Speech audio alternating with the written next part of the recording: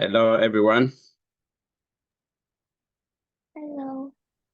Okay, so we just wait people to come. Yes. Thank you so much for the setup. What happened? People were they're confused Uh, about connection, right? yeah, I don't know. The old link could not be opened, or like the meeting code did not work, or something like that. So I had Okay. to, yeah.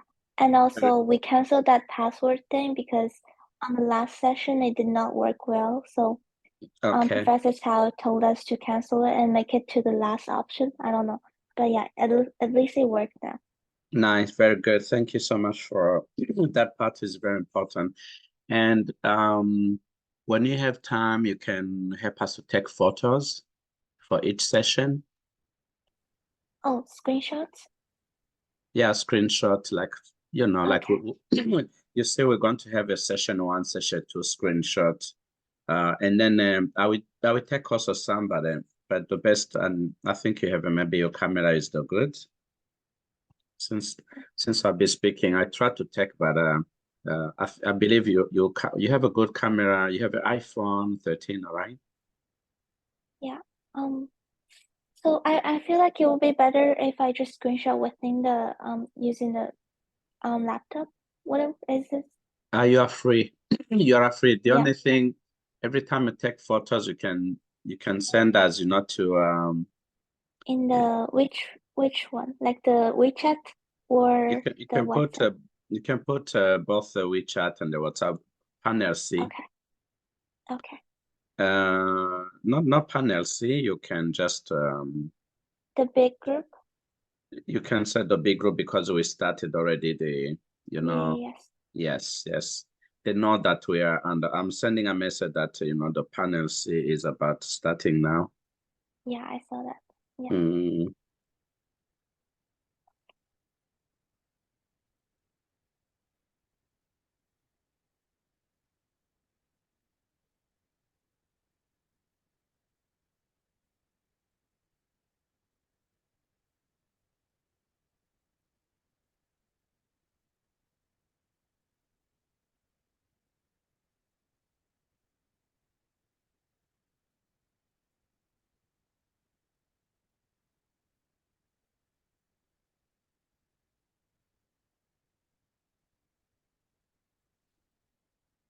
So can you maybe let we wait because I told them to connect a minimum 10 minutes in advance.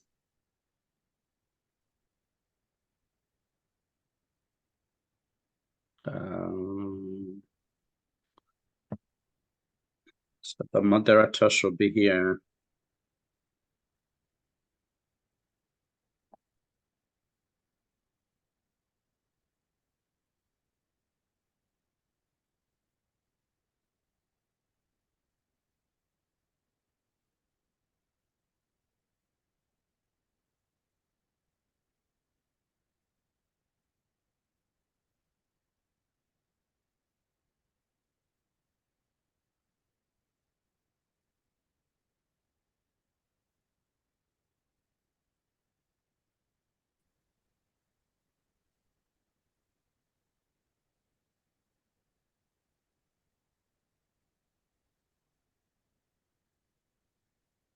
Hi, Jean-Marie. Hey, hi, how are you? I'm well. How are you? Welcome. It's early morning. Thank you so much for Yeah. everything. No, So no yeah, worries. I decided to stay actually. I yeah. was following the main session in Nairobi. Okay.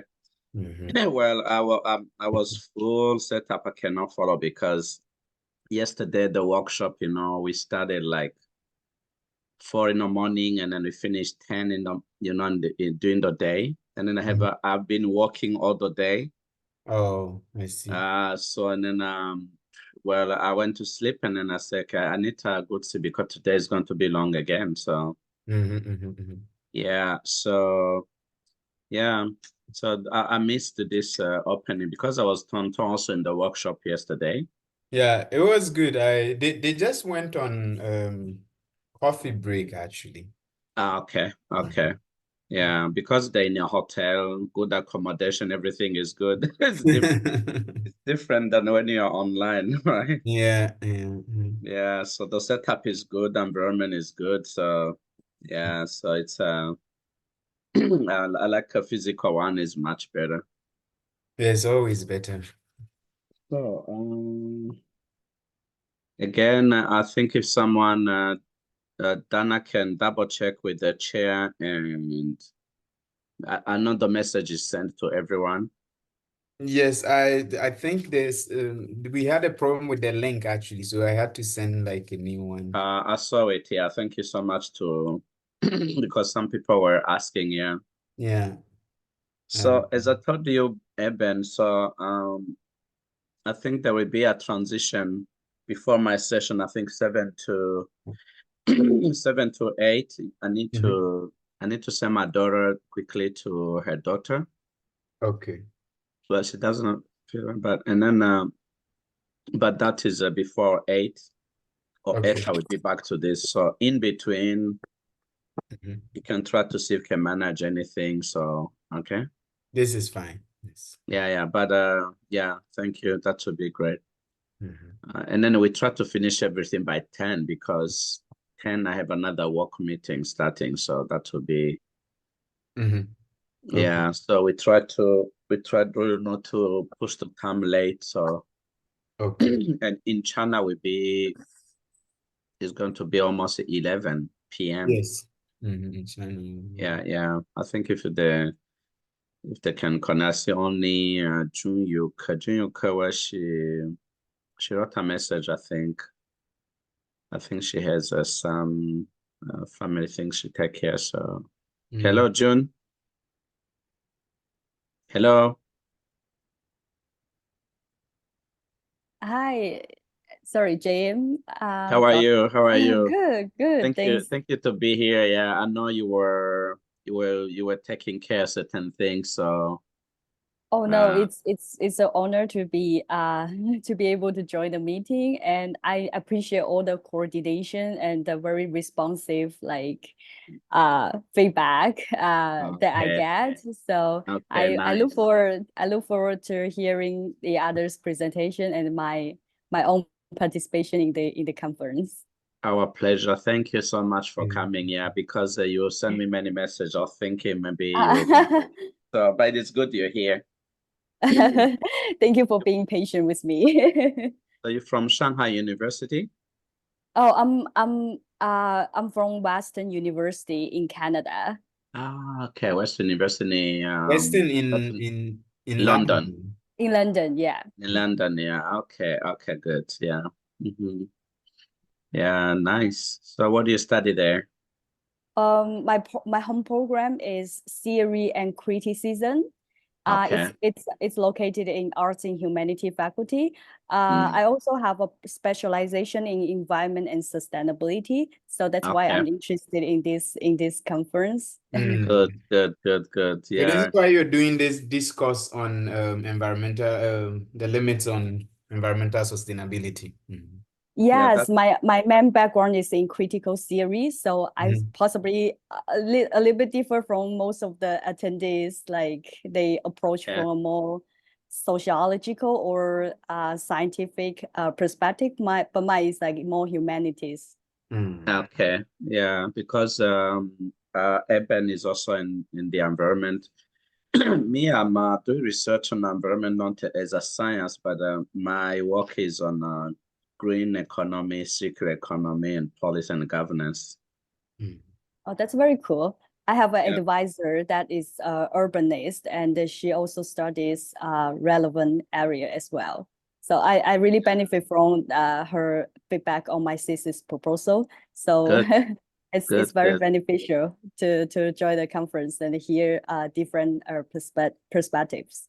Very nice. Good. Thank you. So, because I think the first session is about to start, and I don't see the chair and the moderator. I mean the panelists. They are not even present.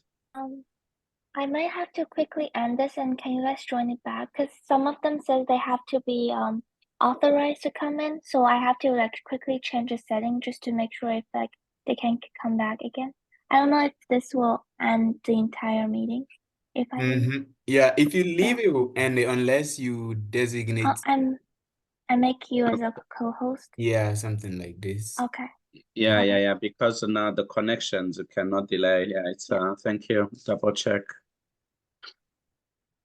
Because they are a group of them, so they're not thinking they'll be here just on time. So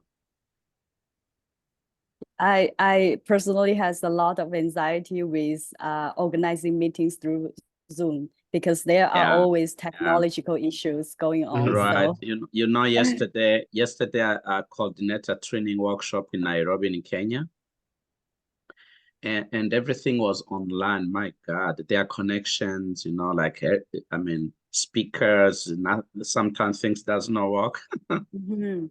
No, it's true. It's extremely nervous. I mean, but here in Canada, in general, I think connection is not bad. It's okay.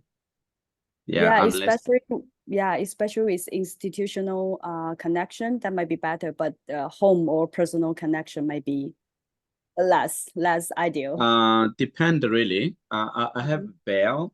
Since the pandemic, I applied for Bell high speed internet to my home. So we don't have any issue with that. Everything is okay, it's fast.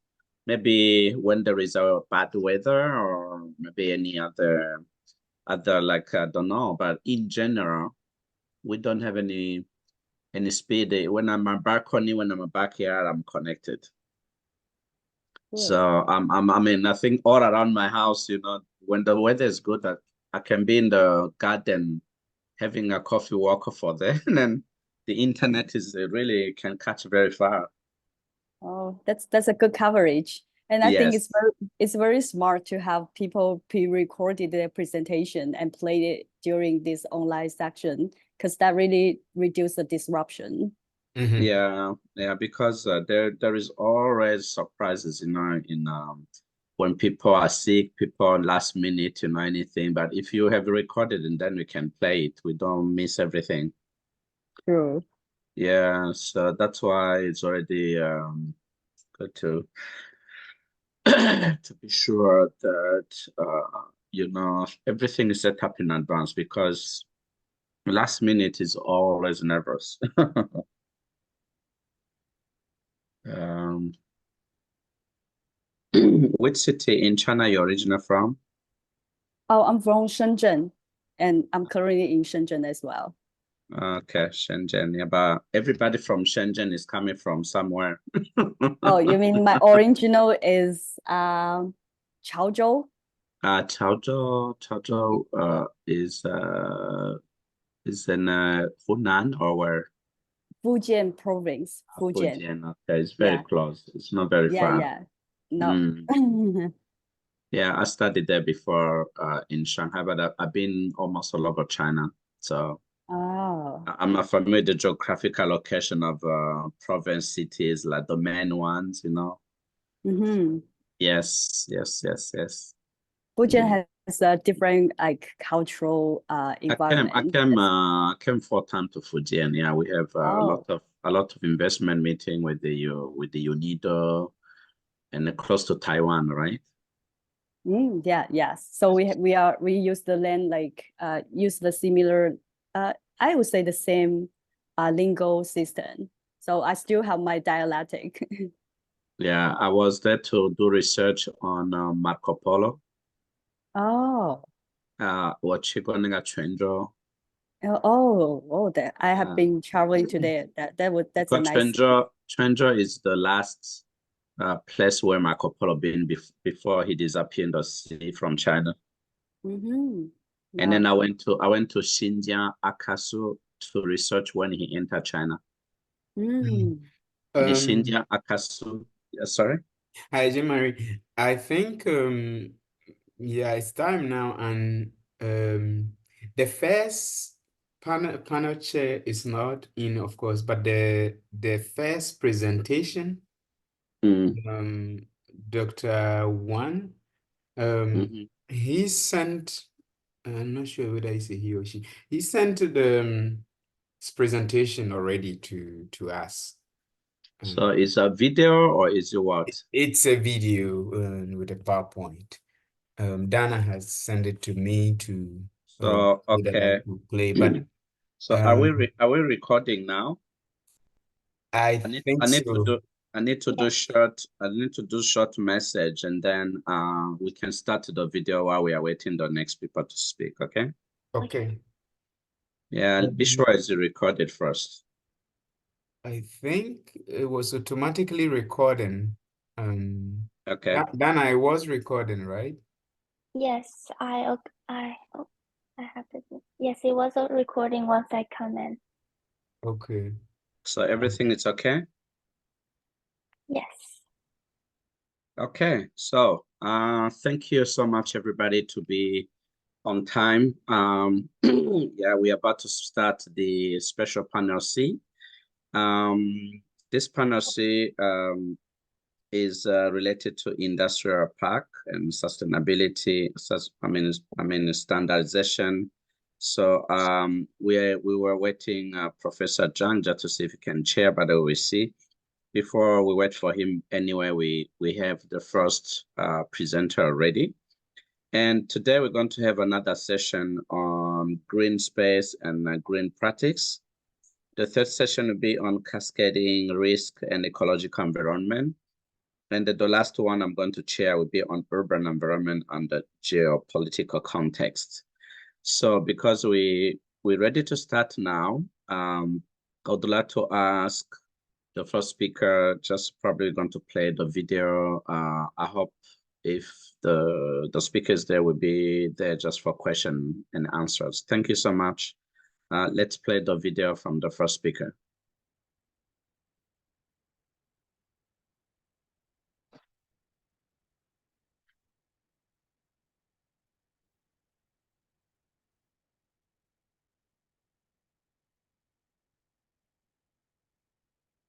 So let me be precise again. In this session, we have a lot of people here. So we have Xingping WANG, we have Shenbo Zhao and Yiran from Southeast University, China. We have Chen Xia for Southeast University, and then we have Shenbo Zhao, Southeast University, and Xingping WANG again. Yeah, so let's try. So this video playing is who is the speaker?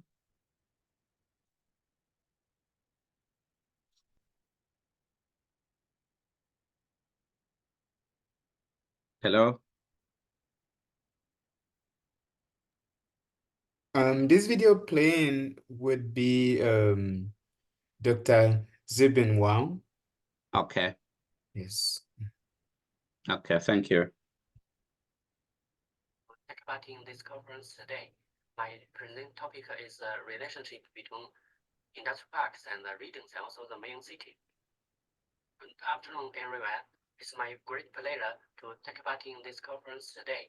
My present topic is the relationship between industrial parks and the regions and also the main cities, and also as well as the integrated development within the parks, the general models and the inspirations of parks in China. My presentation includes 5 parts.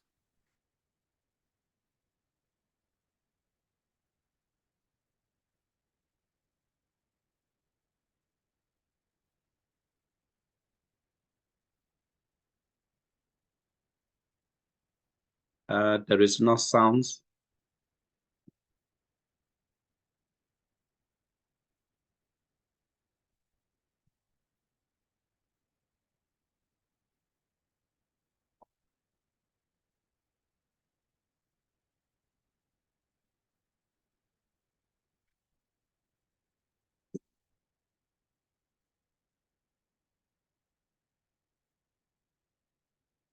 There's a technical sounds we cannot hear.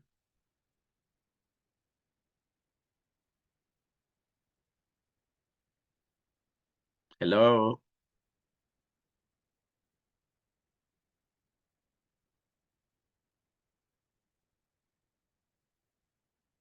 We cannot hear. Are you trying to replay again? Okay, good.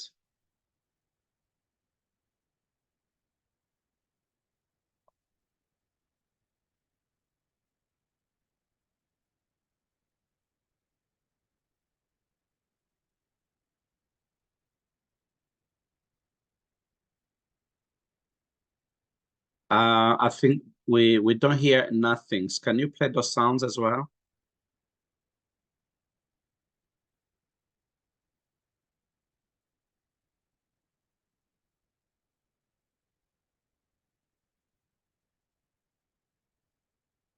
Hello?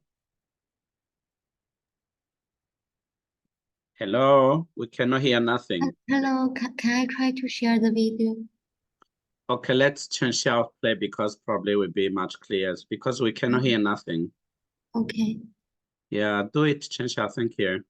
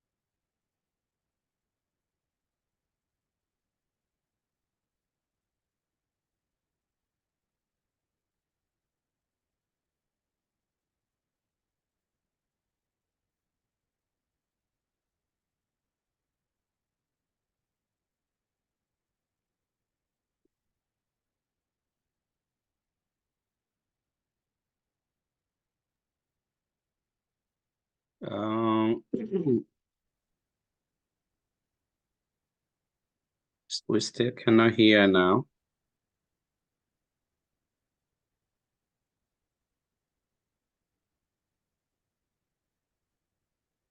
Industrial parks are independent like Okay, now it's okay. Yeah. great pleasure to take part in this conference today. My presenting topic is the relationship between industrial parks and the regions and also the main cities. Also, as well as the integrated development within the parks, the general models and the inspirations for parks in China. My presentation includes 5 parts. In China, the industrial parks have independent management systems and also clear special boundaries. But they do not exist in isolation, rather has close interactions and connections with the outside world. They have also developed from early independent layout with the cities to the integrated development of industry and city. The industrial parks have global, regional, local, and connections. Also with the outside world, as well as connections with different functions within the parks. In global level, especially in the global south, the countries where manufacturing is integrated into the global commodity chain. Government-driven industrial parks, such as special economic zones and development zones, are gradually developing from enclaves of global production networks to gateways collecting domestic and overseas industrial networks and platforms for regional industrial development. Industrial parks and platforms and gateways in domestic economy, the participation of small, medium-sized enterprises, as well as integrated development of industrial parks with cities, the industrial parks with region, have become increasingly important. You see these 2 maps. They shows the Chinese economic development zones, Chinese high-tech park zones, the economic connection networks in the country level. Industrial parks have relationships with the regions they exist, mainly as a gateways and also as a platform. As gateways, with research the Jiangsu province, Through the analysis of collaborative patient data, it was found that the industrial parks in Jiangsu province have formed a collaborative innovation network collecting with the whole country. Also, we researched the Shandong province, the Weifang city, which shows that Weifang city has established for command as cell logistic collections for industrial intermediate products nationwide, relying on the industrial parks. And also as a gateways, we researched the Suzhou Industrial Park. The Suzhou Industrial Park and other industrial parks in Jiangsu province have formed a technology cooperation network with random differences through patent cooperation, which basically conforms to the distance attenuation law. You see on the maps, the near the distance, the strong connection with the Suzhou Industrial Park, and also the far the distance, the weaker connection with the Suzhou Industrial Parks. Also, in the Suzhou Industrial Parks, we see the construction and introduction of common technology platforms and research institutions in Suzhou Industrial Parks, which provide cooperation platforms for enterprises in the park, local, provincial, and even outside the province. The introduction of common technology platforms and research institutions has reduced the innovation cost of small and medium-sized enterprises. And also as platforms, the key export enterprises in the industrial parks of Weifang City, Shandong province, have jointly built the export network of the industrial parks with small and medium-sized enterprises on the edge of the network, forming a complete industrial ecosystem, large, medium, and small size enterprises. These two maps shows the product scales of network of Weifang industrial parks in Shandong province before and after the COVID-19 epidemic. The red dots represent enterprises, the blue dots represent scale destinations, and the volume of the dots represents the importance of the networks. Also, as industrial parks, we also studied the Jiangsu province industrial parks. We found that the integrated and isomorphic development of the technology cooperation networks and procurement supply cooperation network between Jiangsu development zones reflects the role of the park's comprehensive interest and factor platforms. You see in these maps, the Jiangsu province, the industrial parks have formed relationships with through the technical cooperation and also the buy and supply networks. You know, the industrial parks also have some relations with the main cities. In China, we could find that there formally have 4 steps and also 4 stages for industrial parks and main cities relationship. The general process of link and integration between industrial parks and cities, which include those 4. The state web, we call it spillover of cities. The industrial parks are often laid out as a single industrial space in the early stages of construction, without fully considering the role of population disposal. The core mechanism of interaction and connection between parks and cities is differentiation and spillover among functions. And the second stage, which we call driven by cities. And at this time, the industrial parks is still in a subordination of position relation to the main city, driven by the development of the main city, due to the fact that the park is generally located on the outskirts of the city and lack a close connection with the main city. It's easy to form so-called islands. And in stages 3, we call it promotion of industrial parks. In this stage, the functions of industrial parks are gradually transforming and improving from a single industrial space and employment population aggregation to urban comprehensive functions. Their development models are also shifting from outward expansion to inward enhancement and the external integration driven by the overflow of the main city, is gradually transforming into the internal enhancement of the compliance functions of different zones. And the stage 4, we call it integration with cities. In this stage, taking the construction of industrial parks and development of new areas or cities as opportunities. Industrial parks have gradually established a relatively complete regional transportation network, regional infrastructure system, and also public service facility system, gradually developing into new growth pods, and also comprehensive urban functional spaces. The dynamic mechanisms of link and integration between industrial parks and cities, which include different dynamics. Integration between industrial parks and cities is a process of self-organizing interaction and external regulation, which synchronize with each other. It's a result of the joint action of top-down and bottom-up, also external internal process. The self-organizing integration from bottom to top refers to the spontaneous aggregation of enterprises, population, funds, and other factors in the industrial parks and its surrounding areas under the influence of the market laws. The flow of factors triggered by investment, logistics, and also daily commuting of employees continuously strengthens integration between the parks and the city. The interactive connection under regulation, we call it from top to bottom, is mainly due to the fact that industrial parks are often products of strong policy guidance from government functional departments, and they are planning, construction, developing, positioning, the investment attraction, also development governance are also influenced by relevant policies of the higher level of government.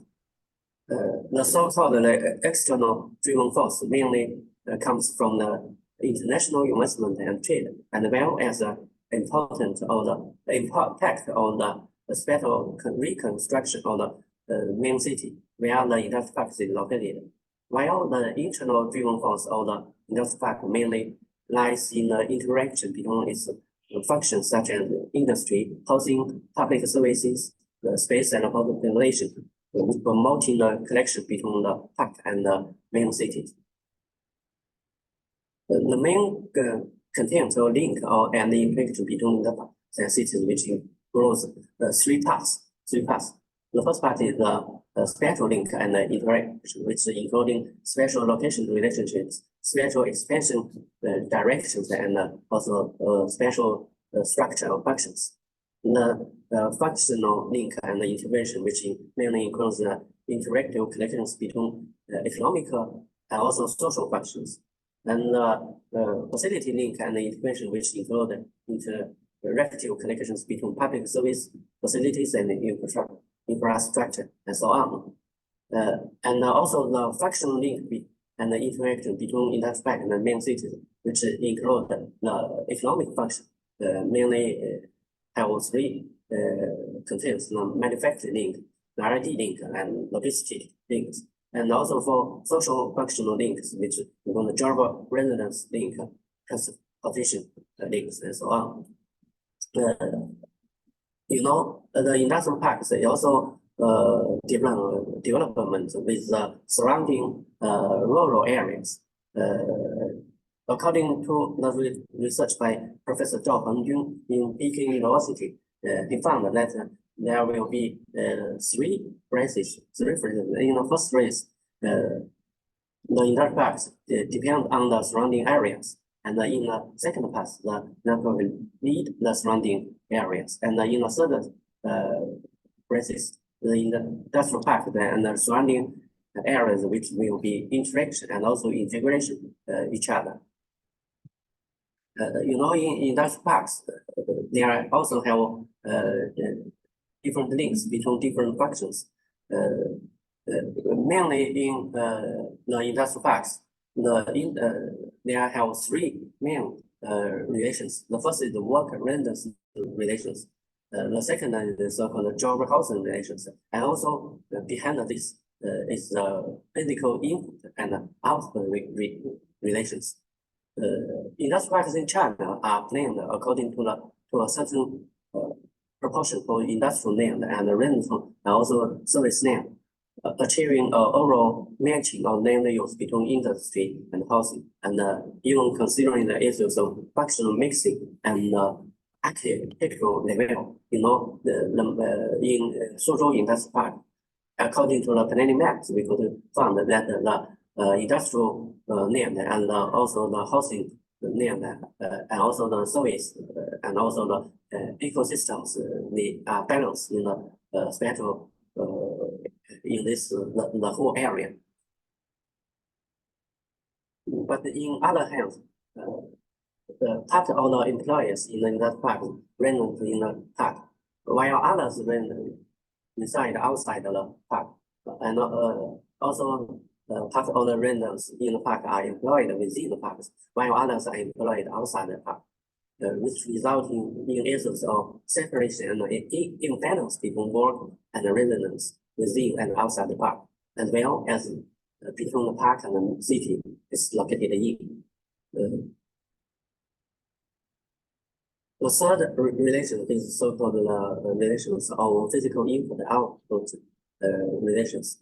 In the input side, commercial and residential land transfer fund and early land transfer income, which is the input. And for the output, also we call the expanded side, industrial land development, construction of infrastructure, public services, post-development expenses, and so on.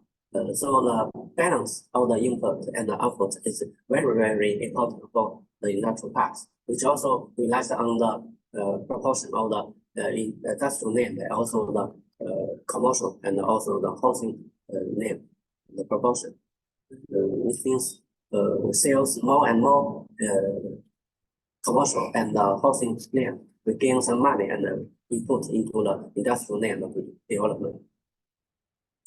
The factors influencing the industrial and the urban collection within the industrial parks, which relies on the different factors, including the relationship within the host city, the proximity of functional areas, the environmental compatibility, the traffic accessibility, and also integrity and supporting facilities, also the functional scenery, and also the planning and design in the parks, and also the sequence of land acquisition, and so on. How to strengthen the industry and the cities integration, which have different strategies. Mainly reducing the large-scale functional zoning, outlying mixed use of land, construction of industrial communities, and also so-called the 15 minutes employed life cycle can efficiently promote the integrated development of industry and city within the industrial park. And you know, the Suzhou Industrial Park have planned and constructed comprehensive affordable housing to ensure that the population employed in the park can live and also live in the park to the fullest extent possible, which promoting the integration of industry and city, and also the balance between industry and housing in the park. We also, based on the Chinese plans, we also thinking on the parks planning and for developing countries. You know, the industrial in South Asia, Southeast Asia, and also Middle East and West Asia studied earlier and have obvious advantages in quantity. Industrial parks in Africa studied later, but also the number of parks is still in the state of rapid growth. But we also found some problems facing in developing countries, which include some development mechanisms, uncertainty in investment risk, the difficulty of investment costs recover, also the shortage of suitable tenants, and also lack of planning for industrial for the development of industrial parks.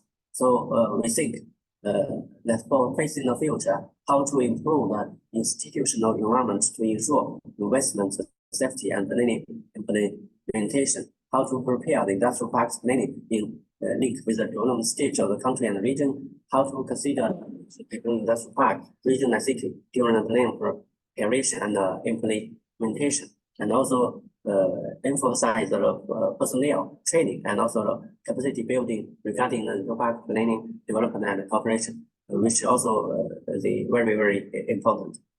Thank you. That's all. We also welcome some questions. Thank you.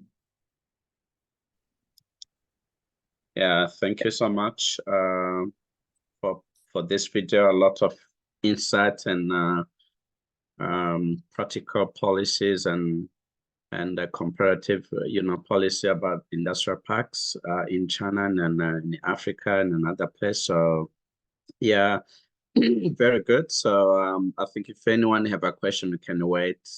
We can wait. If you can have the last 10 minutes. But today we begin very late, so I'm going to be tough with the time management. So the next speakers, I wish you can be as fast as you can, so that because we have 1 hour to manage and a lot of people speaking. Very good. So who is next, please, in this session?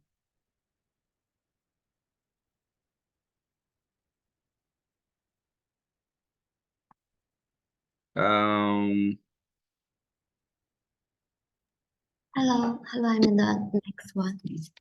Yeah, the next one. Okay, good. Yeah. So you know the rules. Thank you. Yeah, Yeah, do your best. Thank you so much. You're welcome, Chensha. Okay. thank you. Mhm. And hello, everyone. Professor Wang shared the experience of Chinese park, and my research is about how the experience of Chinese park can play an effective role in the international cooperation. And the research stems from the special characteristics of international cooperation parks, the complex development and management mode of international cooperation parks made them more necessary to be guided by planning technology in its construction and development. But most of the host countries do not have major park development experience and maybe lack of the technical standards that can effectively provide planning guidance. So in the practice of international cooperation park planning, the application of park standards faced two major difficulties. One is difficult to adopt, another is difficult to adapt. On the one hand, it is difficult for Chinese standard to be accepted by the local because of the difference in the planning and the management system, the technical system. And on the other hand, as the difference in economic development level, the industrial capacity, the natural environment of the host countries, copying the Chinese standard will also make it difficult to achieve the accepted result. And the exciting research has shown that the government professionals have promoted the exchange of technologies through the participation in the establishment of planning and planning project, and the development of Sino International Cooperation Park has also promoted the transfer of planning technology. Chensha, I'm sorry. So can you move your slides? We just see only the first slide, which is on the screen. I see you have several slides, but when you're speaking, we cannot see other slides. It can help people who are following to see. Yeah. On the screen is just the first slide.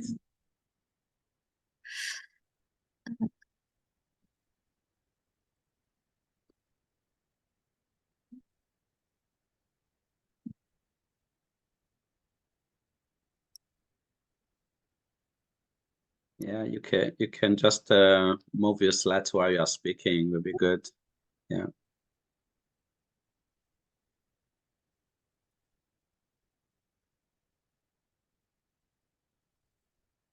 Hello. Hello. Okay. Yeah, you can just You can just look at the slides where you've been so that Yeah, know. can you see the slide? You cannot see the slides. Oh, okay. Can you see the slide? We It's see the slides, slide. but yes, now is introduction. Oh, yeah. That's Okay. what you are speaking now, right? Yeah. Okay. Yeah, go ahead. Yeah. Thank you. Okay, and the development of Sino-International Cooperation Park has also promoted the transfer of planning technology, but these technologies are challenged by practical, systemic, and local context.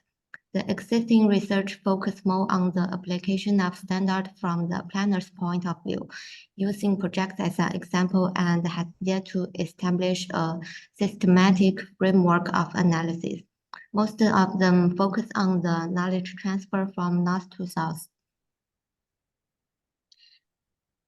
And my research proposed the theoretical framework for the application of planning standards in ICP from the perspective of standard connection, standard transmission, and transnational planning cooperation. The park standard have the characteristic of knowledge, benefit, and competition. The application of planning standard in ICP is a kind of knowledge flow. The knowledge is transmitted to the receiver through the transmitter and affected by the transmission environment.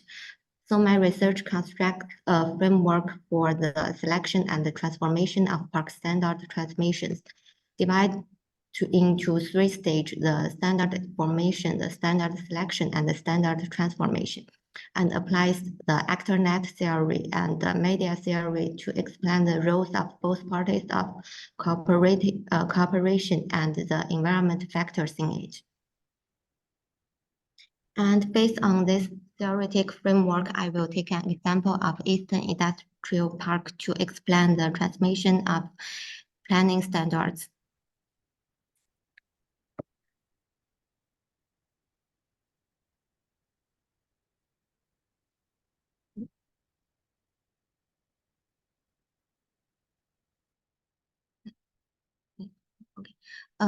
The Eastern Industrial Park was founded in 2007, located in Duqm, Ethiopia. It is a comprehensive park with building materials close as the leading industries, and it is also the earliest cooperation park established between China and Ethiopia. The park has prepared 4 plans: the master plan, factory plan, key area plan, and the strategic plan. My research takes the master plan of Ethiopia Eastern Industrial Park in the 2011 as an example. And sorry, your slides are not moving. We're still on introduction. I can see. Yes. Yeah, because I can see you have a lot of slides after introduction. Yeah, now it's fine. Now it's okay. You're in the case standards now, right?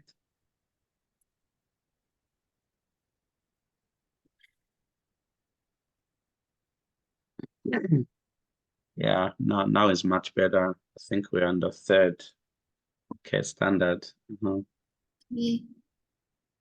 Okay. And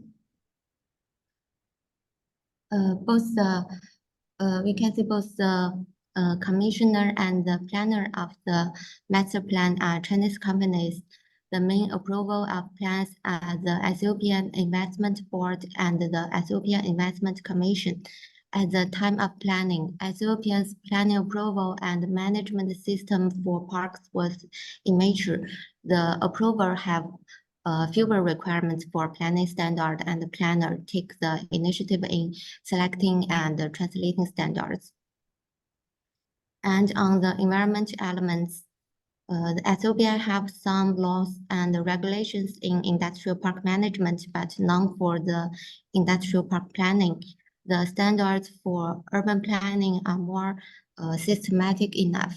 And in Ethiopia, the climate is divided into dry raining and raining season. The nature environment is special, and the economic development is at an underdeveloped stage, and the urbanization is at an early stage. And the park received fewer support policies from both countries at that time. And on the public environment, my research extracted the comments from the Ethiopian Urbanism Forum and analysis the 164 comments for the word frequency statistic and the semantic sentiment analysis. We can see the economic development and the employment environment are the most constant element of the public. The public has a slightly higher positive opinion of the East Industrial Park. They are satisfied with the speed of construction and the level of investment in the park, but the concerns about the working environment. And the planners take the initiative in the transmission of standards. After on-site research, the planners have considered the local economic, the social, and the nature environment, as well as planners' need for intensive development, phased construction, and sustainable development. Then referred to the practical experience of Chinese park, adapting and applying the Chinese standards. The developer has played an important role in the communication. They bring the information from different actors together and allowing the planners to better understanding the need of various actors. And so the application of the planning standard of the master plan for Eastern Park result in the following 3 outcomes: using the Ethiopian laws and rules, using the Chinese standards after translation, and applying the experience of the Chinese planning techniques. In terms of content, the plan complies with requirements of Ethiopian laws and the regulations and the national planning in terms of environmental protection and industrial selection. On the space and the land use, traffic and infrastructure area, the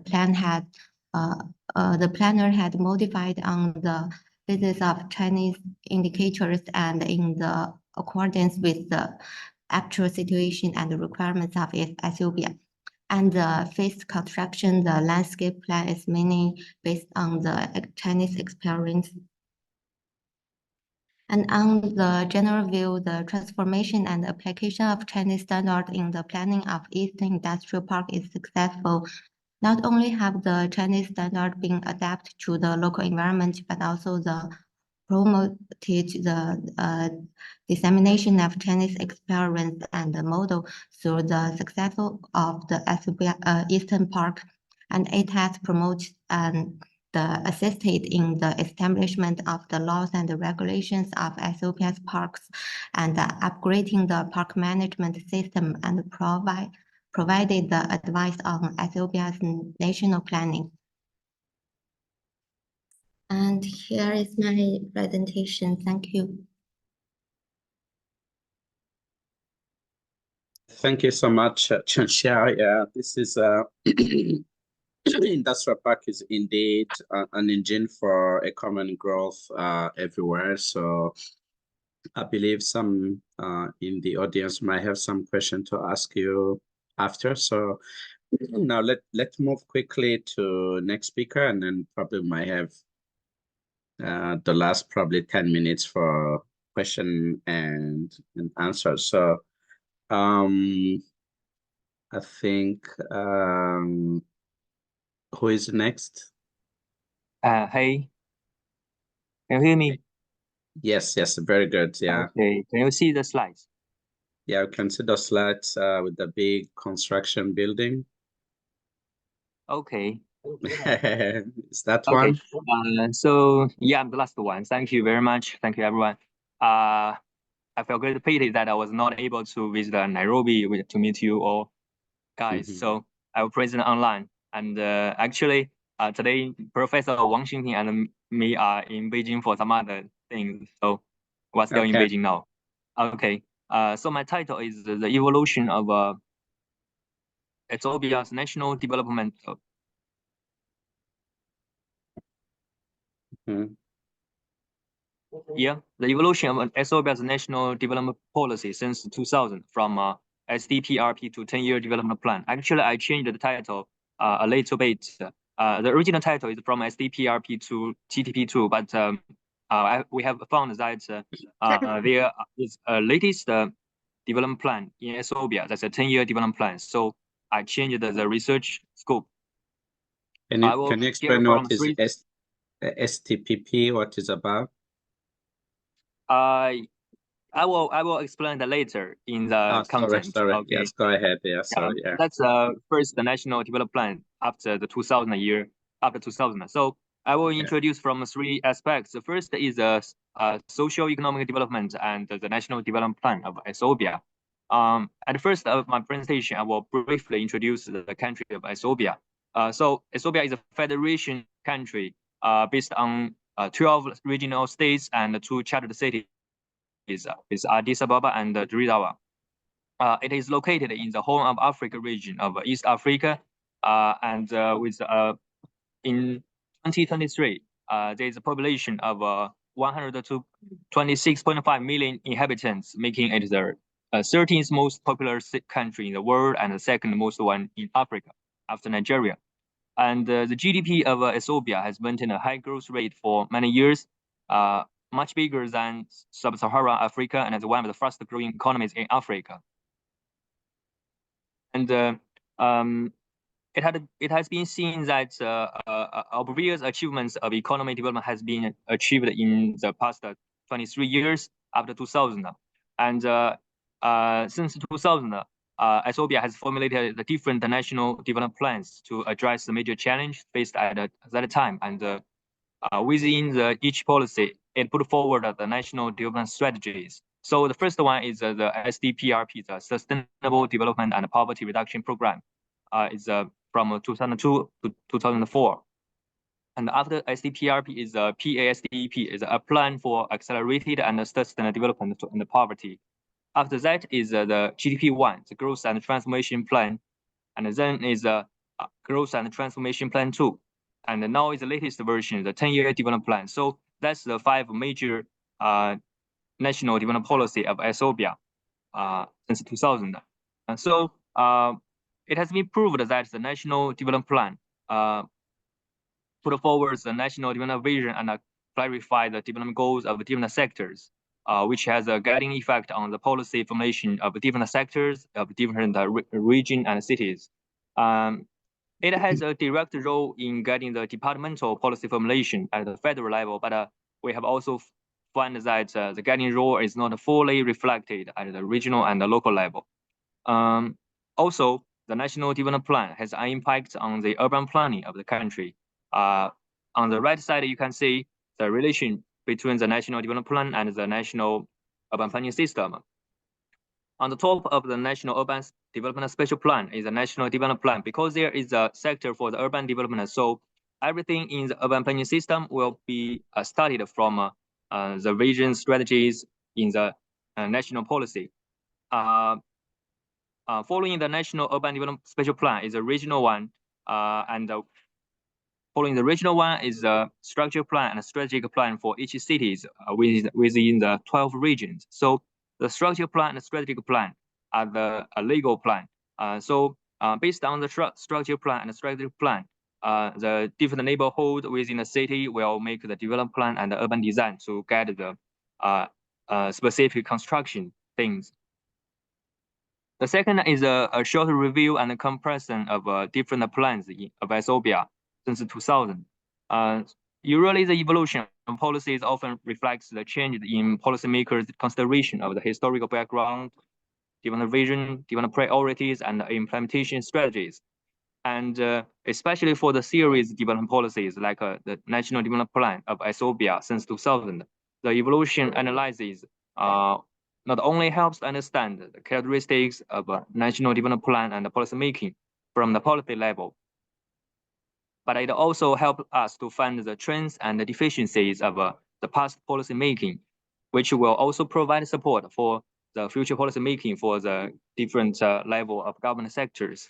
In this presentation, I built a comparison framework to review the evolution of the 5 national development plan, which is the policy background, the development priority, the pillar strategies, the policy framework, and implementation mechanism. But in the following, I will briefly introduce from 4 sides: the policy background, development priority, pillar strategies, and implementation mechanism, which are very important for the policy making and implementation.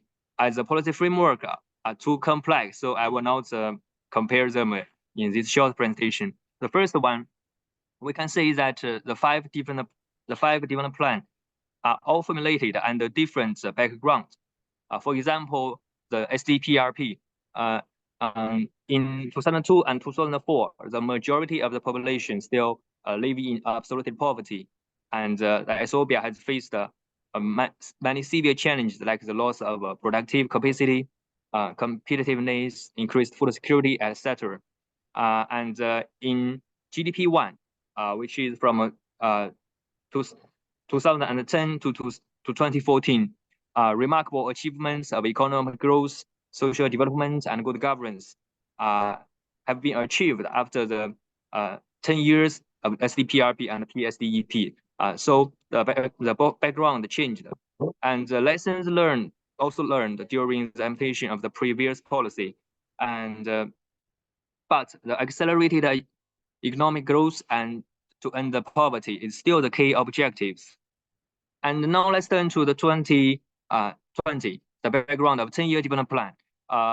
A rapid and high economic growth have been achieved in the past 20 years, but the country still faces challenges like the failure to ensure quality economic growth, external debt distress, challenge to stabilize inflation, etc.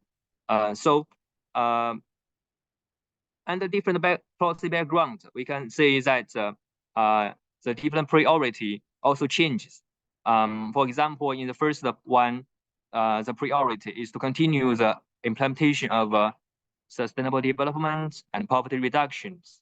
And when it's turned to GDP 1, the priority has changed to agriculture and rural development, industry, infrastructure, social and human development, good governance, and democratization.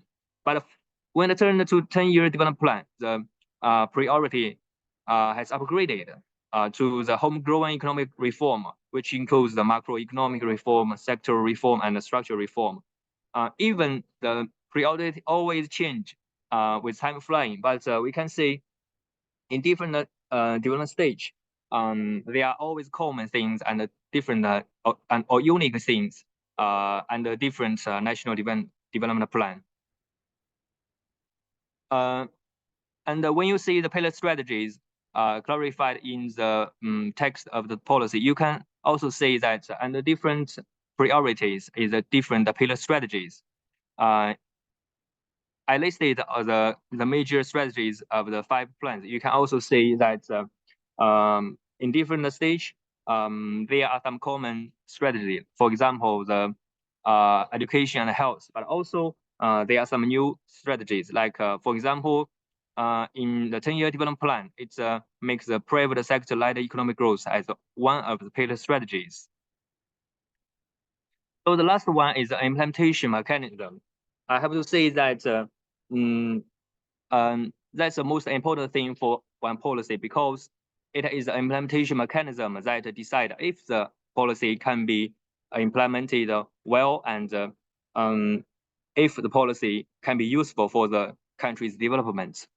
And by the evolution of the implementation mechanism of the 5 development plan, we can also say they are something in common, but they are also the obvious advance of the implementation mechanism, especially the evaluation and monitoring system.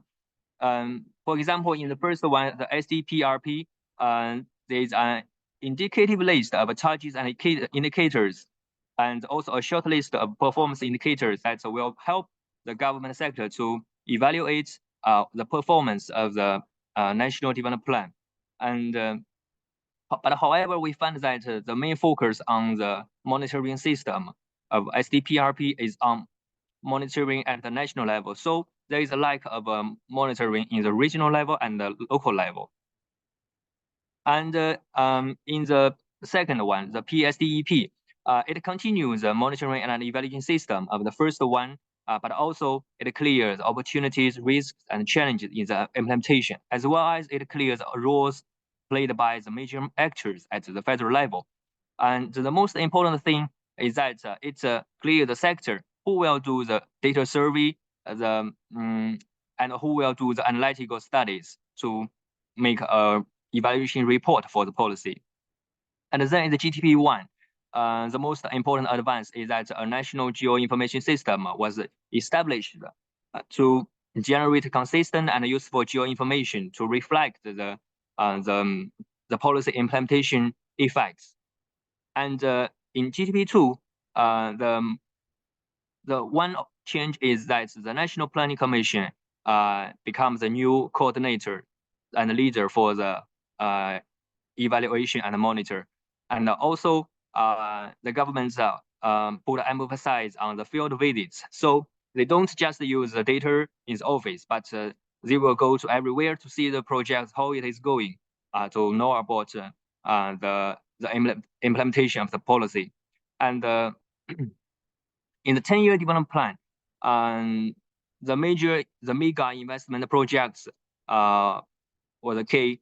So the government said that we have to focus on the feasibility study of every mega investment project to keep it a real one and a useful one.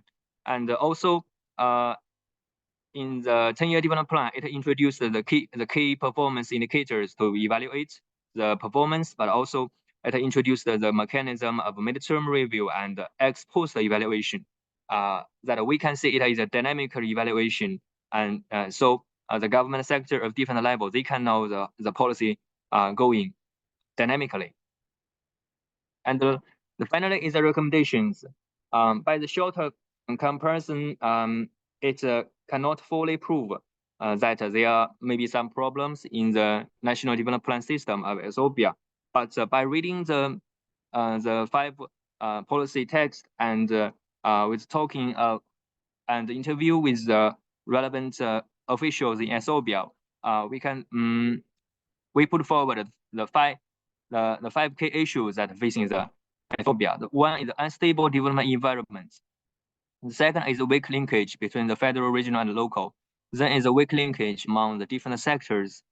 And then is insufficient dynamic evaluation and feedback. Then the last one is a shortage of human resource. So on the 5 key issues, we put forward the recommendations based on the international case study with reference. So for the unstable development environments, it may be necessary to reduce the impact of domestic political change and conflicts on policy formulation and implementation to ensure the continuity of policy objectives. So for the weak linkage between the federal, regional, and local, we suggest that to strengthen the consolidation and communication between different levels in the country in the process of policy formulation, implementation, and evaluation. So for the insufficient dynamic, yeah. 2 minutes to conclude. I'm sorry, time is very tough. Okay, okay, I will. Thank you. So for the weak linkage among the different sectors, we suggest that to strengthen the consolidation between sectors during the policy formulation and implementation and evaluation process to ensure the common development goals and priorities among different sectors. For example, the agriculture, the industry, the education, health. And for the insufficient dynamic evaluation and feedback, it may be better to build a dynamic evaluation and feedback mechanism for different policy at different levels. Actually, it has been reflected in the 10-year development plan for the midterm review and ex post review. So finally, the shortage of human resource, based on the urgent needs to promote the training and professional personnel development and capacity with the help of international cooperation and the domestic education. So This is my presentation, and thank you very much for listening. Yeah, thank you so much with the very instructive and detailed. So we're sorry because of time management. I can see you have a lot of things to share with us. Please leave with your PowerPoint. We're going maybe to to double check it. We're going to have maybe in the future much more maybe to learn about your research. So I don't know if we may have maybe the last speaker or in this session, or everybody's done. Everybody is done, I think. Okay. If everybody's done, I have one question. I don't know, maybe before anyone can close the session. So I have a question. Any one of you, probably Chenxia, or you just present just now. So my question is, it's been so many years, probably around 20 years to 30 years, China is building and assisting Africa, establishing industrial parks. I visited maybe 4 of them in Ethiopia. I've been to Egypt, and then another one in Mozambique, and yeah. So the general tendency of people views as too many Chinese companies coming from mainland China investing and, you know, or just establish themselves in that parks, and the policy and you know, the management of those parks tend to exclude, I think, other foreign investors because probably the standards on something. But this is a general view again. I've been asking some people who are on the ground. Can I ask maybe Chen Xiao and the gentleman just present just now in Ethiopia? Yeah, the one in Ethiopia I visited. I visited in 2013. Yeah, I visited one in Ethiopia as well. Yeah, those are good in boosting local economy. Yeah, but I would like to listen to your comments on this, the current stage of those industrial park built by China, that people think is only for Chinese companies to relocate to those because the local companies. Can you make your comments, Chen Xia or the other one? Okay, thank you, Jemary. I think the Chinese invested industrial park in Africa can be simply divided into 2 stages. One is the early establishment park, and they have been developed over a long period of time, and the park has been more mature. They have bring more employment and economic growth to the local and promoted the construction of the neighboring city. Okay. Sorry. Okay. Yeah, very good. And such as the Eastern Industrial Park. And there are also some parks that are now not operating in a very good condition and need to face the competition among the parks and are still finding their own path. Okay, yeah. Definitely, yeah, because you know, the base of industrial framework, infrastructure, and utilities research in Africa is still, in many countries, still really to improve. Okay. So thank you so much, Chen Xia, for clarifying this. We have time in the future to continue our exchange. This is a part of my interest as well. So is anyone in the audience has a question about the presenters?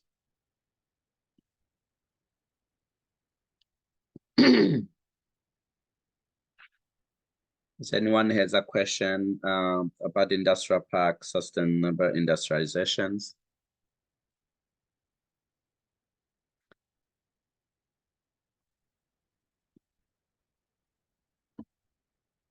If you permit me, maybe I can ask the last question. Anyone of you can answer, I'm sorry, here.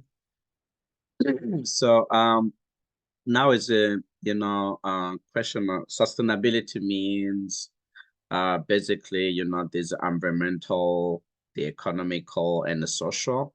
So all this both enter into the challenge of the industrial parks. Yeah, another questions, because I've been in many workshops related to industrial parks. They're talking about they're talking about the some small middle-sized manufacturer in China that they cannot relocate it to developing countries, and then all of them go to Africa. So we're talking about recycling and you know, the materials, you know, like recycling and environmental about this, which is degradation of environmental in some places because of manufacturing, like the plastics, you know, or maybe those type of industry like this polluting, but I mean the product, I mean the market needs a lot of those type of product, but some countries they just close eyes and then keep manufacturing, but it's environmental not good. So do you have any idea about this part of industrial parks in China has been a part of polluting so many years until recently a lot of standards have improved and arrived to a level of control. But in those countries, that's environmental degradation and then level is still very weak in Africa. Is any comment, is anything you did in your research on this?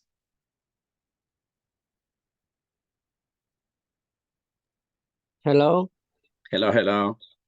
Hello. I'm sorry, we are staying in the corner of Beijing city. We are now preparing to take the train.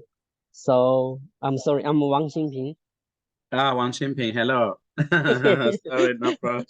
No problem. So I'm going to just briefly say something about your questions.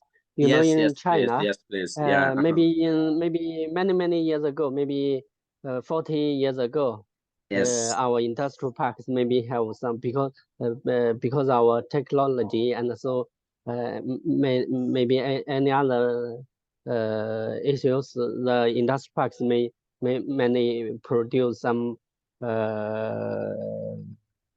materials to influence the environment. But now, you know, we declared some regulations to push forward the eco industrial parks. Yeah. 2 years ago, we also researched some the eco industrial parks along Belt and Road. We also advocated some standards to use in the industrial parks along Belt and Road. You also know our President Xi advocated the Green Belt and Road area. So maybe next time I could show you our standard about the eco industrial parks along Belt Road standard by China. Absolutely, yeah, I would love to. It's part of my interest. I've been involved in the early stage of those industrial development in China while I was still in China, and then I've been on investment in many cities. So there's a gap, a period of time I was not in, but in Africa I've been a lot. So yeah, thank you. Yeah, thank you. We keep in touch to learn more about that particular research and then you are doing on this.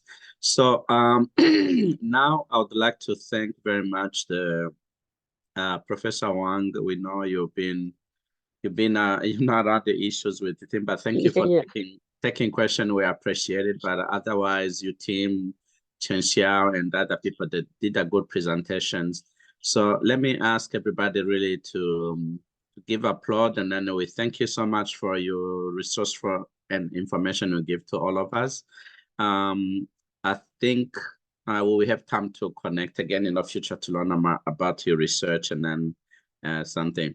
So Professor Wang, so I think don't forget to give us a short report about this panel. Your panel, I think you have got a formula. We send you a formula, just fill in, and then you're going to send to me or send to Eben will be good. Okay. Okay. Thank you. Thank you so much. Let me have a short break because we might have a second session coming soon. I believe we have about 50 minutes. Is that true, Eben? Hello? Yes, I think we are running out of time, so we may have to do it 10 minutes. 10 minutes, good. 10 minutes, that means we come back at 15, all right? Yes, 6:15.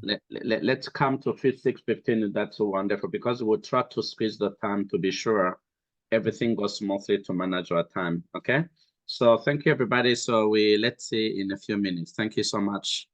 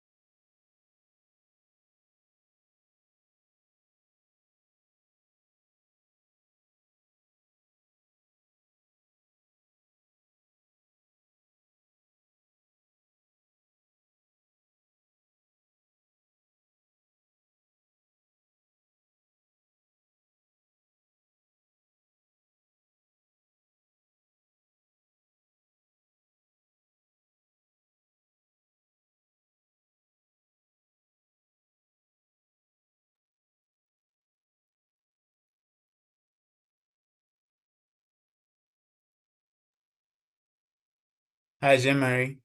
Yes, hi. Yeah, actually, I'm the next presenter, so I can Great. I That's good. can. That's good. Let's let's start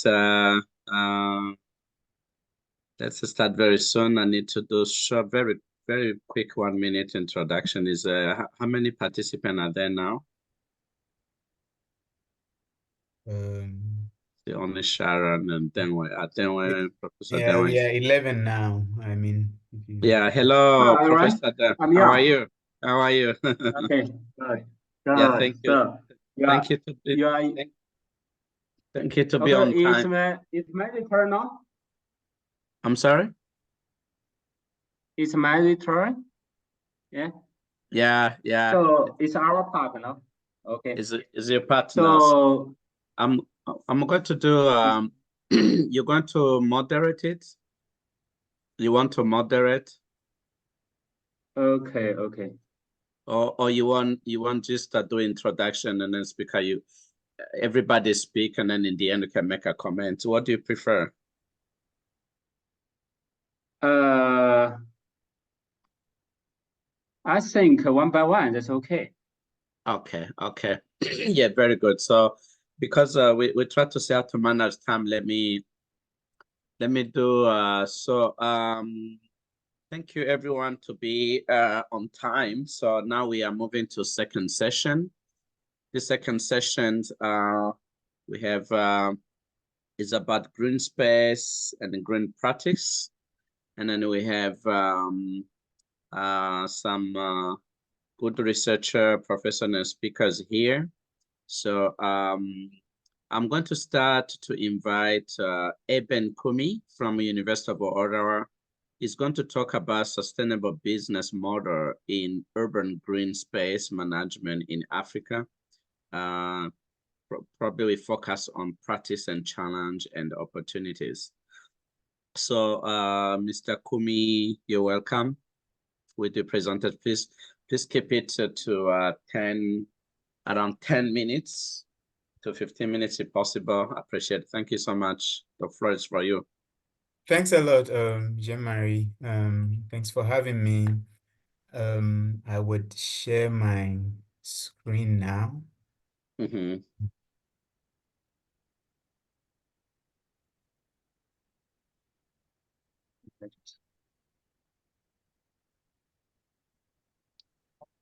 Let's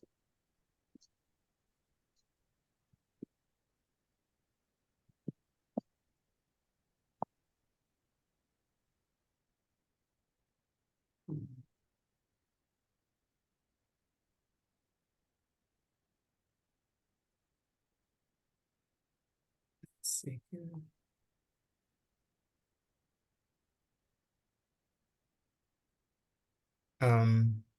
Are you able to see my screen now? Yes, it's very clear. All right. Mm-hmm. Perfect. Okay. So thanks a lot for having me. My name is Ebenezer Kumi, and I'm a PhD student at the University of Ottawa, where my research interest is on nature in African cities.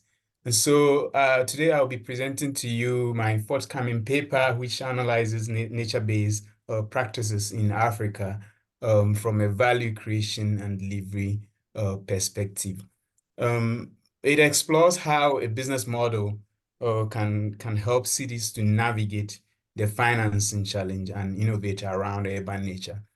And already the topic for this ICCCASU 5 conference really, as you know, centers around finance. So finance is a big thing. Earlier today, I joined the bigger session, which was happening live in Nairobi. And it kicked off with really the big issue around financing cities and financing infrastructure. So this is really a crucial one, and I'll be presenting around it. My objective really in this paper it was to understand how the benefits of nature-based solutions are conceptualized, how they are delivered, and how their value is captured in African cities.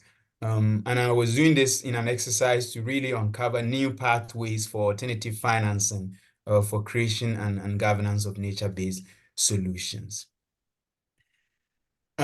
So as you know, nature really enriches cities, and it enhances, it improves biodiversity. It improves air quality, sequester carbons. There are so many values of nature. Even property is value shoots when there is nature in cities. And so in the grand scheme of things, it enhances health and well-being of urban dwellers, really. And we also know that nature-based solutions, for instance, which are solutions which are meant to mimic nature and to rely on natural systems. These solutions, when you bring them to cities, for instance, the Institute of International and Sustainable Development says that they are 42% cheaper than gray infrastructure. And so there is really a support for nature-based solutions. The problem in African cities, though, is many cities are struggling to keep nature as Africa urbanizes and cities urbanizes really fast. Here I try to put a figure that I found in a study where in cities like Luanda, Casablanca, and Cairo, for instance, people sometimes have less than 1 square meter of green space or recreational areas. So it tells you how big the challenge is. Now, there are several challenges why this is so, why many African cities are struggling to keep nature. But the recurrent really theme is access to finance, which really comes around. And as I mentioned, this is why this conference even has it as a big topic. Just to mention, the private sector funds alone that African Development Bank says we need is about 200 billion every year to finance climate in Africa if we wanted to close this gap by 2030.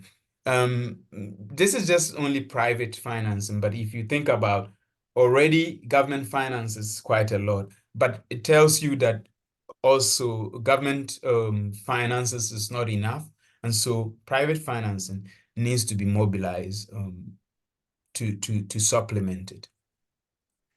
And so the challenge really is around, you can think of how to assess this private financing. There are really some barriers around when cities try to assess financing. To attract alternative financing, cities really need to not only navigate the barriers of infrastructure financing, and they also have to deal with business model issues. So for instance, what I put in gray on the slide, you have challenges, broad institutional challenges such as fiscal framework. This has to do with data, city accounts, whether cities have registry of their assets, but there are also credit worthiness issues. This has to do with cities' ability to borrow and generate revenues by themselves, for example, through land value capture, but also other issues around technical capacity of cities to develop sometimes complex PPPs, public-private partnerships, and debt instruments, for instance. So if you the green bonds, for instance, have become popular in recent time, but in the whole of Africa, it's few cities such as Johannesburg and Cape Town that have been able to issue green bonds to finance their gray or green infrastructure. So these are broad issues that sometimes even go beyond the city to the country as a whole. But on the other hand, there are also these issues about urban nature, and that's because this is quite peculiar in terms of who pays for urban nature, because urban nature, nature in really cities is usually the benefits are somehow public goods, and so they are non-excludable, but they are also in economic terms non-excludable and non-rivalry. And this makes it difficult for any single actor to fund and justify their investment. So those issues also are there to deal with, in addition to these broad institutional issues. And so it's from that business model issues perspective that I was doing this an analysis. So that takes me to the concept of business model, which really it's a concept that originates from business strategy and talks about how you create and capture value. It really answers 4 key questions. Who is a customer or a beneficiary? What value do we offer as an organization or as an institution to a customer? How is this value created and captured? And when it's even linked to the 3 aspects of sustainability, say people, planet, and profit, then it can help organizations to understand their wider impact and also generate innovation, innovative ideas, for instance. So using that concept, I try to analyze to see what is the link, how are cities value being created in Africa, in cities, the nature-based solutions that we have in cities, how are value created and captured. And I did a literature review of different practices in Africa, trying to see how financing is done. In the end, with the criteria, 5 urban parks were included in my study. Here I try to show you a bit. This is not meant for you to read because it's too small, but it's just to show you the scope of the findings, where I try to analyze the value proposition, the beneficiaries of these parks, and what are the revenue models that these parks are using to. Excuse me. So are you sharing PowerPoint? Because we have only the first, the first page of Nature African, which is only there. The other slides are not moving. The other slides are not moving. I think this is a happened. common problem. I would stop sharing and reshare. No, I think it happened to Xiao. I don't know if it's the computer you guys are using. I don't know. Yeah, Xiao, she was trying to talk, but we don't follow it very well. Check because you still have like only the first slide. Yeah, it was until now just the first slide. Oh. Yeah. I've been moving 1 second, so I would share again. There might be some technical things because it happened also to change. Yeah, she said she was moving, but I don't know if it's my computer or I don't know if the issue is for everyone. Professor Yang, have you seen the slides moving from Eben? What do you see now? Now it's 5 urban parks in different parts of Africa. Yeah.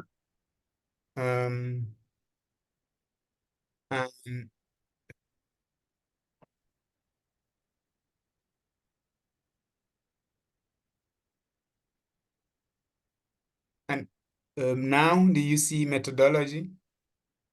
No, it's still urban parks results. Okay. Then this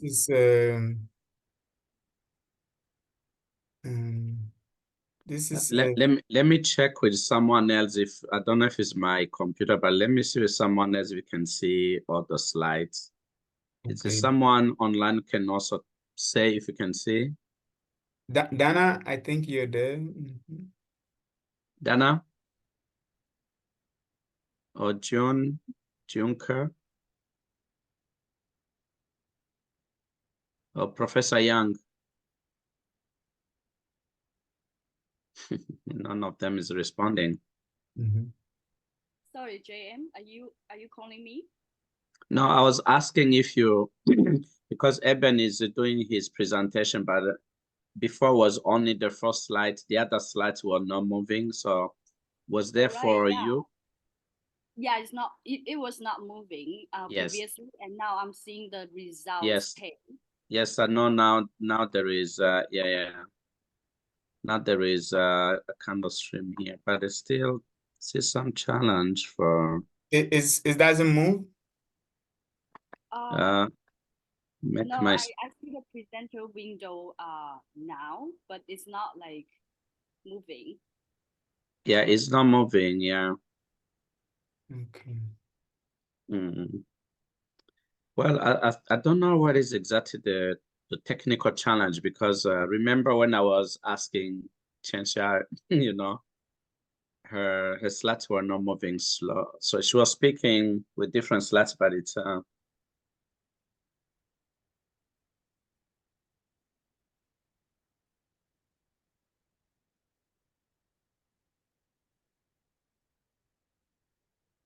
yeah, if if the technical still going on, I think what you can do, you can just continue your talk and conclude, and then you share maybe your presentation later. Anyone want to follow it will be okay.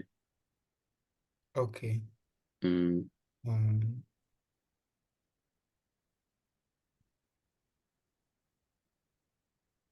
All right. So you are not you can see a slide now? Yes, we see nature enriched cities. It is okay. All right. I guess when I move it doesn't go, so Yeah, that's somewhere there is a technical issue. All right. So to maybe just to continue and move on because the time is already Yes, please, yeah. So after that, the key highlights that I found in this is that out of those 5 parts, the issue, one of the key issue was conceptualizing them as a functional, using only their functional value in terms of recreation. So these Yeah. parks were only seen as recreational areas. In addition, urbanites were seen more as consumers. They were not much more involved in the governance and management of these parks. And also new revenue models were not very, there weren't many revenue models, for instance. The new parks in Ethiopia and another one in Ghana are developing revenue models around willingness to pay. But this is not, these are only some of the few practices that have been experimented. When you compare this to a lot of global revenue models that nature-based solution can utilize, then this is really limited in terms of how cities are trying to capture value. In addition, the idea of for instance, instituting entry fees for public parks also sort of takes these cities towards a monetization and commodification of urban nature, just for the rich and for the middle classes. And this heads towards a road that we may not be very comfortable. We don't want to confine urban nature to just the middle classes when people cannot freely walk into an urban park and enjoy it. So this is where a business model may be useful, where cities can identify different values that parks create, because in the end, parks don't create just the value of recreation. They have other values that you can benefit from. For example, if you take urban parks, they directly mitigate carbon emissions. They can reduce microclimates and reduce urban heat islands. Indirectly, also, they promote healthy behaviors and pro-environmental behaviors. And so when they are designed well and integrated into the city landscape, they provide some adaptation benefits as well, such as flooding. It can help prevent flooding. So this means that there are different benefits to parks that different players, different actors in the city may care about, and by mapping them to the different benefits to the different actors, you are able to reduce how much funding one single actor can put in. So in my last slide, which unfortunately you cannot see, I tried to show an example of Freetown in Sierra Leone. But we can see it. We can see it. You can see now, okay. Freetown in Sierra Leone, where you can think of how they are implementing their tree planting project as more of this approach, where, for instance, they secured some part of the funding from Global Environmental Facility. They got another part also from Bloomberg Philanthropies. And then in the end, now they want to plant about 1 million trees. The ones that they have planted already, they have geotagged them. And so if I am an individual in Sierra Leone and I plant the tree, I geotag it, I take data, and I give this data to I give this data to an NGO, Green Standard. They entered into the partnership with. I then continuously, within the first 3 years, I continuously monitor the tree, and I get some payments out of that. In the end, the tree is put on the market as a tree token for sale, which private partners, private individuals, and people who care about trees and nature in the city also can contribute and buy these tokens. So it's a different mix of financing that has been mapped to different people that needs that care about nature in a certain way. And using this approach may hold a promise.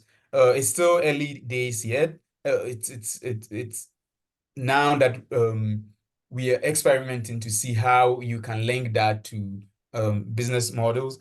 It's been done in some European and other parts of the world, but not so much in Africa. And so I think it may hold an opportunity for cities to experiment to see how they can use a business model framework to define different values for different beneficiaries.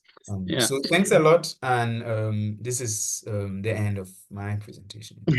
Thank you so much. Thank you so much for your wonderful presentation, insightful, rich, and clear. So we're sorry that maybe technical issues, some slides were not moving, but clear we understand. So our plan packs can create a value to urban nature, also can improve environmental and then eco-cities, climate adaptation, and then to create new models in the cities. Thank you. So if anyone have a question, they're going to ask you after this. Because of time, I would like to move quickly to next speaker. I don't know who is ready now because you have hello. I can see Wang Shi. Is that correct? Yeah. Okay, so I see in your group you have a group of you, all right? Yes, and I will going to show you a record. Okay. Can you see it now? one question I ask you. So I see here you have you plus 3 people. So they all Yeah. include in this record, all right? Sociology, Yeah. the Okay. environmental studies, and social relations, so on and so forth. So I try Okay. to give you some more on this one. Okay. Just go ahead then. So who I'm sorry, who is talking? Now, first, during the past decade, China has invested very much Mr. in Cao. this field, and of course, build a lot for all around the world in cooperation with many different countries and international organizations. And Excuse me. so this So, slide, should I go first or let No, Mr. I'm sorry. Cao? I'm sorry. I don't know how things going. So I see 2 people talking. So I want to be sure. Here I can see you have Hong Wang or Wenxi Yeah. or Fritz Sharon. Yeah. Is so I think you are Hong Wang, right? Yeah. No, I'm Feng Wenxi. For Wenxi, so you are together, right? Yeah, we 3 are a group. Okay, if you 3 are grouped, and then go ahead now. Okay. Okay. Yeah, thank you. And can you hear the voice in shared screen? I can hear your voice. No. We don't hear the voice. You can see only kind of like I can see words, but there's no voice. Okay, let me check. Just play it. I hope it's not too long. Is it 10 minutes? And my record is just 12 minutes. Okay, please do it. We are behind the time. Yeah, good. Okay, I should check how can you listen to the music, listen to my voice in the record. Yeah.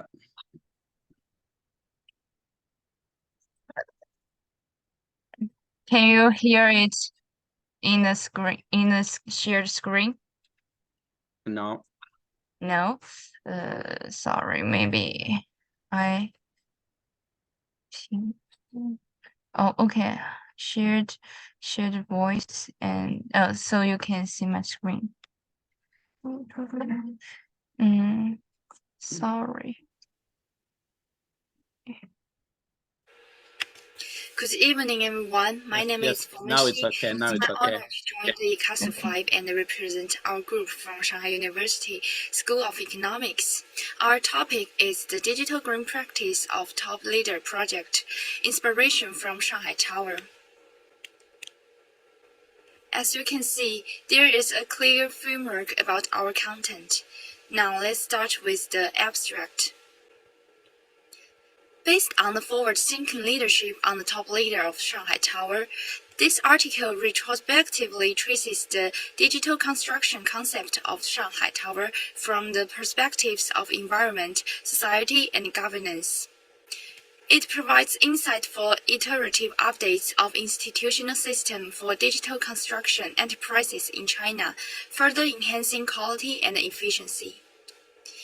Now, let me have a brief introduction to you about the Shanghai Tower and the top leader project.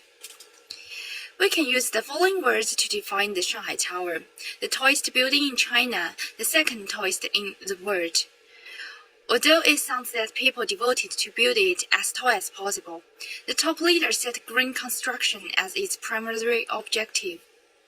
Top leader project means high-level decision-making and implementation of construction projects. Since the beginning of economic reform and opening up, China has achieved remarkable accomplishment in the field of construction engineering. However, despite being a major player in construction, China is not yet a construction powerhouse. According to a survey report released by McKinsey, Within the 22 industries analyzed, the construction industry's level of digitalization lags far behind the manufacturing industry, coming in the second to last among all global economic sectors. This indicates that the digitalization level in the engineering construction field is still at a relatively low stage. But it also proves that the digitalization process in the construction industry has a broad perspective. Building information modeling is a transformative force in the digitalization of the construction industry, serving as the core and key to its transformation. It is a digital technology widely used in the fields of architecture and civil engineering. In 2004, the United Nations Global Compact Organization introduced the concept of ESG for the first time in a report titled Who Cares Wins. The aim was to explore how to incorporate environmental, social, and corporate governance issues into asset management, securities brokerage services. Today, the ESG concept has become a global trend. From the chart, you can see that many of the world's major economies have established ESG policy and regulatory frameworks. The mainstreaming of ESG signifies that society has a new understanding of the external impact of corporate operations and has developed new evaluation criteria for corporate values. After leading United Nations climate scientists declared July 2023 as the hottest month on record, UN Secretary-General Guterres emphasized that leaders must step up for climate action and climate justice. Based on the above background and the requirement of the times, we will take the Shanghai Tower as an example to explore the integration practice of digital ESG, aiming to provide insight and inspiration for the development of contemporary Chinese architecture. The Shanghai Tower is an iconic international mega-project and China's first independently constructed skyscraper. The tower stands at a height of 632 meters, boasts a structural weight of 850,000 pounds. The building is a LEED Platinum certified exemplar of high-rise architecture and received the 2016 Best Tall Building Award from the Council on Tall Building and Urban Habitat in November 2016. We can learn from these successful construction cases in two main aspects. For one part, it is from the top leader strategy. During the construction of the Shanghai Tower project, approximately 500 companies were involved and there were more than 10,000 people working on site. The team led by Xingping, which managed the entire project, grew from an initial 3 members to a team of 50. As shown in the figure, the executive team of the Shanghai Tower was responsible for the overall management of the project. The expertise and rich experience of these 3 individuals ensure that the project construction is finely crafted while also encompassing marketing functional value. For another part, Shanghai Tower's fame is also shown in its application of digital ESG. Let's talk about the following parts one by one. Firstly, it's about the outdoor drip irrigation system. The Shanghai Tower has installed drip irrigation pipelines with a total length of 9,200 meters. These pipelines are distributed beneath the vegetation, ensuring precise and efficient greenery irrigation.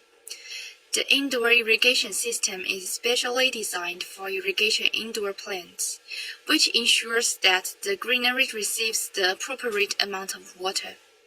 All information of the drip irrigation system is monitored and controlled in real time through data collection systems and processing technologies. This helps to develop timely and appropriate irrigation plans while avoiding wastage of water resources. External heat sensors and ground temperature limiting protection devices are used to control soil temperature. This ensures that plants can grow within the appropriate temperature range. In Shanghai Tower, nearly 100,000 sets of lights are used, with over 95% of them utilizing LED light sources. Through dynamic sensing and constant looming lighting technology, Shanghai Tower has fully achieved lighting intelligence, ensuring that indoor lighting remains stable within a certain range, effectively reducing energy consumption. In terms of digital social responsibility, Shanghai Tower has also made exemplary achievements. Engineers have established a comprehensive monitoring system covering wind, earthquake, and structural aspects, which allows engineers to process all the collected data and achieve 24-hour monitoring.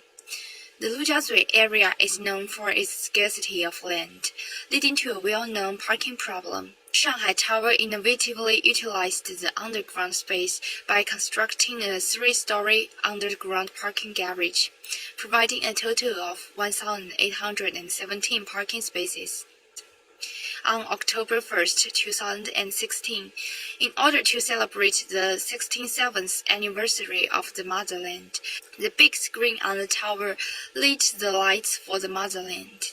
At the same time, since 2015, the Shanghai Center has turned on its light and sent cloud blessing to the graduates of Shanghai University every July graduation season. The blessing of alma mater and the city not only ignite the patriotic fervor of countless students, but also provide guidance for Shanghai's development.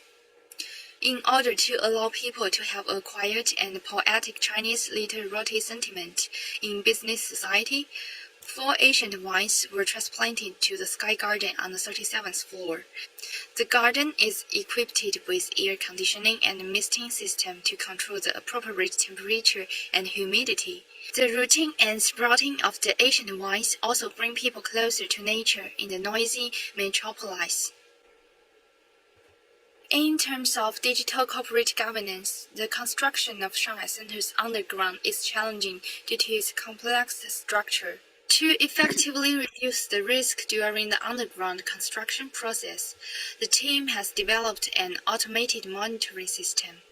Potential risks can be real-time monitored, rapidly forecast, and effectively controlled during underground construction.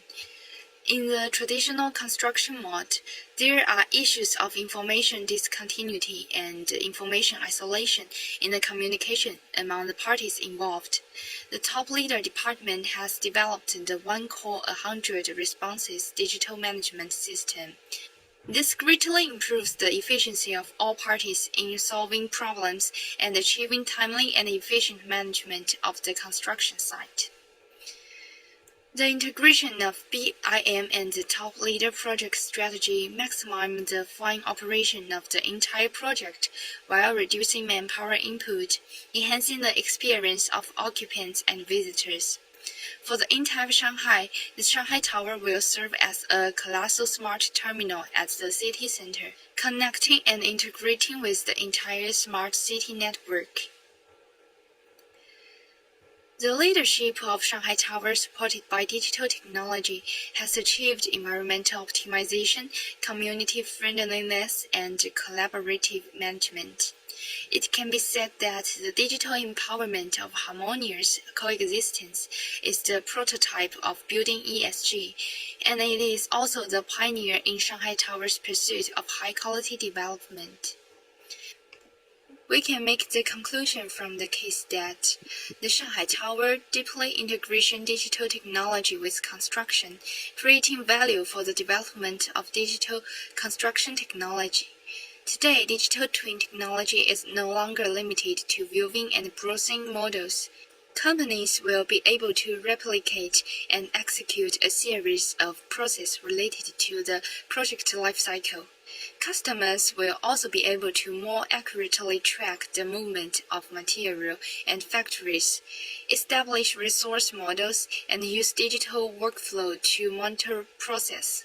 Green, low-carbon, digitalization, and smart technology are the future trend in the construction industry, and this will undoubtedly drive China's transformation from a construction-heavy nation to a construction powerhouse. We hope our research will bring some inspiration to the Green Spaces and Green Practice section of ICCCASU 5, Financing Africa Cities, Infrastructure, Land Management, and Markets. Here is our references. That's all for our presentation. Thank you for listening. Your comments will be appreciated. Thank you. Wonderful. Thank you so much for Wenxi with your group. This is an inspiring presentations, of course. Shanghai Tower, I think is one of the best model constructions. So you've been talking about the smart technology and sophisticated structure, environmental challenge, LED lighting and technology reducing energy, etc. I think I've been to this tower. I'm very familiar with this one. It's really amazing. Yeah. You know, high-rise infrastructure. I think a few weeks ago I was in Shanghai. I visited around, and then it's really impressive and amazing to see as imposing infrastructure in the middle of the city. Okay. I think anyone have a question, you can keep it. You can keep it with you, and then we have just in the end of this presentations, we can have question about Feng Wanxi and the group about the Shanghai Tower case studies. So now I would like to move quickly to the next speaker. Next speaker. Okay, it's me. You were home. Yeah. Thank you. Welcome. I'll play the pre-recorded video. Okay. Wait a minute. I hope this is pre-recording and not exceeding 10 minutes because it will be too long. We have a lot of time management issues here. Yeah, it's 11 minutes. Okay, it's fine. Yeah.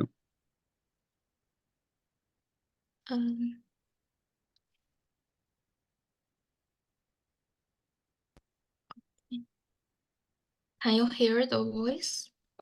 I'm Hou Yue. Can you hear the voice? Can you play again?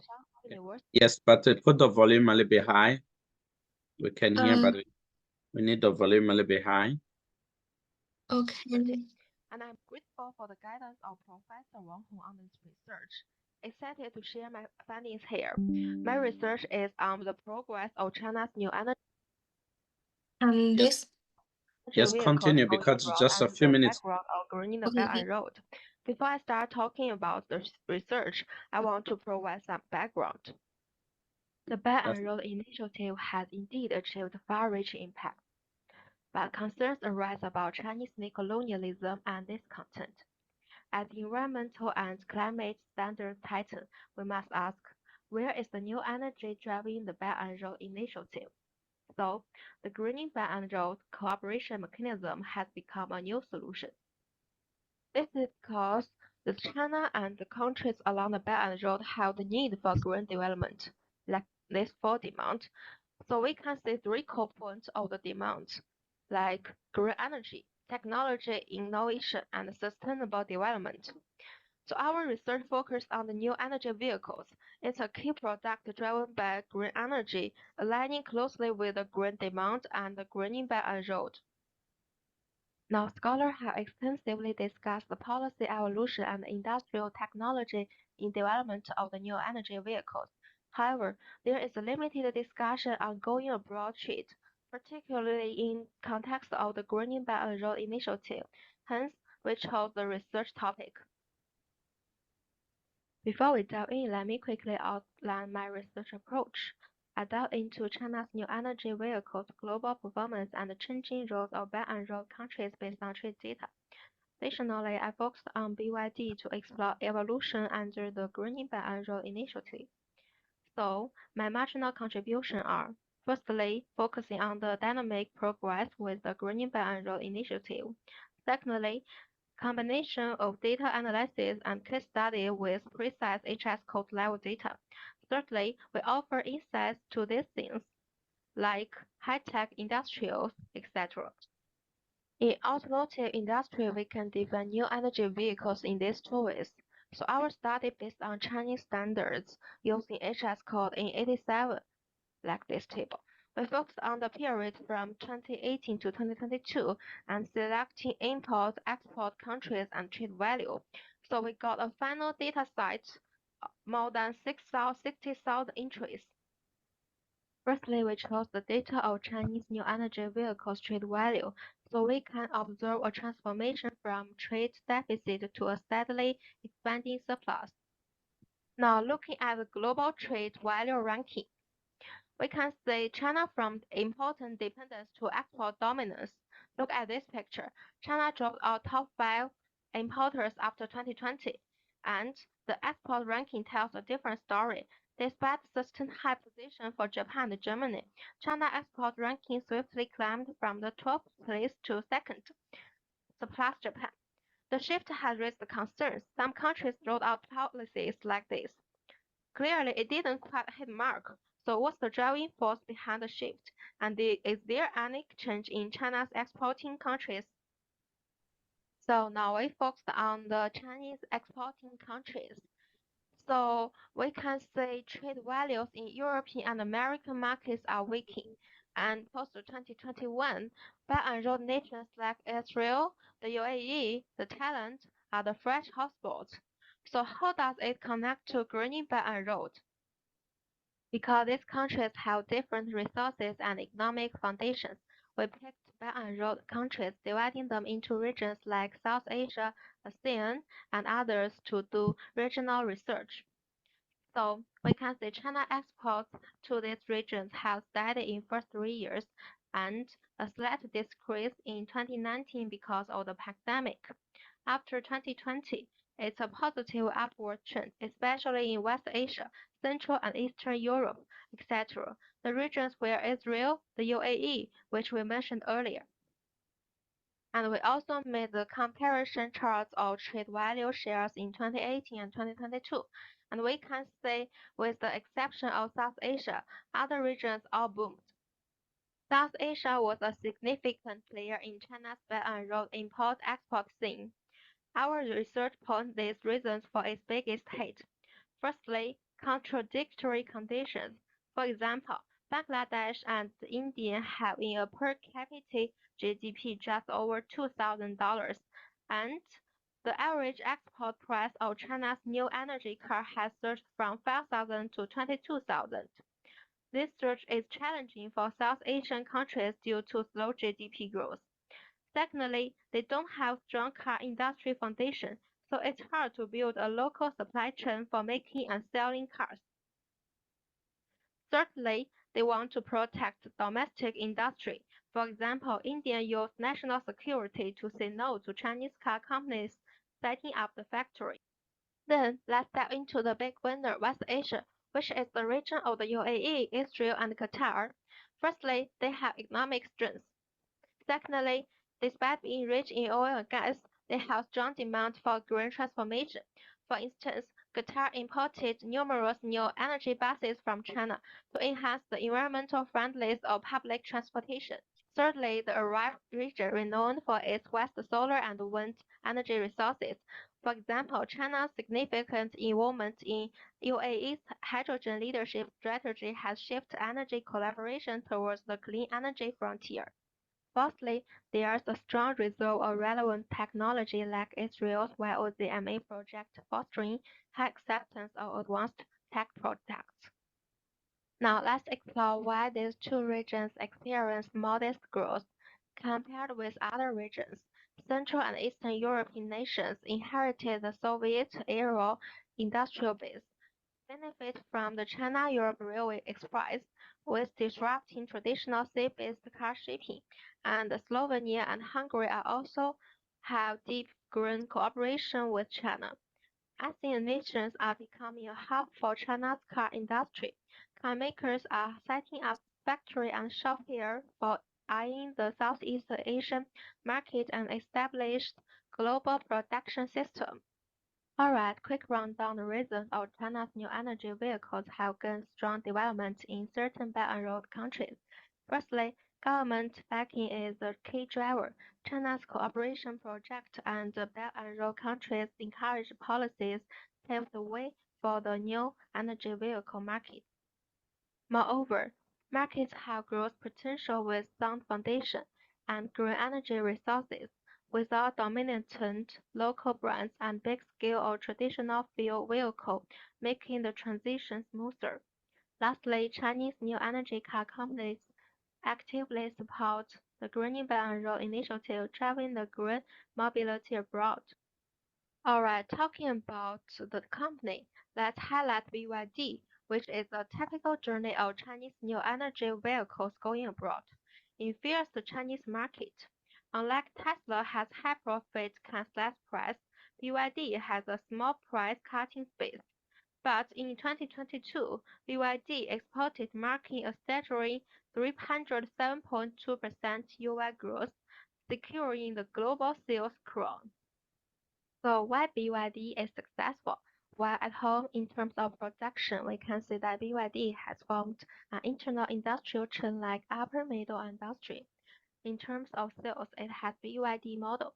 It led the charge in electrification of urban buses, starting with Shenzhen as a testing ground. This move not only modernized public transit in Chinese cities, but also pushed the swift ascent of country's new energy vehicle industry. And when BYD going abroad, it also chose the BYD model in developed countries. It's also named First Big Then Small. Same as Shenzhen, BYD entered the market by electrifying public transportation. For instance, the Keinan electric bus passed EU standards, and its successful operation in Norway debunked doubts about electric vehicles in low temperature. These achievements paved the way for BYD's small passenger cars. In Belt and Road countries, BYD chose build industrial chain by investing, such as setting up complete vehicle plants in Thailand and Brazil, component factories in Vietnam. This enhanced not only helped BYD's global expand, but also participate in local industrial chain and fosters technology upgrades. It aligns with Green Belt and Road Initiative. So we just talked about BYD get a great success, but it still faces challenges, such as cost advantage can't continue and small price cutting room, making it hard to carry a long-term lower price. Secondly, overcapacity in economic downturns need careful consideration. Thirdly, the frequency and scale of technological and green barriers are on the rise. Fourthly, BYD are not yet in sync with global ESG governance standards, leading to a frequent negative publicity. Finally, our study provides conclusion and recommendations. From the research, Chinese new energy vehicle trade shifting from deficit to surplus. The export exhibit diversification, especially in Belt and Road countries. BYD chose two-pronged strategies to actively respond to Green Belt and Road Initiative. Our recommendations are strategic regional collaboration and sustainable investment, promote green car technologies and achieve carbon neutrality of the whole industrial chain, improve the level of ESG governance and proactively disclose ESG reports. Okay, so this is the end of my sharing. Thank you for your attention. Okay. Thank you so much. Thank you so much for your insight. This is for people who are not in China, maybe they don't know how things move so fast. I was very excited. I was very excited a few weeks ago. I was in China, so everywhere on the road I could see really plates of the car make difference between EV car and the normal car, you know, something like that. Yes. New design models, very beautiful, but I was confused with the brands. Too many brands to deliver. I even don't know if Chinese themselves they know which brand is this, that. Of course, BYD is one of the old automotive industry in China, so that one probably a lot of people know, but so many other brands So, Okay. but in any case, thank you so much for sharing. I mean, for trade in developing countries, market and exporting technology, this is a in a bad and broad, I think it's a initiative. This is really going to inspire other developing countries. So let's see with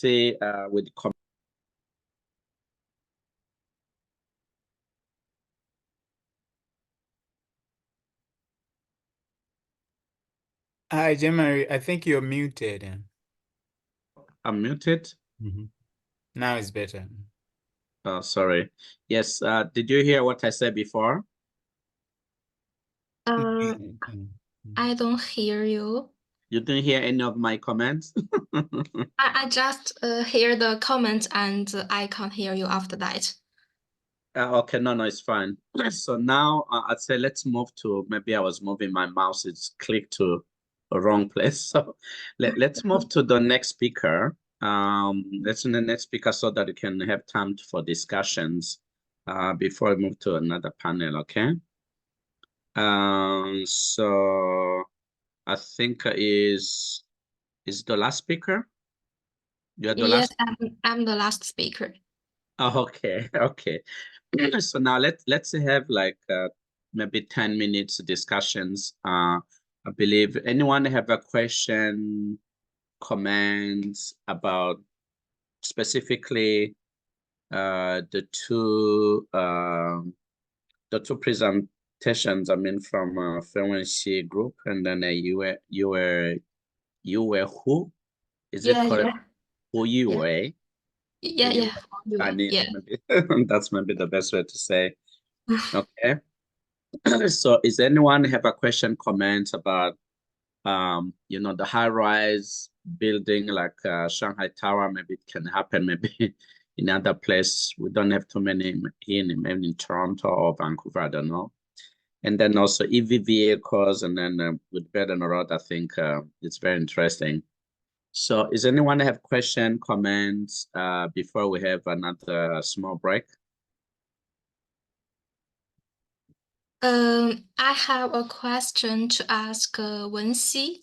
Yes.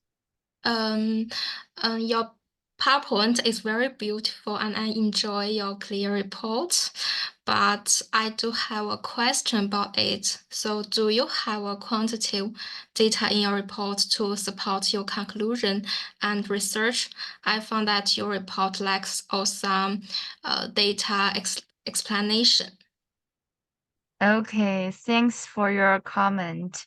And I think this is a good question. And it is also a breakthrough point that we have been committed to in our research. And since many data from Shanghai Tower are internal data, we cannot directly obtain useful information from them. And in the past months, what we have done is supplementing and improving the entire study from a quantitative perspective, and constructed an ESG evaluation system based on the Top Leader project. And we refer to the specific connotation of ESG indicators and construct a three-layer indicator system to better measure the response of construction enterprises to the green economy. And because we based on the lack of the objective data and the requirements for qualitative data processing. In terms of weighting part, we adopted a combination of fuzzy comprehensive evaluation method in fuzzy mathematics and AHP method. And in terms of scoring part, we use questionnaire survey and the expert scoring method. We have innovatively constructed an ESG index evaluation system that can comprehensively measure the sustainability, social significance, governance.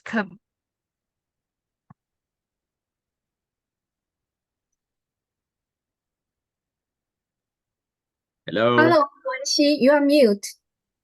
So please open. Sorry. Yeah. So I can say it again. No, it's okay.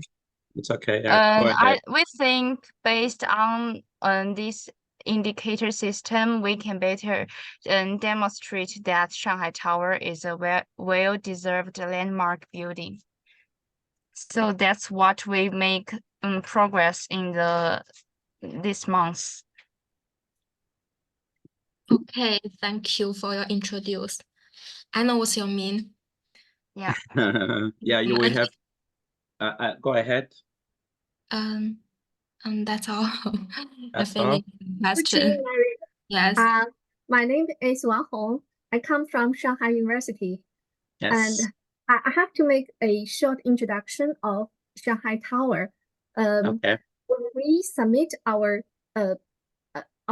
paper, it is actually a initial working report, and we realized that we need to go further to have some quantitative research, empirical. So we use a subsequent 1 month to go further into our empirical research.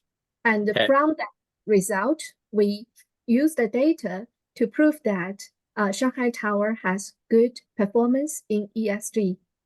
So yeah, the former empirical study haven't been in the PPT report, but we actually did it. Okay. Yeah, I'm also very interested in the Komi's report, and his topic is nurturing African cities, right? Yes. And I just want to know what is the specific business model approach to nurture African city? Thank you. Yeah, he was talking about the nature-based. Yes. The nature-based solution is a fundamentally new framework, environmental strategy just to mitigate climate change and then all this infrastructure. So I mean, maybe Eben can explain you. Eben is can you answer her question? Yes, definitely. No, thanks for the question. Really, I think what the business model approach really tries to see is that you have different values that nature offers to cities. So, for instance, you can think about risk reduction.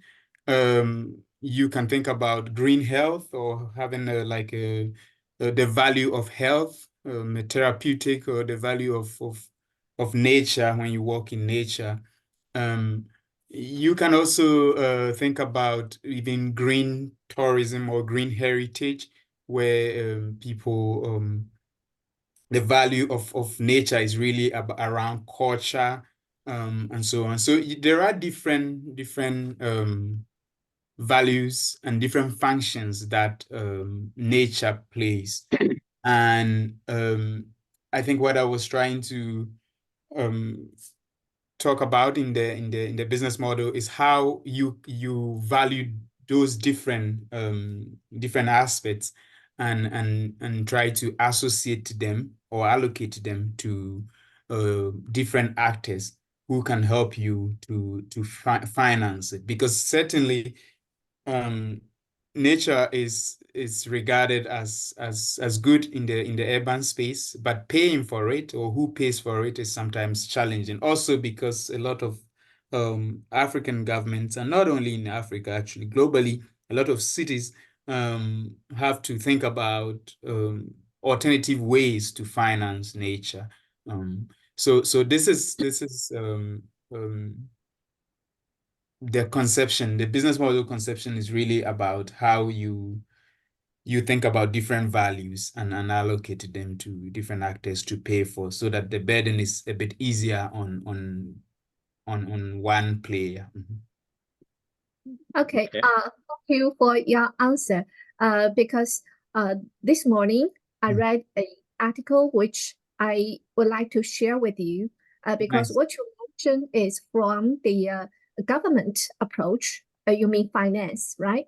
So I think from the business perspective, and we may use another kind of, development rather than sustainable approach. It is advocated for regenerative approach. So what is the difference between, sustainable and regenerative?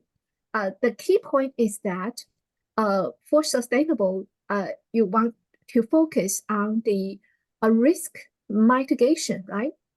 And for the regenerative perspective, we focus on to provide solutions from the business. So I think this will be a kind of innovative approach from the business. So I think sometimes, high technology will be one alternative. So this is what I want to share with you. Thank you. Thanks. I'll be happy to see this paper. Yes. It is not a paper, but a up-to-date report. Oh, it's an up-to-date report. Okay. Yeah. Thank you. You can share with us. That's very, very interesting exchange. Yeah, very good. Yes, because of time, unfortunately, we cannot go really far in discussion, but I really love all these presentations are very, very insightful, a lot of things to learn. Yeah, a lot of things to learn. And then my last point maybe to those who present, especially for research on Shanghai Tower or maybe Shanghai Tower. There's so many high-rise buildings all over the world, in New York, in Malaysia, in Japan, and everywhere. When you do research in a very sophisticated environment in cities like this one, you might miss some global knowledge comparison to see how other cities, who are managing, that infrastructure. Or another word would be great, just to have research, maybe exchange or connections with maybe anyone who's doing maybe this type of research in those countries, so that it can improve maybe because if those research stay local, they will stay local. Internationally would be hard to accept, or maybe they have a lot of comments. So yeah, that's probably my advice to you, maybe to try to move ahead in a global collaborations or comparison to add in new research. We might listen to you, we might say that we're not technical oriented, but if we bring another expert from high-rise tower in New York, maybe another place, we bring other ideas, something like that. So it's only global collaboration, so that can be sure your data, your analytical point of view maybe is going to be accepted, globally, something like that. If it's internal, then it's fine. But if you want to bring globally, there'll be a lot of debates, on findings, on type of tools, approach, you use for making this as well known. Okay, but very wonderful. Congratulations. I love all these presentations. I believe now we should have a small break. Eben, can you help me to estimate the time before we move to next session?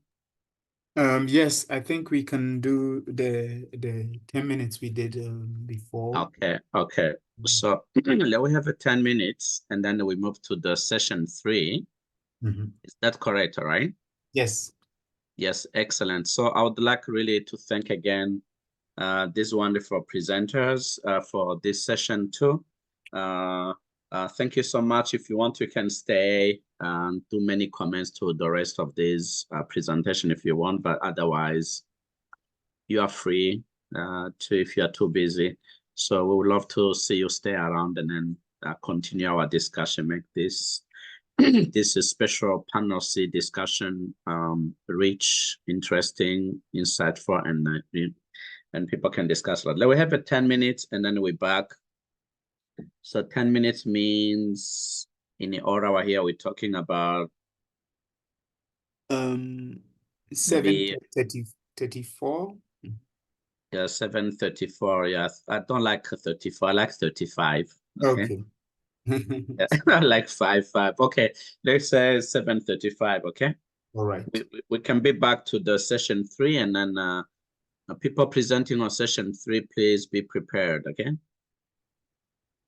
Thank you. So I'll see you in a few minutes.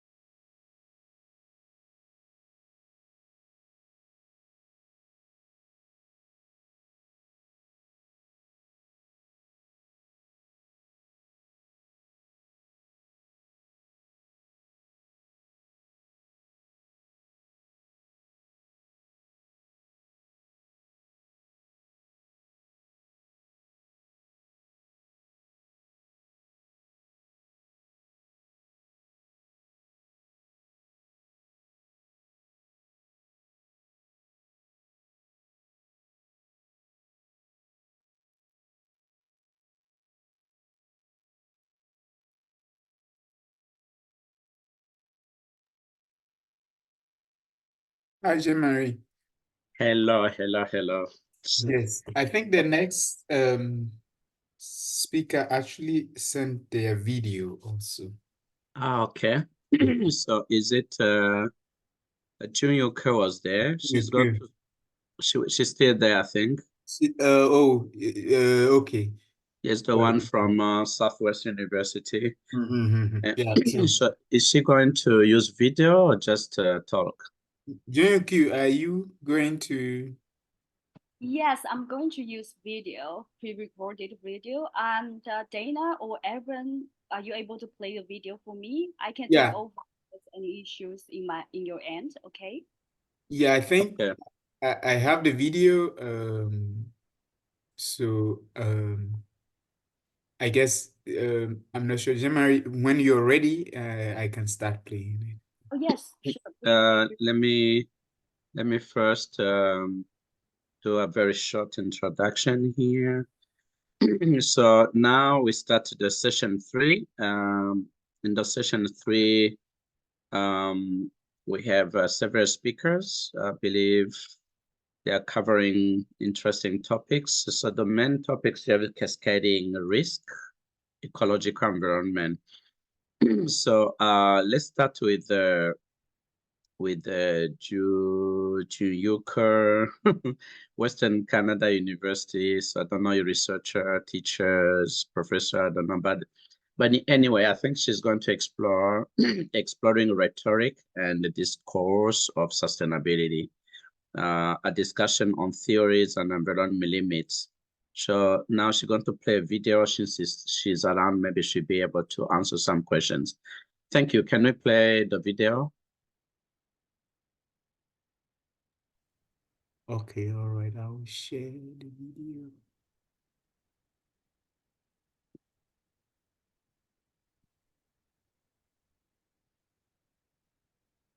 Hi everyone. The title of my presentation is Could you hear? Yes. Okay. Yes. Exploring Rhetoric and Discourse of Sustainability, a discussion on the series of environmental limits. The concept of sustainability has been made more contestable and unclear than most people may realize. Although the concept has shaped many international and national initiatives in terms of incorporating environmental concerns into their development strategies, there are ongoing debates over who gets to define it and what specifically should be kept sustainable. Some people find the ambiguity of the concept to be useful as it allows for ubiquity and broader agreement across contexts and times, but also inevitably leaving room for being appropriated in support of a wide range of ideological projects. Some explicitly oppose to such an ambiguity and argue that it should define a clear vision of sustainability with realistic, achievable goals that address the important questions, which are often ones that are seldom asked. Question of who benefits from it, whose needs it serves, and how long those benefits last. Since the 1987 Brundtland Report, where this is most widely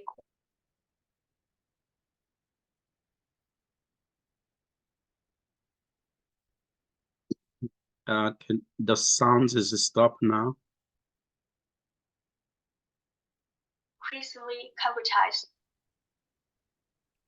through the idea and implementation of sustainable development. After the Could you hear now? Yeah. Now it's okay. United Nations Conference on the Human Environment in Stockholm appeals to strike a balance between economic growth, environmental protection, and social development, prevailed in subsequent international dialogues. However, in this integration of economic, social, and ecological interests, it's often the goals of economic development being prioritized, while the environment is viewed as a site for effective resource management that serves to sustain development. The World Conservation Strategy of 1980 explicitly used the term and placed the reality of resource limitation and the carrying capacities of ecosystems in the confines of conservation that aims to ensure Earth's capacity to sustain development and to support all life. Going forward, Sustainable development is neatly defined as development that lasts in the 1992 World Development Report prepared by the World Bank. In Living with Nature, Fisher and Hager points out that the concept of sustainable development should be credited with providing the generative metaphor or storyline around which different key economic and environmental interests could converge. This form of sustainability is thus weak because it neither deals with the unquestioned belief in industrial progress nor the uncritical attitudes towards the way international institutions, national governments, and global political economy work. So it won't do nearly enough to stop the declining state of the environment and the widening wealth gap between the developed and the developing countries, the rich and the poor. The limits discourse arises to challenge this presumed perpetuity of economic growth by seeking serious attention to the finitude of the earth in providing biophysical necessities for growth. From the 1972, the Limits to Growth report, to the 2009, the concept of planetary boundaries, defining the safe operating space for humanity with respect to the Earth system. History has witnessed many environmental problems develop and resemble the main trends in the business as usual scenario. For example, rising nitrogen fixation and carbon dioxide concentration in the atmosphere, astonishing rates of species extinction, loss of land and forests, and growing frequency of extreme weathers. The year 2020 is when Earth is at the crossover point, where the mass of all human-produced materials, known as anthropogenic mass, will surpass the overall living biomass. Coupled with the fact that humans and their domestic animals constitute 97% of the terrestrial vertebrates on the planet, biodiversity and natural habitats are no doubt under serious threat. Resource depletion concerns also provoke peak resource limits, including oil, minerals, and water. From peak oil to peak everything, in Richard Hannibal's word, we are increasingly alarmed about the existential crisis facing humanity. The first 2 decades of the 21st century saw evident policy and academic interest in concepts related to environmental limits in China. Instead of perceiving this as posing predicaments for the human future, a strong managerial perspective casts them in a more positive light. The initiative of China Ecological Conservation Red Line was launched in 2000, following a 3 lines 1 list approach. The 3 lines are ecological red lines, minimum environmental quality baselines, and upper resources usage limits. The list is a blacklist of environmentally damaging activities that are not permitted. Theories and methodologies based on ecosystem resilience, ecological thresholds, carrying capacities are intended for strategies in supporting the nation's sustainable development. However, the desirability of economic growth has persistently embedded in these discourses, subordinating environmental values to economic and social ones. China's vision for ecological civilization embrace a greater focus on respecting limits and boundaries of the planet Earth, and the urgent need for defining new relationships between people and nature. But it won't be able to go too far by mobilizing ideas of green consumption, green technology, and green growth under the sustainability banner, which probably end up in exerting more instrumental control over nature and further alienating humans' relationship with it. In this sense, the limits discourse is complicit with the concept of sustainable development in assuming, first, environmental protection and economic prosperity could develop in tandem. Second, environmental management is the key to ensuring natural resources and environmental service for future human generations. Third, technology could stretch the environmental limits, so there are no absolute limit to economic growth. Resting on these assumptions, the discourse of sustainable development reduce the complexity of environmental problems to simplistic managerial issues. In the politics of Earth, GISAC identifies several key rhetorical devices in the discourse of sustainable development. They are organic growth, that the growth in political economic capacities is seen as open-ended. Nature as natural capital, that is treated as mainly something that provides useful service to humans. Connection to progress, that we are moving in the direction of social improvement. Reassurance, that we can achieve economic growth, environmental health, and social justice together. These key rhetorical devices are the crucial elements of discourse that work to convince people who receive it, and they have been successful in overshadowing the discourse of limits to growth. Although sustainable development is criticized as an oxymoron, it continues to backbone the progressive discourse within the United Nations. The Sustainable Development Goals conveniently decouple the economic growth and resources consumption, but they fail to account for the subject of redistribution, the real population pressure, and the ethical material consequence of the technocratic approaches to nature. Moreover, the negotiations of these goals may have obscured discursive diversity, favoring the mainstream sustainability discourse, while limiting the recognition of the need to exceed the current metrics of the global economy in alternative discourses. Without a much more radical reorientation to change regions and approaches to economic patterns, institutional routines, and the socio-natural relationships, our next generation will witness the optimism based on a naive belief in technological fixes to sustainability problems crumbles in the face of a profound change in the scale of in the nature of risks faced by humanity. One of the starting points is to ensure the inclusion of more developing countries and other marginalized actors in shaping the global sustainability discourses beyond a progressive paradigm of development. For example, advocates for a right relationship with nature have been fully represented in SDGs negotiation, while indigenous people and traditions value a reciprocal and interdependent human-nature relationship that is essential in a radical sustainability discourse. A better deployment of environmental concerns would begin by affirming the intrinsic values of nature, instead of just viewing it as a repository of physical resources and services, and is separated from the human systems.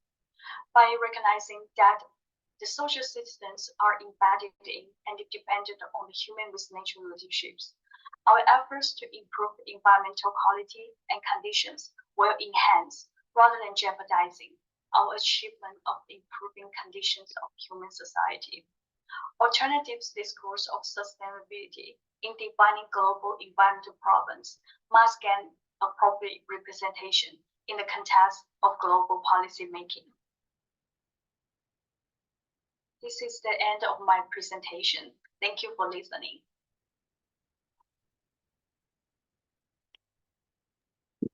Yeah, so well, a lot of theories, a lot of balanced views, and on sustainability, which is the key, you know, in all the policies and development today. So yes, I think some people may have questions a little bit late, but we see some comments or exchange. So thank you so much, Jimka, for this wonderful presentation. So I would like to move next to next speaker. Next speaker, I have a Shuai Zhang, have a Denwei Yang. Okay, I'm here. Shuai Zhang, yes, thank you. So 10 minutes, please, okay? Okay, thank you.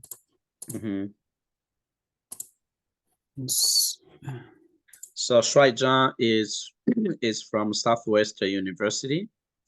He's going to present his topic on analysis on spatio-temporal patterns and cascading risk on border energy flow in China. Very sophisticated topic. Let's learn a lot from this. Thank you. The Okay. floor is for you. Hello everyone. Good evening, professors. I'm come from Southwest University in China. The title of my presentation is Analysis of Spatial Temporal Patterns and Cascading Risk of Embodied Energy Flows in China. I will structure my presentation into 4 parts. As we all know, global energy consumption has undergone rapid growth. According to predictions, this upward trend is expected to continue. However, it is important to note that when discuss energy consumption, it includes indirect energy consumption. And the indirect energy consumption indicates the energy used in generate non-energy and end products and service.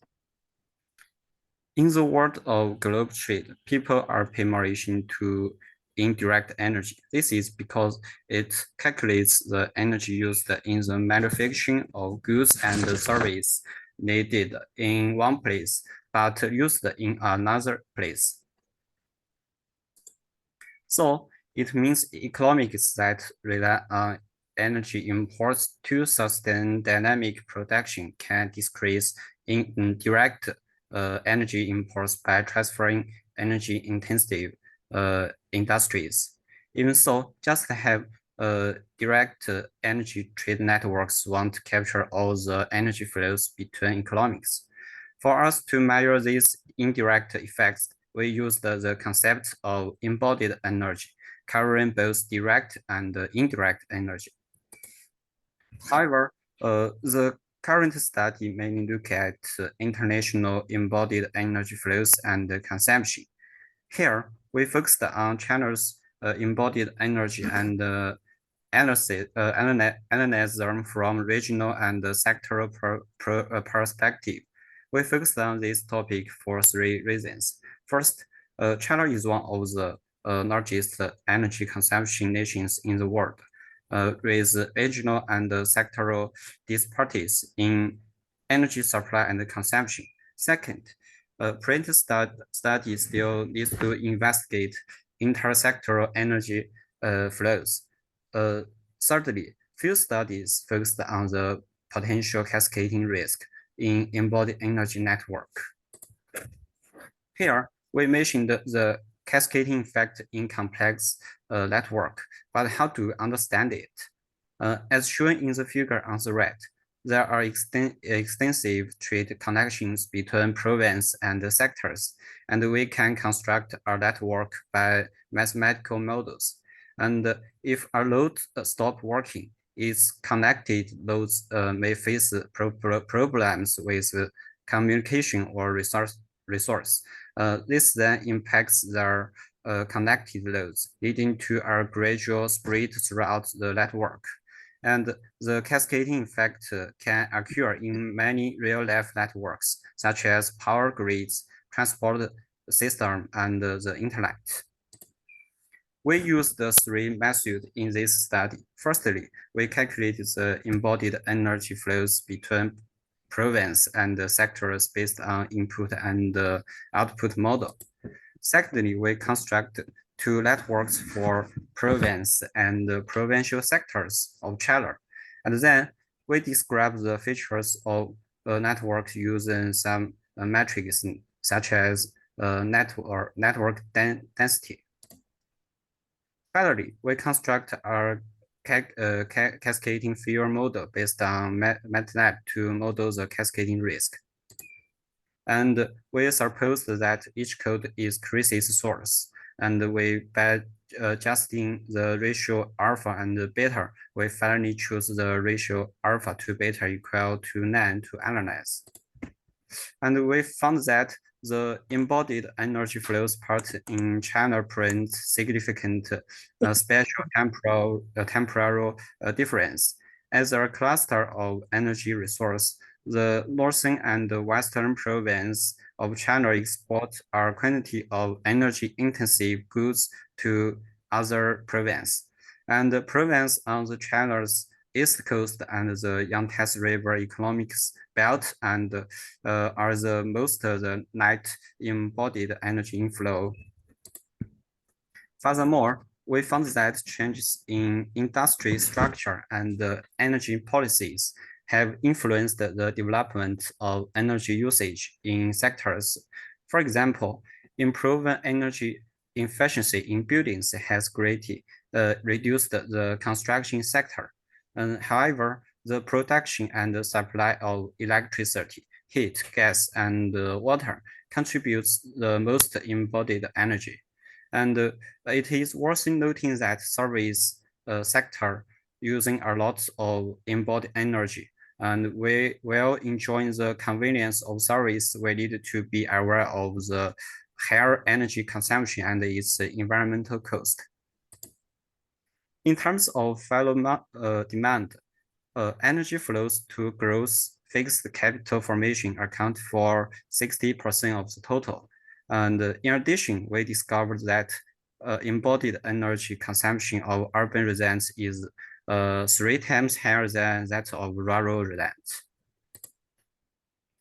We further analyze the features of the distribution of waste within the embodied energy network, and we found that a small number of provinces and sectors control most of the energy flows. If these provinces and sectors were be controlled, it would have a rapid impact on the entire network. In the network with the province as load, we observed that the province with weighted degree centrality in the top 10 are more stable. Men concentrate in provinces such as Liaoning, Hebei, and Henan.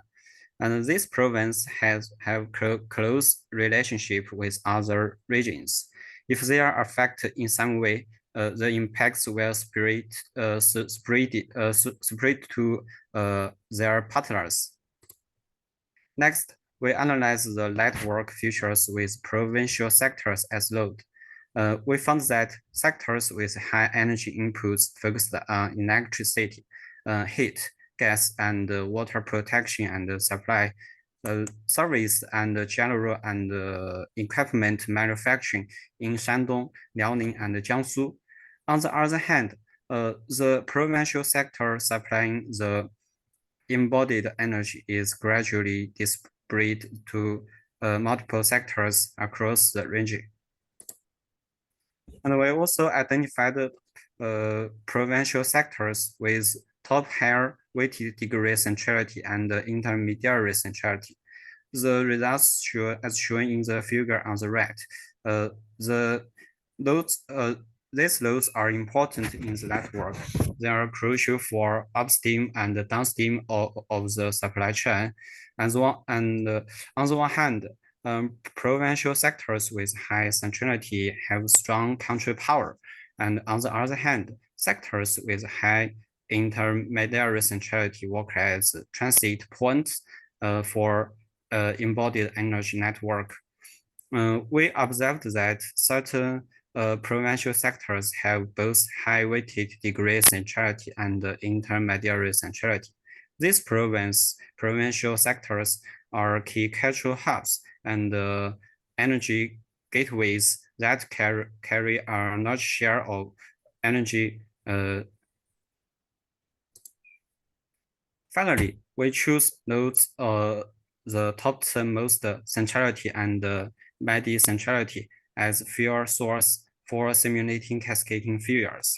The results show that the coal, oil, and gas extraction industry in Shanxi leads to the largest scale of fuels. It leads to energy crises across 300 provincial sectors, in which 24 provinces are affected, with 7 of them having over 20 affected sectors. These provinces are Chongqing, Guangdong, Guizhou, and Zhejiang. In other words, under the given scenario, if there is a crisis in the coal, oil, and gas extraction sector in Shanxi. Its weakest are crises that affects the energy supply in almost all sectors of this province. In addition, we identified provincial sectors with higher vulnerability. For example, the metallic and non-metallic mineral processing industries in Beijing, Gansu, and Heilongjiang.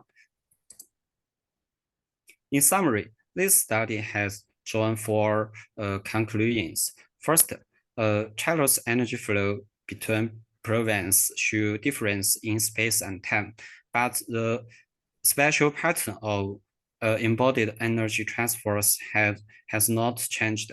There is a light transfer from the western and northern regions to eastern province. Second, with the implementation of the industry restructuring and energy efficiency policies, energy consumption trends have gradually diverged at the sector level.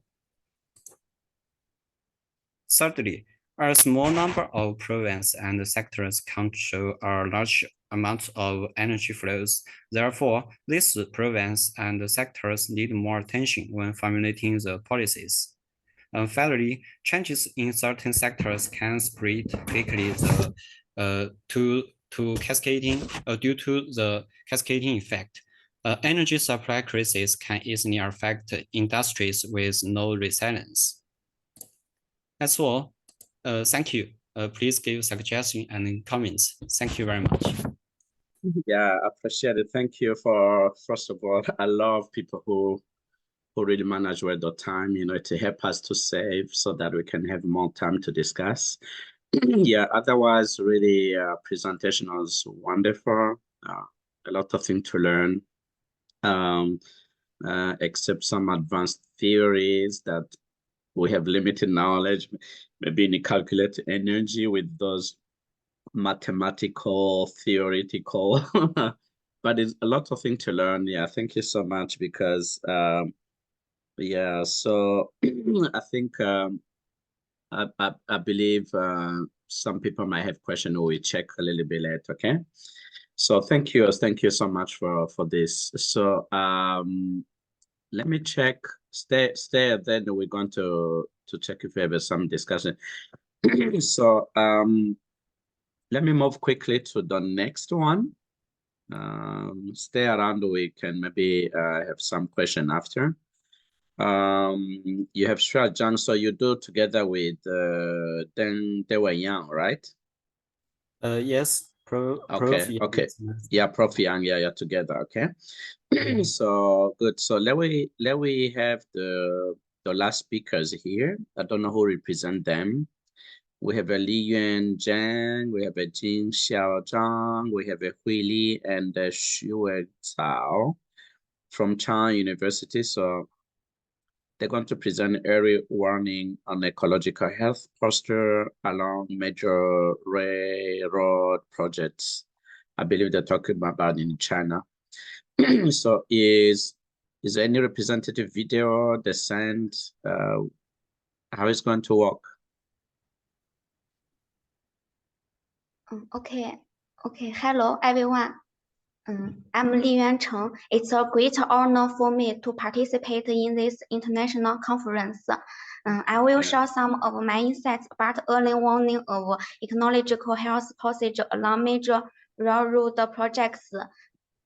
In these 5 aspects, first, railroads play an important role in the development of the economy and society. Railroad transportation, together with government production activities and the activities of the national economy, their rapid development plays a vital role in easing the construction between regional passenger and freight transportation, creating regional economic development and promoting communication and exchange between local governments. In particular, the importance of major railroads is usually regarded as a cluster of economic growth, accompanied by the attention and popularity of economic health. The reconstruction of major railroad projects is gradually focusing on ecological health issues along the route, and the post-warning of economic health is particularly important. So, based on the PSR model, this paper analyzed the international and extra interrelationships of the major railroad engineering system and its influencing factories. At the same time, the SD model of ecological health early warning is established by using the system domestic theory and based on the established evolution index system. This paper applies systems domestic to the study of major railroad projects, uses the system domestic method to deal with the ecological health problem and applies its analysis for verification. So as to construct the index system and model and made a quantitative analysis of the early warning of the ecological health procedure. So how to realize the ecological health and economic construction of friendly constants have become an urgent reduced direction. Next one, the construction of major railroad projects will affect the surrounding ecosystem, such as running through the surrounding nature resources to make some birds, animal, and plant species disappear or become extinct. In addition, due to some construction activities during the railroad construction, the original soil and vegetation have been destroyed, resulting in bare ground, which is prone to dust, water pollution, soil erosion, and other serious problems that can't be ignored. Pressure indicators refer to the various pressure on the ecological environment caused by people when they develop and use the natural resource. State indicators refer to the condition or trade of the ecological environment and resources themselves under different pressures. And the last response indicator are the action countermeasures that people do to improve the system when it is under pressure. Major railroad products, even if they are green construction, cannot ignore their negative impact on the ecological environment. To carry out the research on the ecological effect of green railroad projects, it is necessary to combine quantity and quality and response by sector the corresponding evolution index. The first level is the target level, and the second level is the criterion level, and the third level is the index level. This table is the classification of important factors, including target level, standard level, indicator level, and implication. This paper takes environmental pollution, total pollution, technological process, total industrial output value, environmental protection investment, environmental pollution as a system prototype, conducts early warning research on ecological health procedure along major railroad projects. The first one is ecological environmental cost loop. The second one is ecological resource cost loop, and the second one is environmental resource cost loop, and the last one is ecology environmental resource cost loop. These are chain of major concentrate of major railway projects. In the economic system model, changes in ecosystem structure will be affected by the environmental, which will trigger changes that will have an impact on the functioning of the system and finally act on the system itself. resulting in a series of chain reactions. In environmental system modeling, the focus is on the mechanisms of production and treatment of factory affecting the ecosystem. It receives pollution from the production process and treats it. And resource subsystem modeling, which refers to resource sector in terms of consumption, production, and supply concept of the resource. Finally, on the basis of analyzing the three subsystems of ecology, environment, and resource one by one, the above indexed are integrated and divided to establish the final economic health system domestic model. Okay, finally set early warning model for the ecological health posture of major railroad projects. There are significant differences in climate between the east and west sides of the circular project. Example with the distribution of steppes soils, mountain soils, wind sand soils, and a variety of soil types with obvious verticalization. In accordance with the ecological health of the project, the model boundaries of the system were determined. 2015 to 2018 is the construction period of the project. This is a summary of simulation results table from 2015 to 2032. This is the total water supply development trend, and this is develop of new soil erosion volume trend, and the last is sewage discharge development trend.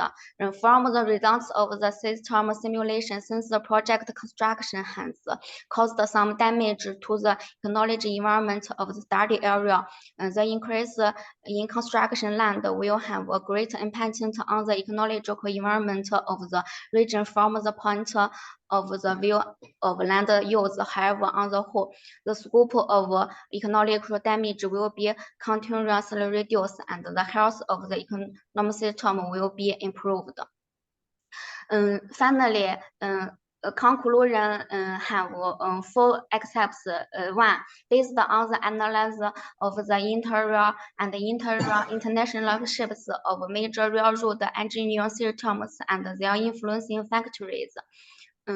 Subsequently, the model is tested using sensitive data from similar complex projects and existing data from improved projects to verify the relevance of the model. Two, it is important to compare quantitative and quantitative aspects in conducting research on the ecological effects of major railroad projects. The PSR model was used as a framework to decipher the health risk. Three, the actual product was selected for environmental impact assessment, and the collected data were analyzed to draw conclusion on environment and resource. For the process of ecological health restoration, it is necessary to strengthen the responsibility system of environmental protection and change the model of the economic development.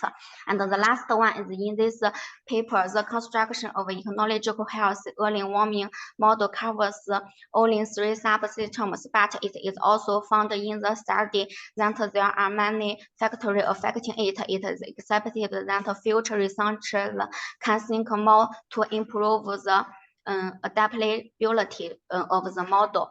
So the impact of railroad construction on the economic environment along the routes is very complex and subject to the construction of the many different environmental elements. Therefore, it is necessary to systematically analyze the economic health along major railroad projects and establish a reservoir and sustainable early warning and evaluation system for the economic health system of major railroads.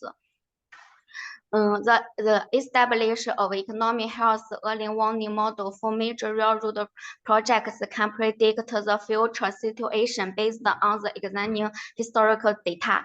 another different projects make a situation another in the model and put forward the corresponding construct measure and succession according to the data results based on different projects in order to achieve the purpose of early warning situation. Okay, that's all for my report. Thank you. Yeah, interesting. Thank you so much. I think the railway transportations are also a part of environmental degradation if we don't take care about technological or something. Yeah. So very interesting reports. It's people might have some comments. Yeah. So I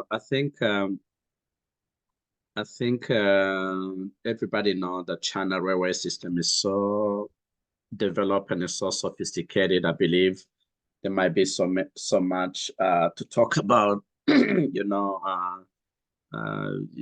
this issue of environment, etc. So I think this should be the last presenter for the session 3. I would like to maybe check. We have about 10 minutes, maybe discussions. If anyone have comments, anyone has a question for this panel 3, all the speakers are still around. So the speakers can ask a question to another speaker as well.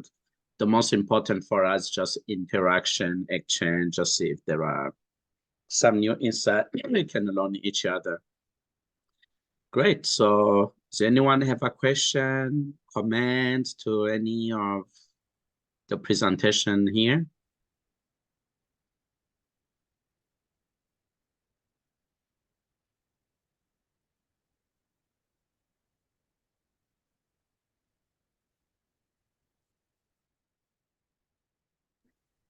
Hi, sorry, if I may ask a question to Zhang Shuai. Yes. Yeah, Okay, so thank you. thank you. So maybe I missed this, but I would like to, do you have a clear definition about what is embodied energy,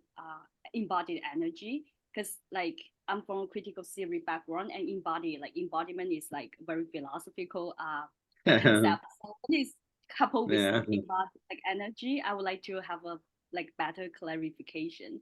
I appreciate any like further clarification. Thank you. Good question. Thank you. Thanks for your question. The embodied energy is I will give example.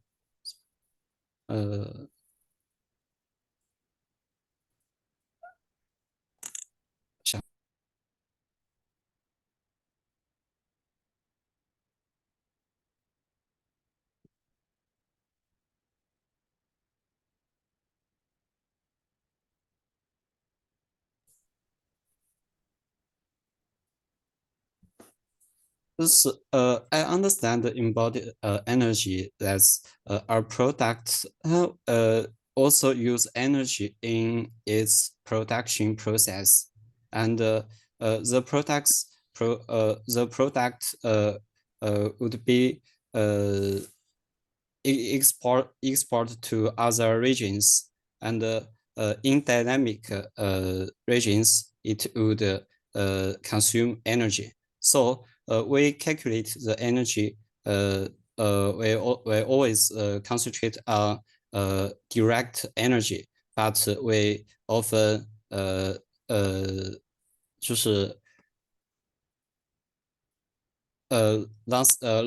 the那个 energy indirect energy. Sorry.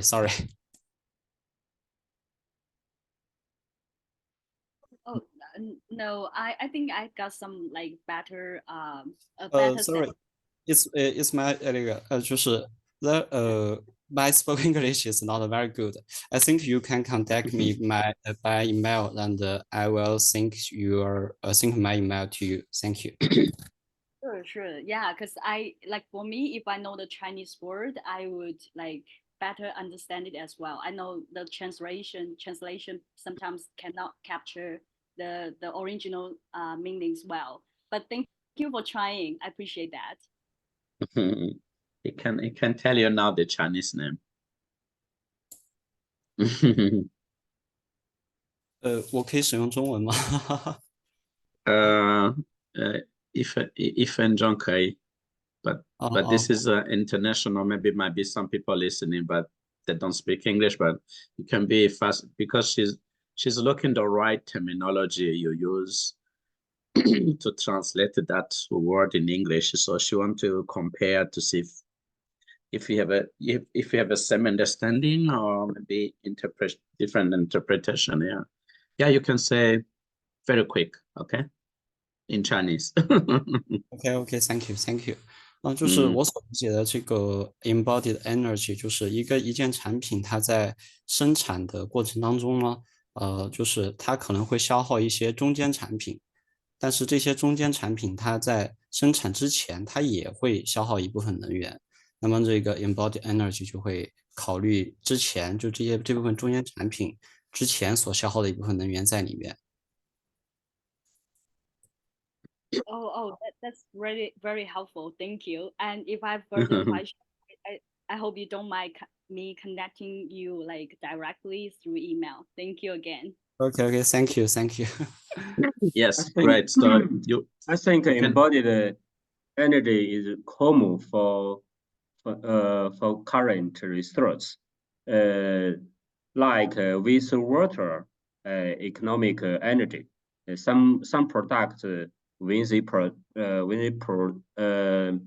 process, they will cost some energy, different energies like coal, like green energy. Okay. So we will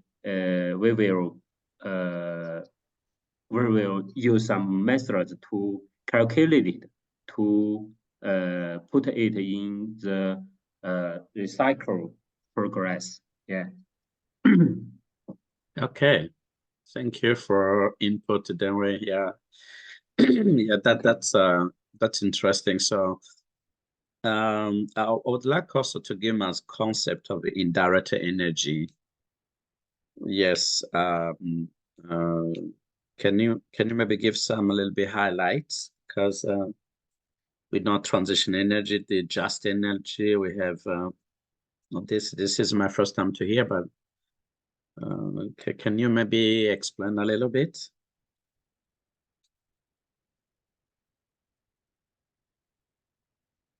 I think this is also for Shuai Zhang.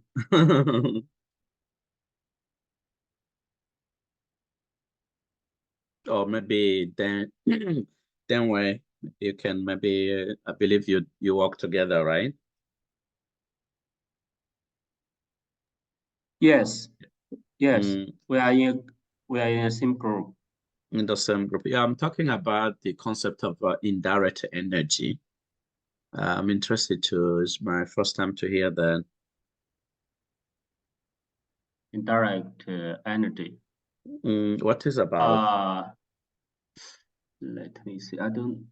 I will ask the Shuai Zhang, and but I didn't know what does he mean. Okay, because it was regular coming. It was regular coming in his presentation, but no problem. We can keep in touch if he has any extra explanation is good. So is any other question? You can ask any of the presenters. We still have 5 minutes. Hello, I have a question to Dr. Cheng Liyuan. And Dr. Cheng has given us an overview of the ecological health risk along the railways. And in recent years, we will have seen claims of a green corridor or the most beautiful railways. So I want to ask Dr. Cheng, are there any good examples of environmental management along the railway line that you can briefly talk about? That's a very good question too, because as I said before, China has many years really investing, building and around. Yeah. In any case, it's not only in China. Everywhere you build railway might be environmental and ecological costs of environment. So yeah, her question is very clear. Li Weicheng. So can you give a good example about this?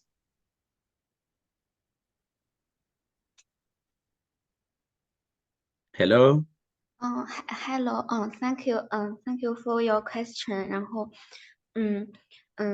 ，first, this paper based on the PSR model, 然后，and further established the ecological health procedure warning model of the major railroad projects using the system domestic theory with ecology environment and results and the mainland.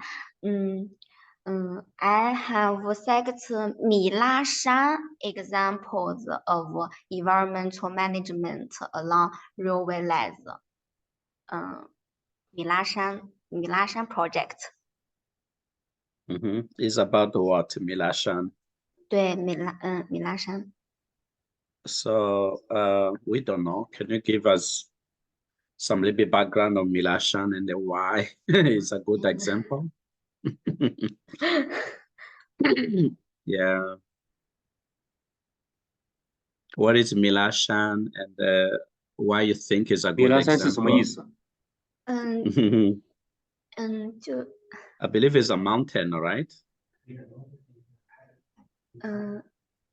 It is a mountain yes. in Tibet, 就是 in China, Okay. Yes. Mila Mountain in Tibet. Okay. Tibet is very high rise, very tall. Yes. It's very, very hard to build a railway infrastructure in a really mountain like that. Yeah. Okay. Thank you. Yeah. Okay. So you can continue exchange. I'm interested also to know what technological. Well, everything is done. I know, but I believe what Chen Xia was asking is by building all this railway, there's so much a part of land, a part of environmental destruction for the cost of a building, and the remediation, adaptation of this, like environmental, and then she was, I believe this is what she was asking. Yeah. Well, anyway, so thank you, Chen, for answering this.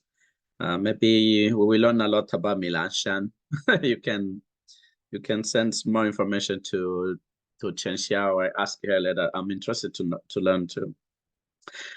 Great. So I think I really thank you very much for the presenter for this panel. What I love, first of all, is your best management of time.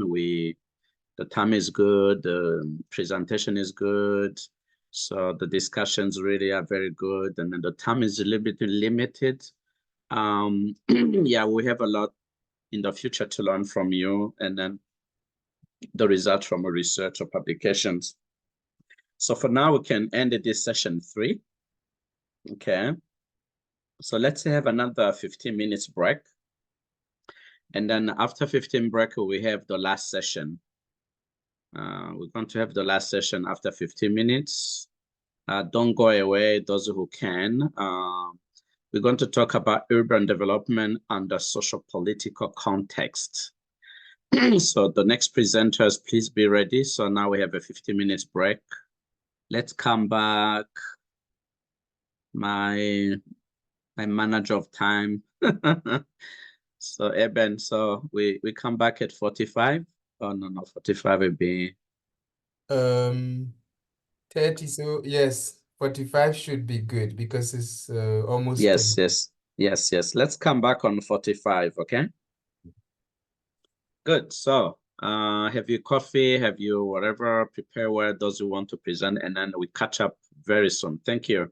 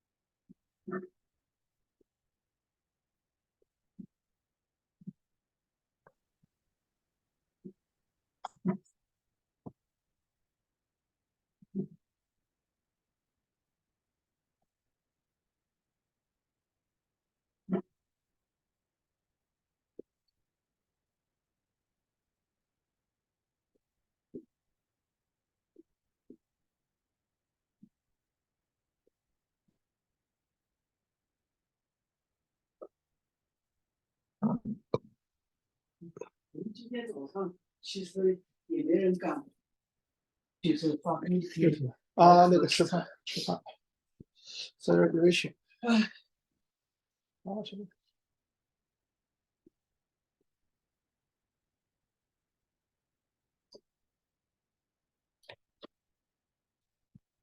去这边中国。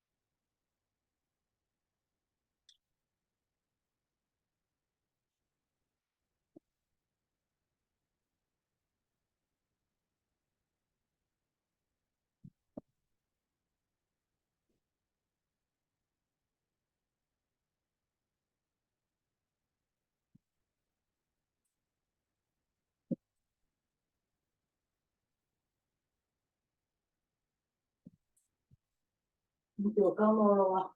不要调这个，不是这个馒头吗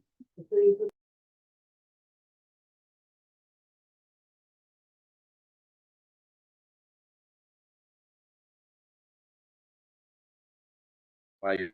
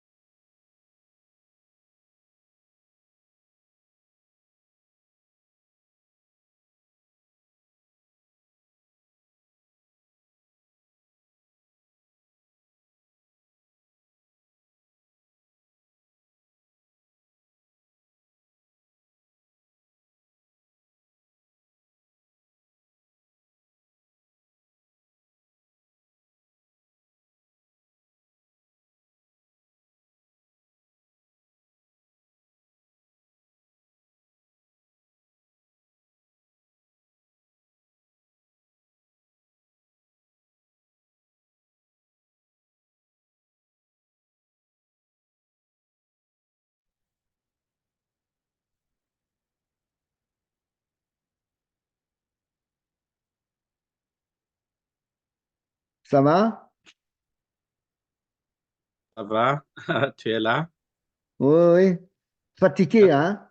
Oh mon Dieu, mon Dieu. Je me suis réveillé à 4 heures du matin. Nous, on commençait le soir à 11 heures jusqu'à maintenant. Au fait, hier, j'ai travaillé depuis 3 heures du matin avec le workshop à Nairobi et je devrais conclure. On a terminé à 10 heures le matin. Donc, et j'ai travaillé toute la journée encore pour mon travail. Et le soir, il y avait des activités, ma fille. Et donc, je suis allé au lit à 9 heures le soir. Alors, je suis dormi complètement parce qu'à 4 heures du matin, je me suis réveillé pour ce workshop. Can you imagine? Okay. Donc, ma tête était complètement... Mais tout va bien, c'est ça qui est important. Alors, Ouais. mon Dieu. Non, c'est difficile. Et puis, mais ça va. Ce qui est bon, c'est que tout va bien. Bon, le temps... J'ai raté ce matin l'ouverture, ma tête était vraiment... Je voudrais me reposer parce que 4 heures du matin, je dois je dois, Ouais.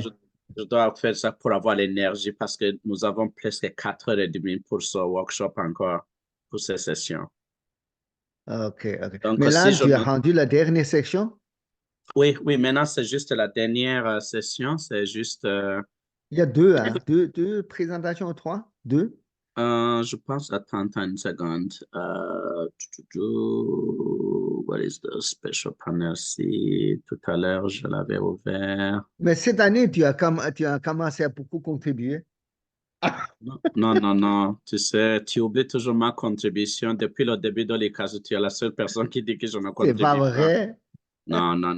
Je suis... Est-ce que le work, comment le training, est-ce que c'est bon? Très bien. Le training, c'était bien. En fait, j'ai fait une présentation en ligne de ma page. J'ai fait les closing remarks, c'était bon. Et puis, Tonton, il était là le matin, donc il a fait l'ouverture. À l'ouverture, il a parlé, après il est parti parce que il devrait préparer le workshop. Et puis, non, jusqu'à la fin, je suis resté jusqu'à la fin. Ça C'est va, bon? tout va OK. bien. Oui, tout va Il bien y en a pas général. mal de monde, hein? Oui, ils avaient comme 60 personnes. C'était Oh, pas beaucoup, mais ça va. Ça OK. va, c'était pas trop beaucoup, mais oui, je pense que c'était pas mal. Ouais, nous, on est à peu près, mais au début, il n'y a pas beaucoup, c'est on a 30 personnes. Maintenant, après le midi, quand manger, c'est le plus de personnes, c'est 45. Maintenant, il n'y a pas beaucoup, même pas 20. Ah bon? Hein? Maintenant, dans le Nairobi, la conférence, la salle, peut-être même pas 20 personnes. Oh là là, peut-être tout le monde est très occupé, il faut comprendre. Tout le monde est très occupé, tu sais. Quand ils donnent leur temps, ils ne veulent pas rester longtemps. Donc, souvent, il faut qu'on soit un peu... Ce sont des professionnels qui viennent, n'est-ce pas? Et puis, il fait sa présentation et après, puis c'est Il est décembre. parti. C'est Ouais. décembre, tu sais, on doit être content qu'ils ont donné un peu de temps, mais il ne peut pas rester longtemps, malheureusement, je sais. Ouais, bon, on va faire une évaluation après. Essayons d'abord de terminer.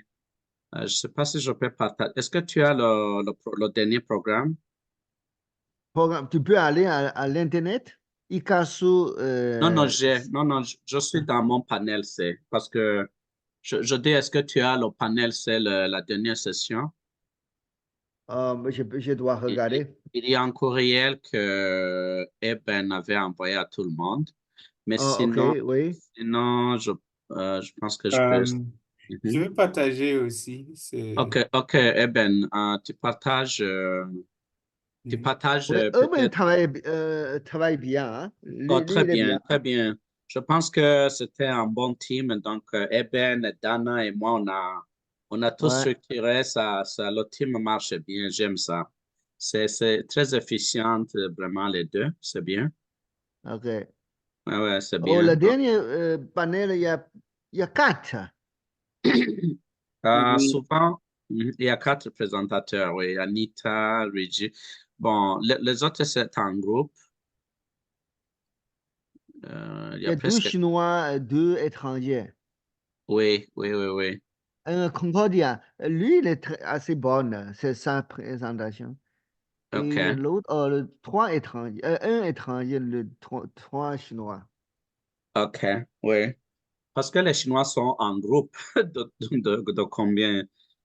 Et ici, je vois un groupe de 3, de 4, mais ils ont fait de très bonnes présentations. Les thèmes Oui. qu'ils ont abordés sont très, très intéressants.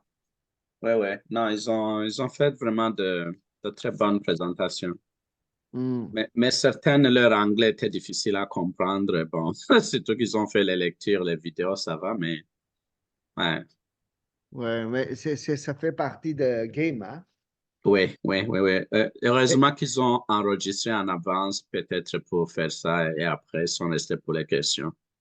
Oh, ok, ok, ok. Ouais, ouais, ouais, ouais. Non, ce sont des jeunes. Moi, je trouve que les jeunes discutent beaucoup plus que les vieux. Les vieux professeurs ne sont pas très dynamiques.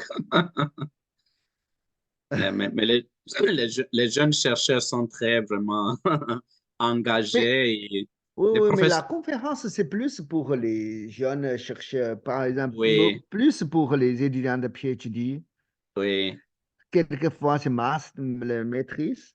oui. Oui. Ouais. Donc, OK, très bien. On va commencer. On est déjà 45. OK. OK. Eh bien, est-ce qu'on peut commencer? Oui, on peut. La vidéo de Sorry, Rita we est très speak bien. English. I Yes. was with the Professor Carr in French. We are mix up everything. So, okay.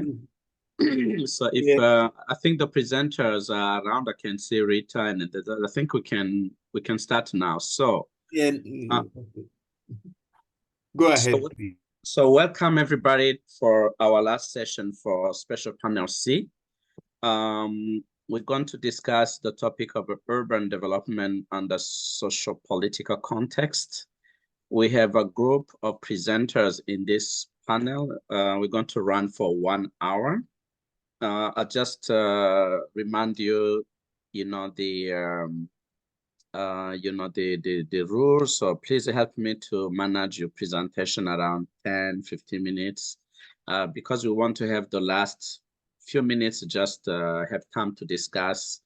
And then, so without taking your time, I would like to invite Nita Sengalawe.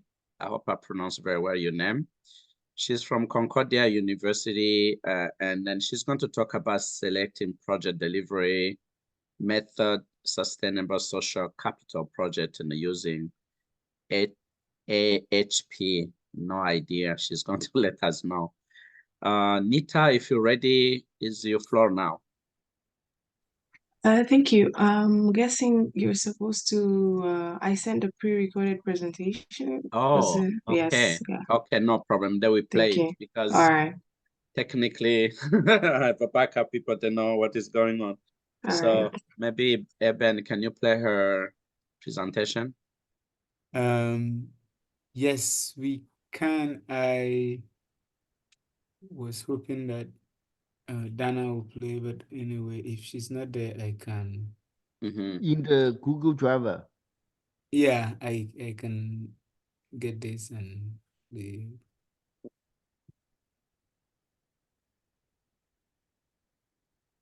Yeah. So in this presentation, after we're going to have a group of other presenters before they play the video. I can present the other speakers: Riji Hu, Jin Xiaozhang, Yongjian Kes, Simon Philippine. I think they're from Chan University. They're going to talk about investigating, emergence mechanism or resident collective case studies in the Chinese communities. A very interesting topic too. And then, yeah, is the video ready? Yes. No. I use my PPT, share my screen. Who is talking? Reggie, no, you wait a moment. You wait a moment. We are waiting to play video for the first speaker, Anita. You will be the second, okay? Okay. Yeah, no worry. I was just doing presentations for people to know who is coming after to save. Okay. I mean, to use the time well, because it's you know, the time they have the video play ready.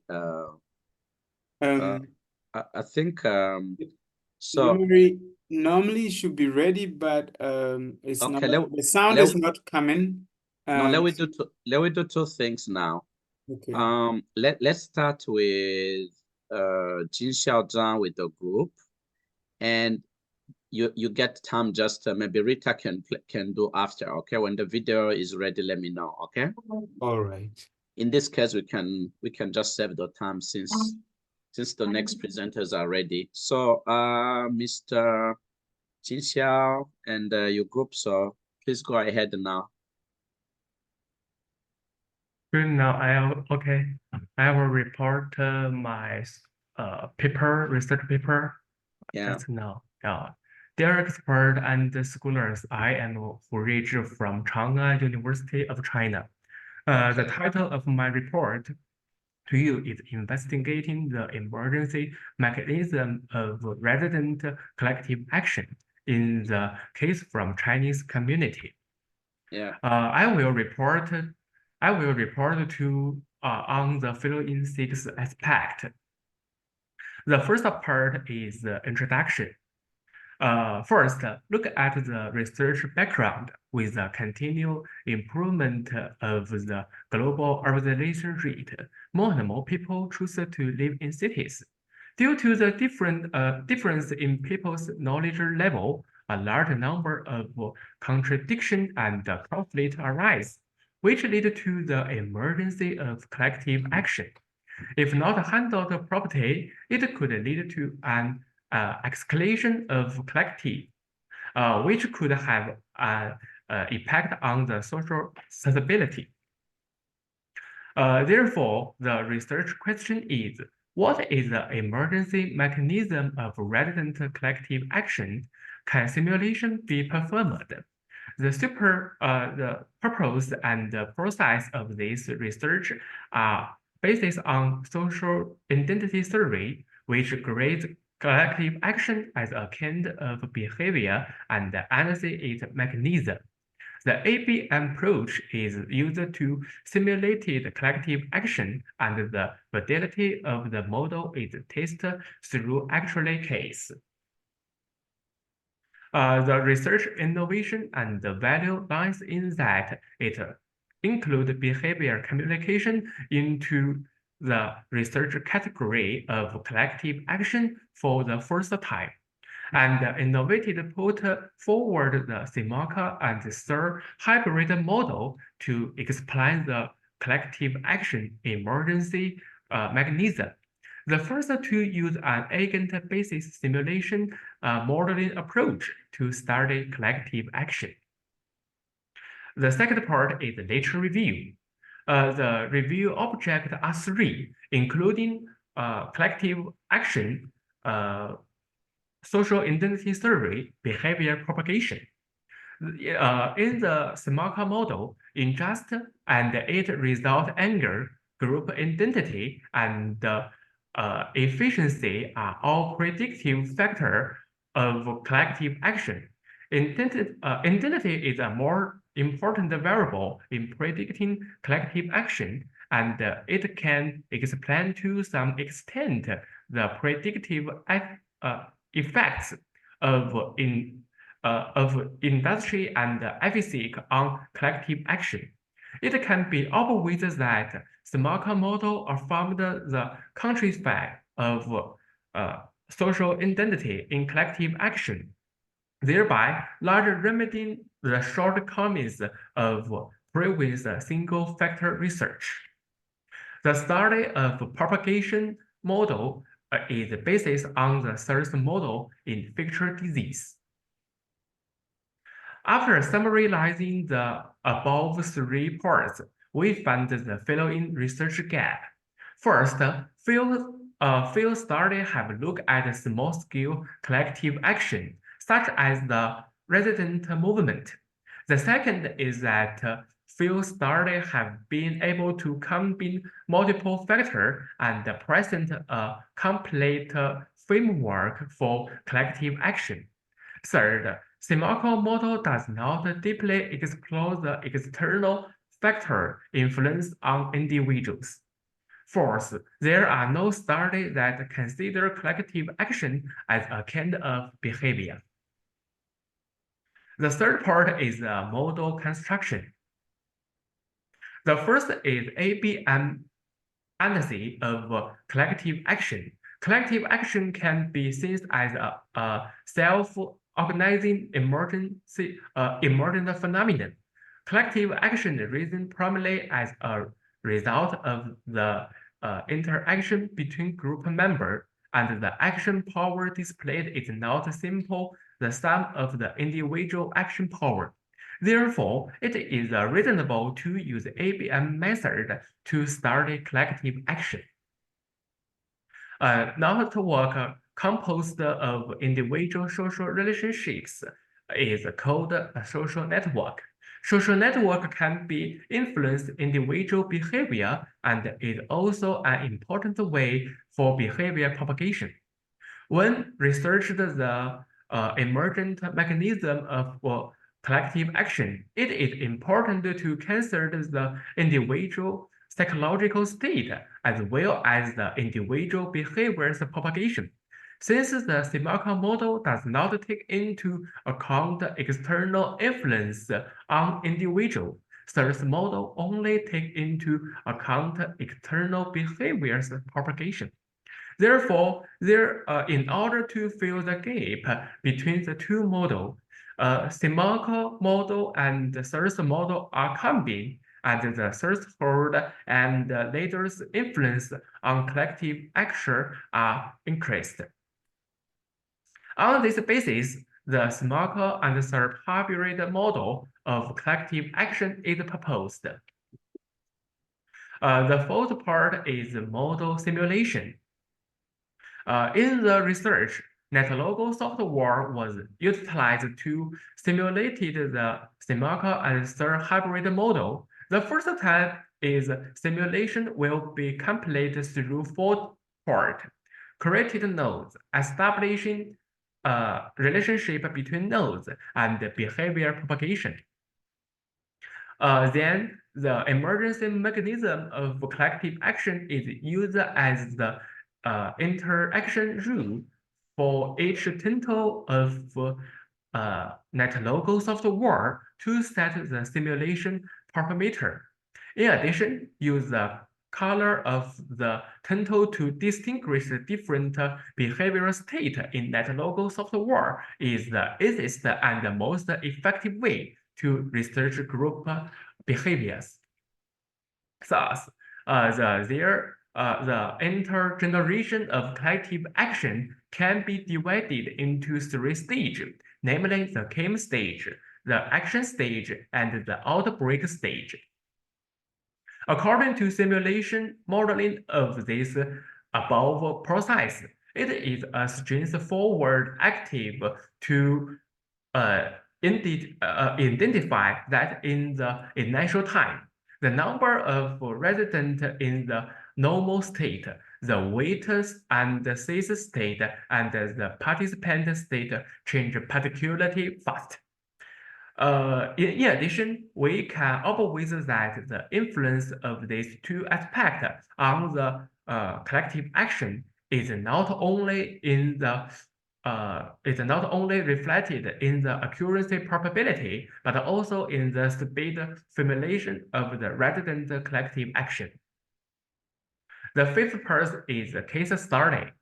The case study is in this research is a community collective action in Ankang City, Shanxi Province, China. The activity process can also be divided into following 3 stages. Next, we simulated this case by setting a parameter in NetLogo and found that the simulation was basically consistent with the actually occurrence process of this case. Through case analysis, we can also get the fill-in enlightenment. The collective action emergency formation is the result of negative energy communication for many times, and the members with the ability to organize and mobilize will greater promote the collective action emergency formation. The speed of network information contains the members' consensus, and the communication and negotiation is a good way to solve collective action. The last part is conclusion. Through the study above, these conclusions are filling. First, collective actions is a form of the behavior that is influenced by group identity, group ethics, group injustice, behavior propagation, and leaders. And it is through the interaction of these factors that collective action take place. Secondly, analysis of communication network from the perspective of network indicator, the sort of averages pace length in network, and the higher the clustering coefficient, the greater likelihood of collective action. Next, the collective action emergency process can be divided into 3 stages, and each of which can be treated with different measures. This is all my present stacks.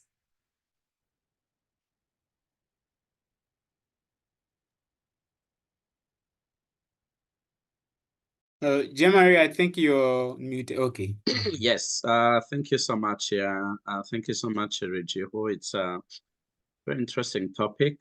Very interesting topic, how you use this approach, research approach to come out with a social result here. You know, like emergency mechanism residence is very important to the so many things going on in the community, that type of emergency, you know, it's very good to be sophisticated, efficient, and efficient at the same time. Good. So people might have some question after.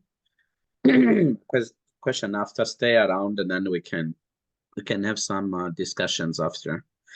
Great. So next, I don't know if Nita's video is ready now. So good. So let me move to Nita video. Yeah, from Concordia University, Nita. Yeah.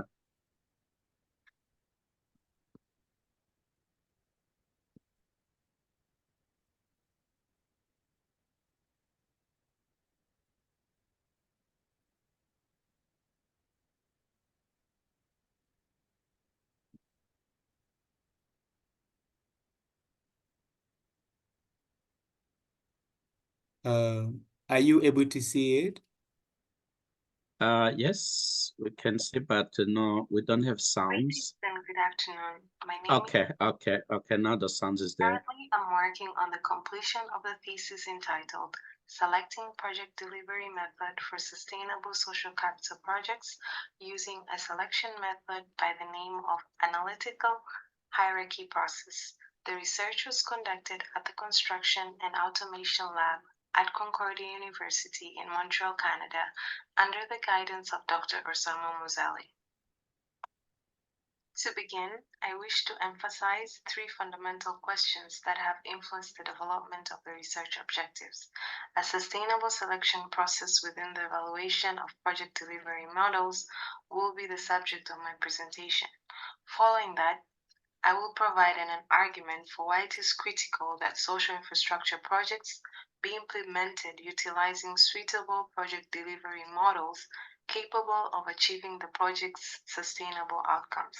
Similarly, I shall provide a brief analysis of the research case study, evaluating the aspects that are present and those that are absent from the selection criteria as a contribution to the body of knowledge. Considering this, a description will follow of the selection model developed to aid decision makers in considering Canada's sustainable outcomes. Lastly, I will provide a conclusion along with recommendations for prospective research areas that I'm currently investigating. Before discussing on the selection of project delivery methods for social infrastructure, it is important to understand the types, objectives, and stakeholders involved in social infrastructures, as this has set the narrative for this research. Social infrastructure projects are defined as physical assets that facilitate the delivery of social services. They comprise of the following: hospitals, public transit, schools, affordable housing, and community centers, among others. Some of the key objectives include facilities that are designed to meet specific community needs, improve the social resilience, and promote social inclusion and equality. Likewise, social infrastructures are subject to transparent and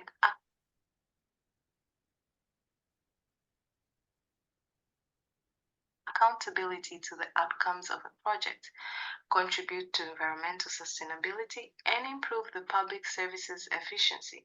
Again, innovation, financial sustainability, and economic growth are significant objectives to be achieved in implementing social infrastructures. In the same light, different groups of stakeholders like Indigenous youth, marginalized communities, government facilities, regulatory bodies, design and construction firms, and financing institutions play an important role in the realization of the objectives highlighted, among others. A typical selection triangle includes screening project delivery methods by considering three aspects: scope, time, and cost, which forms the basis of the level of quality delivered. In this, a gap is presented where a selection hexagon is proposed to consider sustainability objectives. By incorporating these considerations into the screening and selection process, decision makers can identify and prioritize project delivery models that align with sustainability objectives, resulting in projects that are not only successful but also environmentally, socially, and ethically responsible. Important reasoning for this would be the fact that project objectives have the potential to impact the arrangement and timing of project operations, as well as the organization and contractual agreements involving project stakeholders. This is because different project delivery models offer varying degrees of integration of different aspects into a project. Likewise, the consideration of environmental, social, and governance aspects have significant potential for allowing the mitigation and identification of environmental and social risk and benefit, and enhanced risk management practices. Once again, to elaborate further using a limited number of scenarios, for instance, the necessity to address unique community requirements could require the involvement of specific stakeholders and the implementation of community-sensitive, ethically sound approaches in the execution of a given social infrastructure project. Furthermore, the requirement for innovation might call for the establishment of collaborative partnerships with private entities having the required technological proficiency to effectively employ creative and environmentally sustainable technology within the projects. Similarly, the long-lasting and recurring characteristic of social infrastructure projects might demand the consideration of project management approaches that facilitate the integration of project scopes or the consolidation of similar projects, while also accounting for life cycle considerations. After providing an overview of the sustainable selection process of project delivery methods and its supporting reasoning, the following research case study is presented. In Canada, the procurement process of project delivery method consists of two stages. The first stage involves a qualitative evaluation to limit down the alternatives for project delivery method. Subsequently, a quantitative evaluation is conducted where a value for money analysis is performed to select the project delivery method that offers superior financial savings and long-term sustainability in alignment with the project's objectives. Several tools and screening templates have been developed to aid in the evaluation process. Notable examples include the Triage tool and Federal P3 Business Case Development Guide. Furthermore, the prevalent project delivery methods in Canada include both traditional sequential models, such as design-bid-build and design-build, as well as more innovative and collaborative models like public-private partnerships and the progressive P3 variation. The screening process involves evaluating project characteristics, market capability, costs, contractual procurement, and risk factors. In addition, the study's primary findings indicate that future infrastructure projects in Canada will place a significant emphasis on social infrastructures, particularly in the domains of housing, health, and transit. In the same manner, new project delivery methods have been recognized for the role in the provision of healthcare facilities during the COVID-19 pandemic.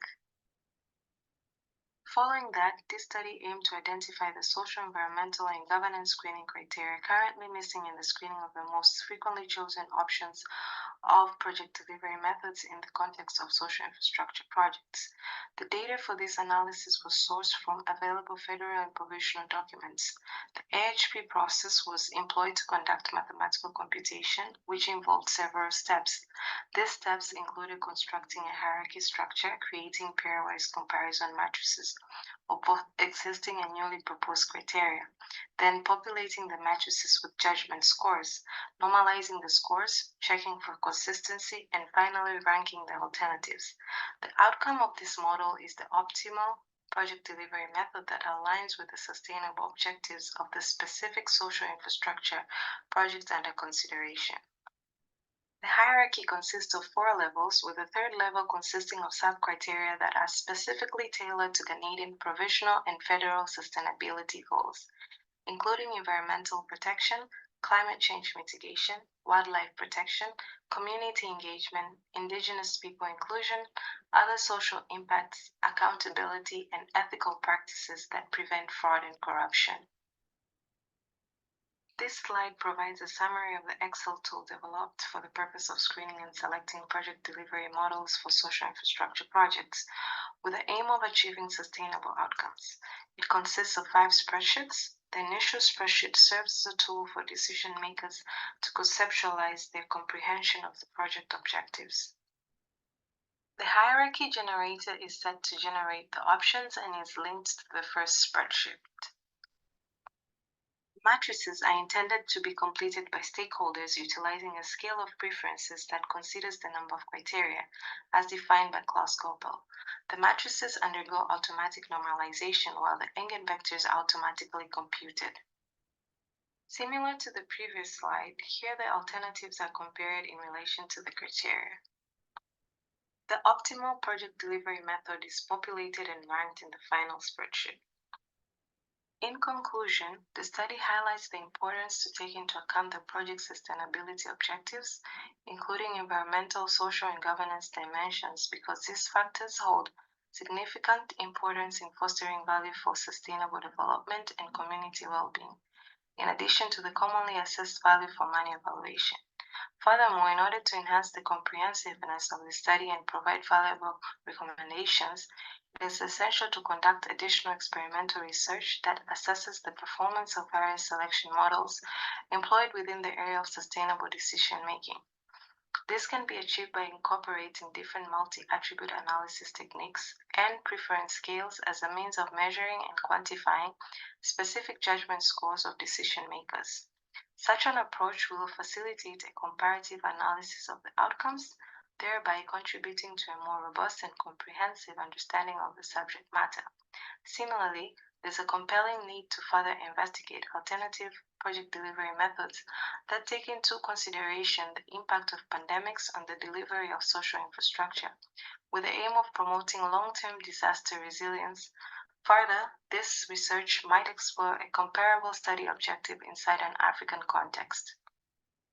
Last but not least, here is a list of key references comprising a concise selection of primary sources that have significantly contributed to shaping my thought process throughout the development of this thesis.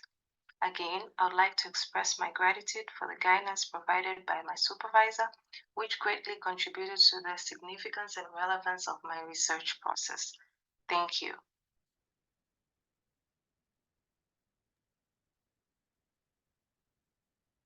Yeah, thank you very much, Anita. Interesting presentation. Social infrastructure, when they talk a lot about nature-based infrastructure, sometimes we tend to forget that social infrastructure are also a part of the game change and discussion. So yeah, this is I think in your mention social infrastructure, probably you should maybe add some recreation centers. Probably in your research, maybe you have selected only hospitals, public transit, and schools, like community centers. Yeah, recreation centers plus other, but those are really, sometimes people tend to forget that they're so hard to deliver, and that these Canada models you're doing here comparative with the Africa, I think Africa had a lot to learn about the social infrastructure planning, delivery and management. Yeah, very interesting. Thank you so much. So maybe some people might have questions a little bit in the end of this presentation. Thank you so much. Thank you. So let's see. There may be next presenter. I think we have a group of them here. I don't know if they are ready. I think Hu Zhao Kaiyuan. Kaiyuan, they have a research house in. Is it Hu Zhao Kaiyuan Husai ready? Sai man, man Sai. They are not here. Okay, if they're not going to present, all right? I don't know. Okay. But If they are not here, they are not in our room. Yeah. Okay, So, no worries. So if they are not, then Professor Yang, I think you can take floor. You can take floor from Southwest University. Professor Yang is going to talk environmental economic effect and equality implication of China trade. Interesting. So please go ahead. Go ahead. If they don't come, then we understand. Yeah, your floor is for you, Professor Yang. let me see how to share. Are you going to use PowerPoint?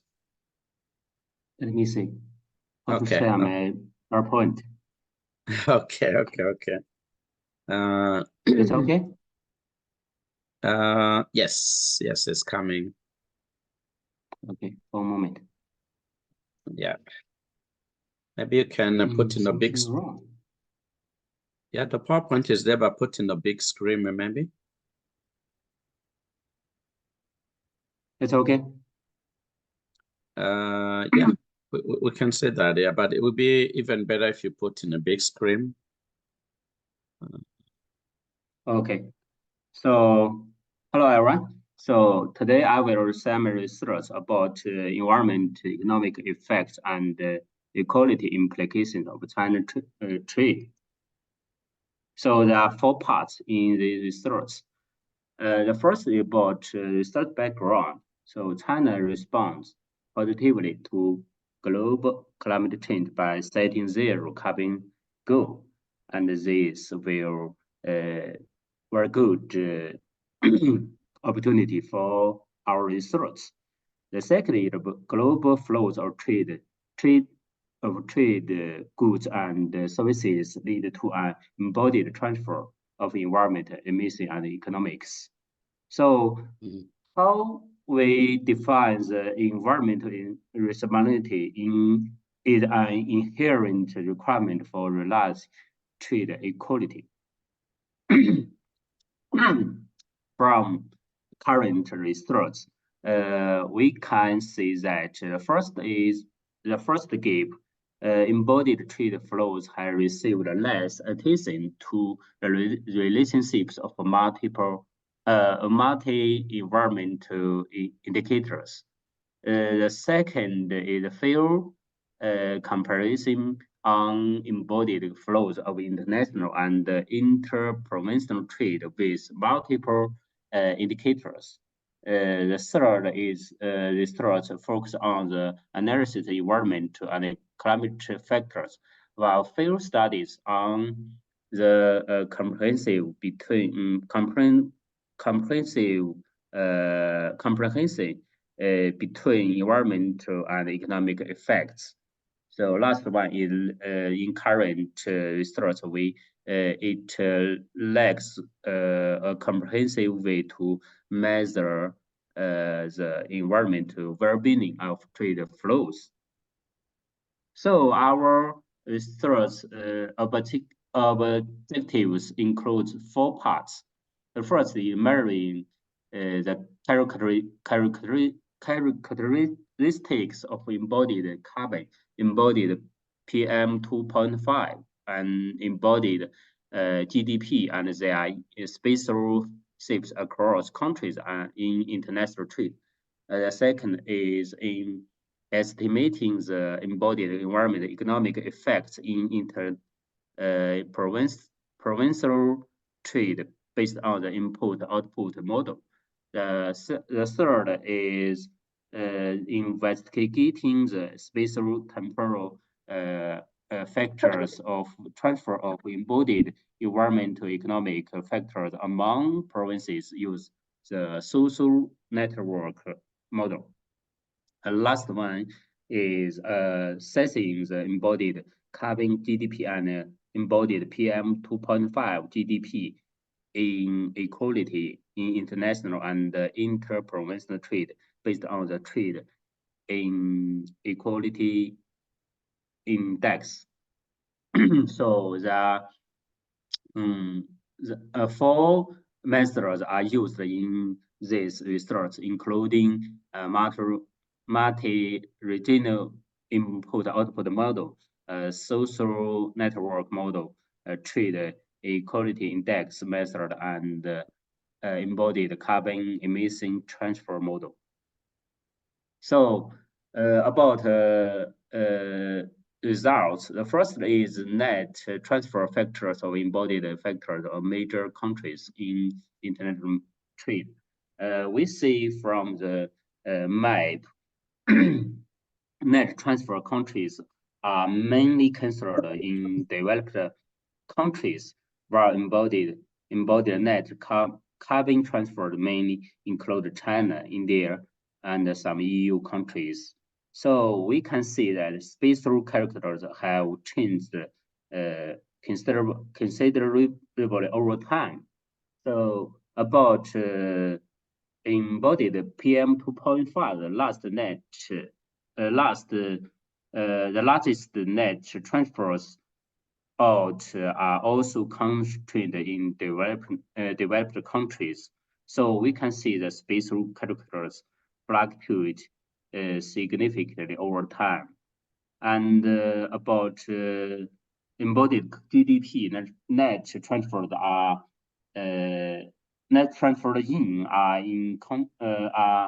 concentrated in countries such as Germany, China, South Korea, and Russia. So we can see the spatial patterns of net transfers have changed a little. So the second is, net transfer factors of, can't see it, embodied factors in interprovincial trade. So the basic factor we found is that the net transfer out of embodied carbon is mainly concentrated in Beijing-Tianjin region and the developed coast regions. So while the net transfer into provinces is concentrated in central region and northwestern regions. So we can see that the scale of embodied carbon transfer from interprovincial trade is decreasing. However, the net transfer of embodied carbon from large energy and manufacturing provinces is increasing. So about embodied PM 2.5, the net transfer out region in mainly in concentrated in the developed coastal regions, while the net transfer in region mainly in the less developed provinces in central and western China. So the scale of net transfer of embodied 2.5 is decreasing. So about embodied GDP net transfer are concentrated cold-rich provinces, rich north coastal provinces, and major manufacturing provinces. So South China is always a net embodied GDP transfer region. So about scale of net transfer, the net embodied GDP transfer due to the interprovincial trade is increasing. So they're different from other two elements. So the third part is about spatial work factor of embodied factor transfer in interprovincial trade. The total embodied carbon transfer is increasing with time, but the total scale of embodied PM 2.5 transfer is decreasing over time. About the embodied GDP transfer is increasing, like the embodied carbon. About trade equality inter countries, embodied carbon and embodied GDP. Most countries are located in quote 1, 2, and the 4th. We can see the difference between different quarters. When embodied, like we can see this table. The first about embodied carbon in quadrant 1, it is net out, and the same embodied the same tool, the embodied 2 PM 2.5, and the embodied GDP net in. So it will show the inequality. Like this, we can see the table and check the performance of the equality. So embodied PM 2.5 and embodied GDP, most countries are located in quadrants 2 and 3, with EU countries such as Poland, Malta, and Estonia in quadrant 3. It's about trade equality index. Embodied carbon GDP, China trades with other countries with very degree of equality. The inequality index of trade with developed countries is greater than 1, such as China, Australia, and China, Germany. And the embodied PM 2.5 and the GDP equality is mainly manufactured in EU countries such Bulgaria, and Estonia, and developed countries such as Canada, Germany, and the UK. China is in a relatively favorable position when trade with other countries. And lastly, trade equality inter-provinces. In fact, there are many equalities between different provinces in China. most countries are located in quarter 2 and 4. Developed provinces are in an absolutely advantageous position in terms of environment, emission, and economic benefits. The less developed provinces in Western China, not only bear the pressure of air pollution emissions from other provinces, but also have an outflow of GDP. Embodied carbon and the economic benefits of trade are moving towards a more optimized pattern. So the first embodied carbon and GDP, and the second the embodied PM 2.0 and the GDP. They show different performances. So the first is a trade equality occur mainly in the heavy chemical and energy provinces like Shanxi province. The unfairness between developed provinces and less developed neighboring regions is more obviously. China's inter-provincial trade inequality index is decreasing for embodied PM 2.5 and GDP. Trade inequality is found between the developed and less developed provinces. So we can conclude from the results. The first is the multiple factors analysis embodied needed. Basically, single indicator measurements of the embodied carbon, embodied air pollution, and embodied land and embodied water, but they didn't have a comprehensive perspective. The second is research assessment tools. So we just use trade inequality index. I think it's also simple. If we have a comparably complex tool, so more detailed information that's better for us. The third is the development of trade economy doesn't imply improvement of environment and competitiveness of regional economy. The fourth is trade inequality requires timely adjustment of national and international environment economic policies. So mechanisms for transferring environmental economic effects are studied. So future research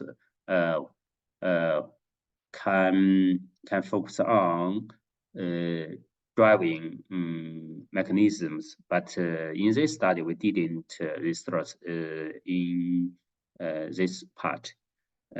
So field research could analyze the impact of trade on the level of important industries and the impact of trade on level and the structure of employment. That's our future research. So thank you for attention. Thank you so much, Professor Yang. Very, very comprehensive, very detailed. So it's very interesting research you are doing, because environmental and the common economic effect, with the inequality, in China trade. This is a very, very interesting topic. So thank you so much. I think some people in our group might have some questions, and then maybe we're going to interact a few minutes before we close, because this is our last session. So appreciate your management of time. We are ahead of time. We still have like maybe 15 minutes ahead, so which is good. So But Jean-Marie, we have one more final presentation. So they finally came. There was a group who escaped. They come now. Yes, they came, but they also have their video already with us. Professor Okay, Yang, okay. if you could stop sharing. Yeah, sorry. So thank you. Maybe Sorry, I'll check the button. Sorry, for a moment. Let me see how can okay. stop it. Yeah. Good. Didn't familiar with this software. I don't know. Are you using AI? No, not AI, but I don't know how to stop it. Sorry. I think there is a button on. It's okay. No, you stay there. I say on the top there's a button says stop sharing. Stop sharing. Yeah, when you go on the top of your computer, you will see there is a stop share because you are sharing now. I have done it, so I've stopped. I've tried to. So okay. It's okay now. You can do from there. You. Good. Thank you, Professor Yang. Thank you. Stay around for discussions and then before you close. Thank you so much. Thank you. So, it's hard work for you, I think, Jenny, Mary. You say what? So many, so much. It's hard work for you today. So many. Yesterday we have a training workshop. I was also in Nairobi. Now this is long, but it's good. I love everybody is disciplined. Good presentations, and then we are the last one. So after this, we are done. Thank you so much for your support. Yes, I read. I listen to most of reporters. Yeah. Thank you. Yeah, no, really great. Everybody been supportive. I appreciate it. Yeah. Okay, so let's listen to. There was a group of Jiahu, Meng San, something from Shanghai. Oh, Shandong. I think is Jiangsu University. Okay. So they have a video. If they are around. Sorry. Could I speak a word? Speak a sentence? Can I jump a word? Okay. So, 胡教授，赵教授是吧？赵教授在吗？这个是 video. They just send a video, but I don't know if the people are there. Eben, are there the people or just a video? The people, I think they also joined. I accepted someone a while ago. Okay. We don't see the. Sasai man is there. Okay, Sasai man. Yeah. He didn't come here. That's right. He joined the call. He's on the call now. Okay, so Sasai man is representing the group, all right? Yes. Okay. I think Hu Zhao is not there, so yeah. Okay, good. Play the video and then we'll see. From Shandong Jianzhu. Hello everyone. I'm Meng Sai from Shandong Jianzhu University, Jinan of China. The content of my report is research on the jobs housing spatial relationship of county migrant workers. A case study of Zhoucheng County, China. The research was completed by my supervisor professor Zhao Hu, my workmate Han Kaiyue, and I. My report consists of the following 4 parts. First of all, migrant workers have always been a special group concerned in the process of urbanization. With the development of county urbanization, the trend of returning and urban population flowing to the county is obvious. Counties will become the main destination for migrant workers to enter cities in the future. Therefore, under the background that the land development in the metropolitan core areas tend to be saturated and the county urbanization is developing. It is of great significance to realize the jobs housing balance of migrant workers in the county to improve their quality of life and promote social equity and sustainable development in the metropolitan fringe areas. So, Zhoucheng County is selected as an empirical case to study the jobs housing characteristics and the influencing factors of the jobs housing spatial relationship of migrant workers in the county. Zhoucheng County is located in the southwest of Shandong Province, China, the edge of Jining metropolitan area. The total area of the city is 1,616 square kilometers, with 3 sub-districts and 13 towns under its jurisdiction. A large number of non-agriculture employed people exist within the county.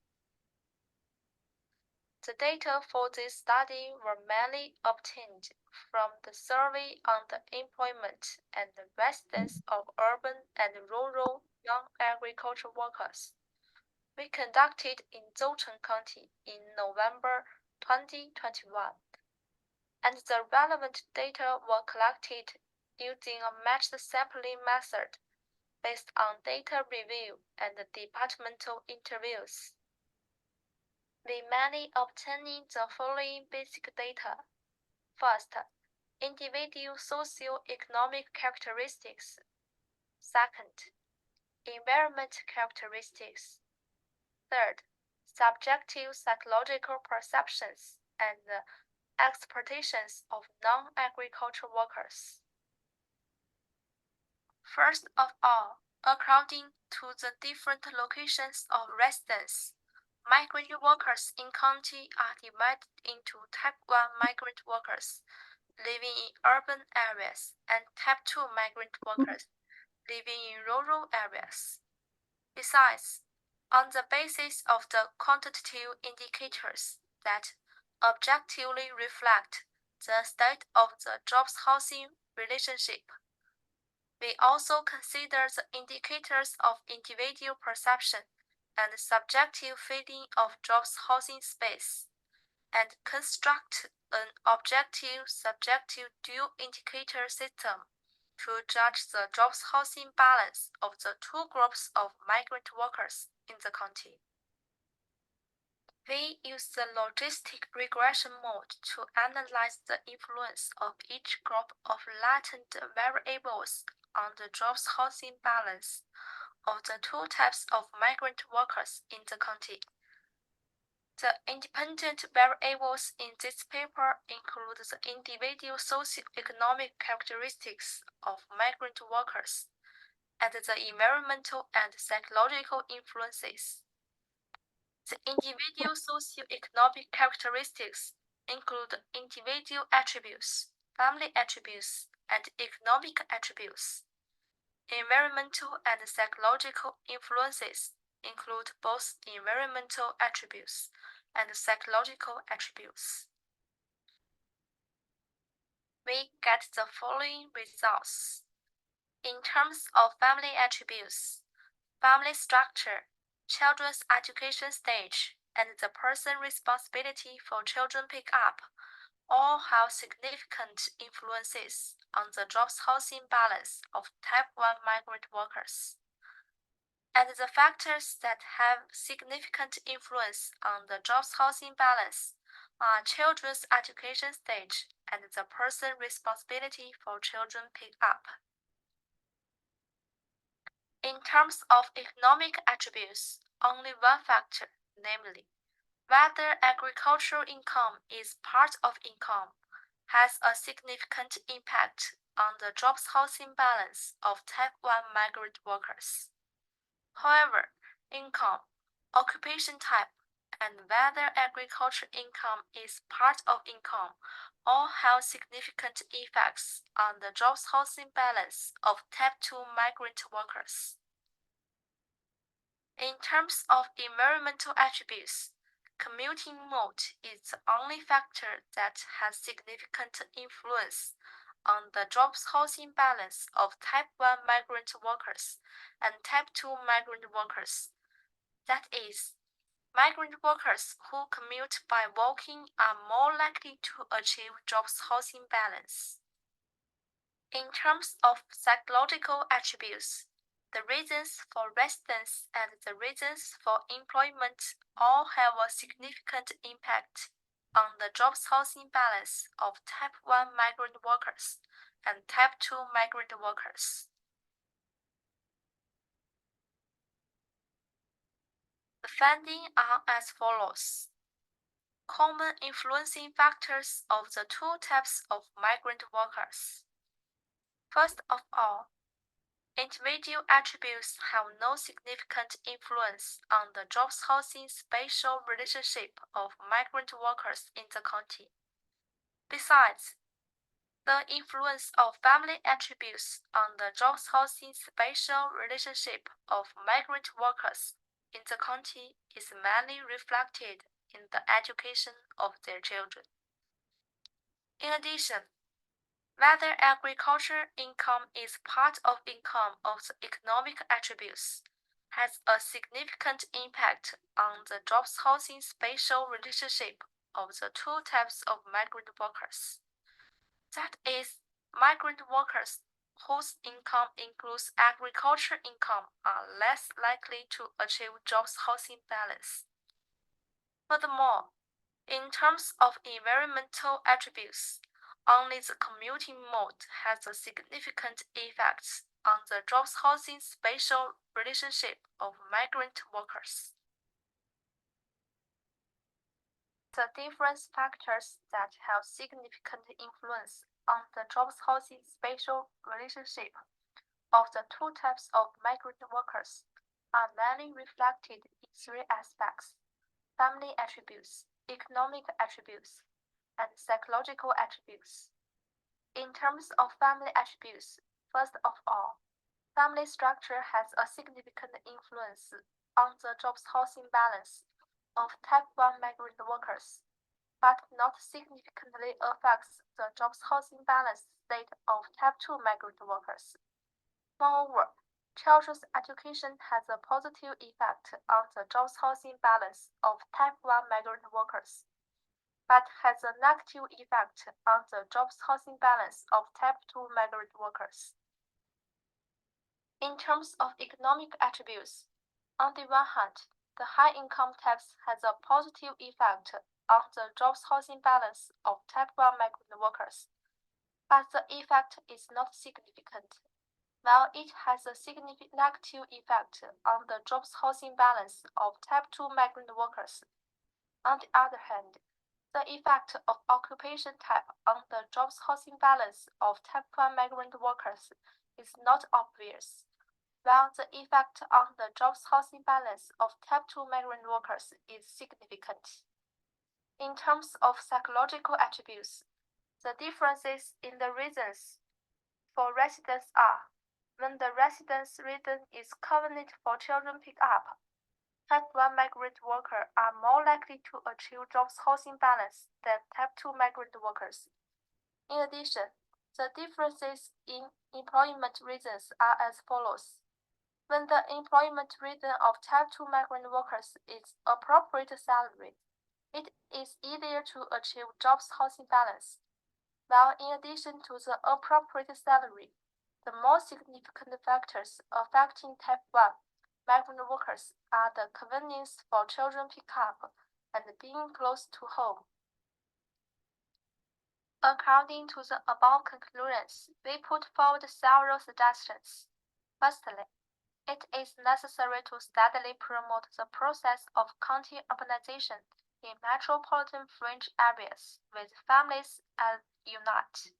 Orderly promote the transition of migrant workers from the first stage to the second stage, reduce the spatial-temporal distance between urban and rural commuting migrant workers, and improve their levels of jobs-housing balance.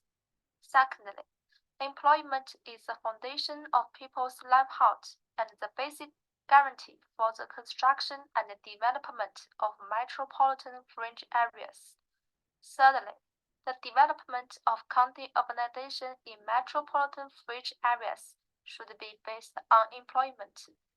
Fourthly, efforts can be made to improve the level of public transport services in counties covered in metropolitan fringe areas, and to improve the living and working conditions in counties. That's all for the report. Thank you for listening. Yeah, very interesting. So migrant workers has been an issue for many years in China. So this is probably one of the case study. So I don't know if Mentata is around. There's no one in the group who is here to answer some questions. Mentata is online. Okay. Yes, I'm here. You are there. Very good. So thank you very much for your presentation. I think stay there because some people might have some questions. But if just to start, so can you ask questions? First of all, I would like to thank, all the panelists for in this, what you did. It was wonderful. So now we are free for question, comments, to any item you have heard. You can address to who you want just to answer your questions, just exchange. Let's use the last 10-15 minutes for that so that we can conclude and finish our special panel C today, okay? So probably 10 minutes would be enough. So I will start myself asking questions with I think the last presenter. I didn't understand quite well what you call type 1, type 2 migrant in China. This is the first question. Secondly, in my recent research and observation in China, I have seen that in metropolitan cities like Shanghai, Beijing, the big cities, most of migrant workers, they have left. They have left because the urbanization sprawl, small cities are growing. They have more opportunities just to make business. They use what they learn in big cities to create their own wealth and knowledge in their small towns. I think with the gentrifications where cities are not livable, even for people who are Shanghai, that's the city I know quite well. So it's no more livable for people who don't have a really good income and like this. So it's really gentrified city. So, but most of the Shanghai people cannot live there, even migrant, they have moved to secondary and tertiary cities. So how this movement of city gentrifications means is not livable city, they're too expensive and people are moving, are helping more migrant workers to go back to rural area or where new city are developing just to develop themselves. There's so many cases going on. So what your comments on this?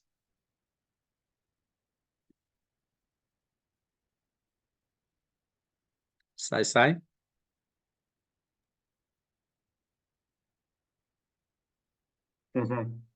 Hello? Yeah, I'm here. Have you heard my question? Yes. Can you repeat the second one? Okay. Yeah, I say in your presentation, I have the first question was, I didn't understand quite well what you call type 1 or type 2 migrant. This was the first question. And my second question was asking a new phenomena from developed cities in China where migrant workers are no more interested to live because so expensive. city became very exclusive. They're no more inclusive because so expensive. They're going back to their own hometown, rural area, or small city just to develop their own businesses. So how this phenomena is helping migrant workers to return in their own area? These are the two questions I have.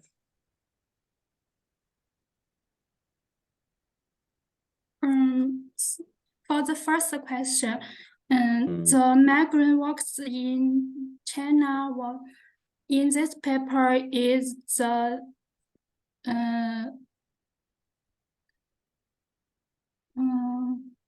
people whose household is in rural, but they are work in cities more than 6 months.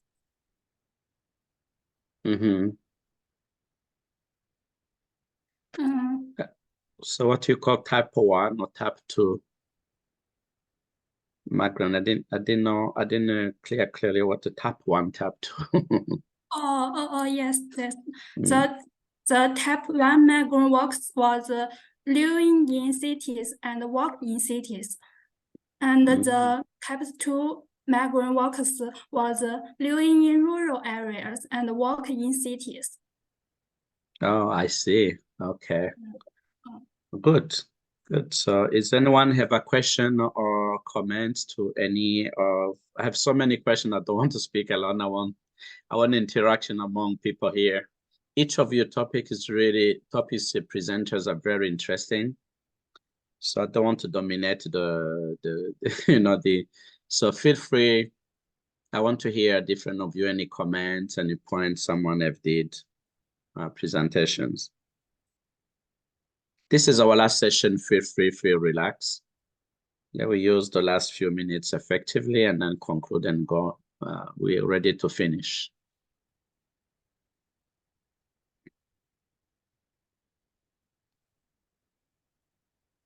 Yeah, these migrant workers living in counties, their commute time and commute distance was shorter than that people in big cities. Okay. They are more easy to get jobs and house balances. Okay, I see. Okay. Good. So, Professor Yang, do you have a question to anyone around for comments or?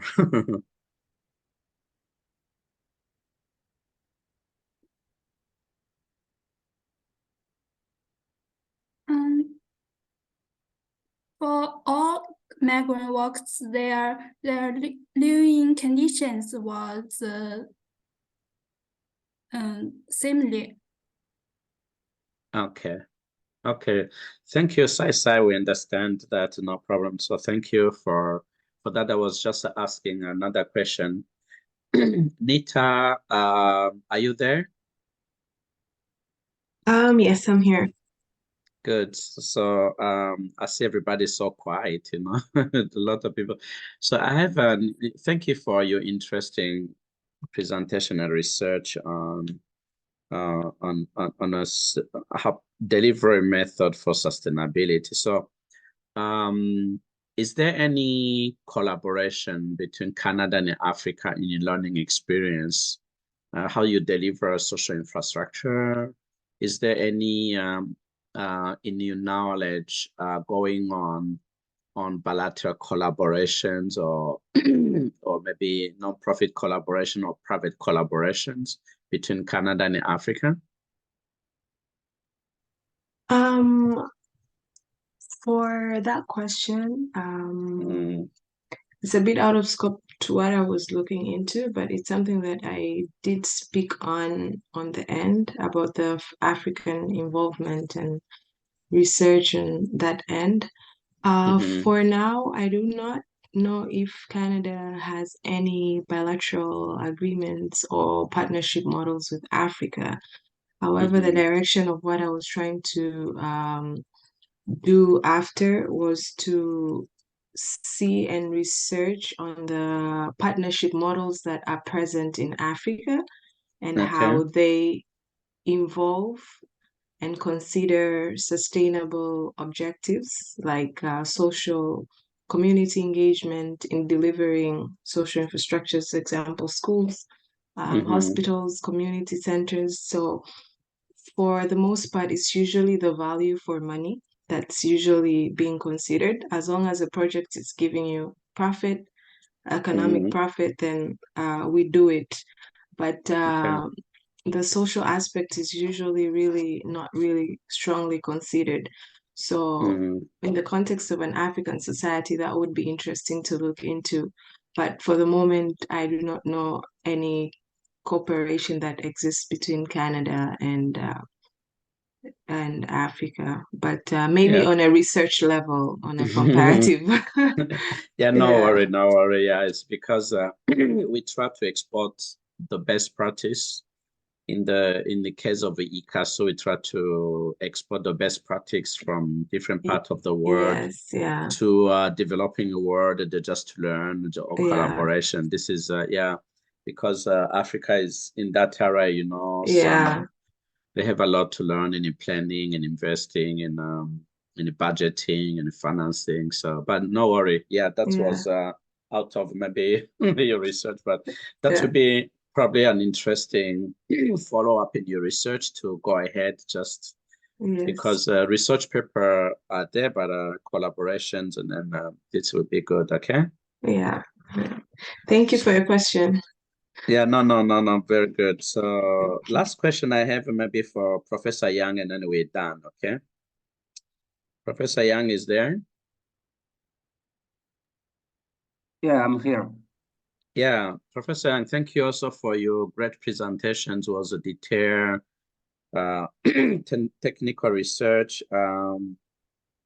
So in the context of China, with the economic effect, with the environmental, can you give an example of inequality implications, you know, especially in the trade, because you try to link inequality implication with the trade, the China trade. The relationship didn't catch clearly in the presentations. Maybe you can just clarify a little bit.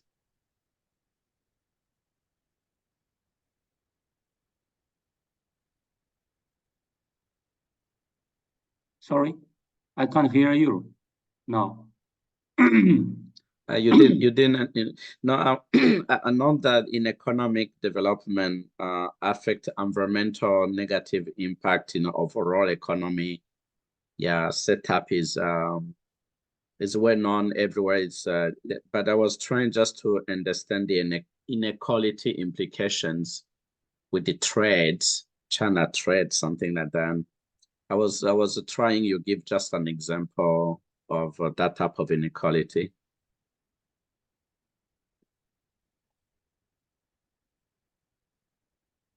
Give example for what? Sorry. You were talking about inequality implication of China trade. I believe you're talking about the environmental with the economic effect like that. So so I was trying to ask if you can maybe give us one example of that inequality, or what you want to talk about inequality. Just how can you highlight maybe one implication on China trade like that? Okay. In my speech, I said that in some developing regions will transfer their energy to developed regions, but they also lose some GDP if we calculated. If we assess it, so we use an index to evaluate it.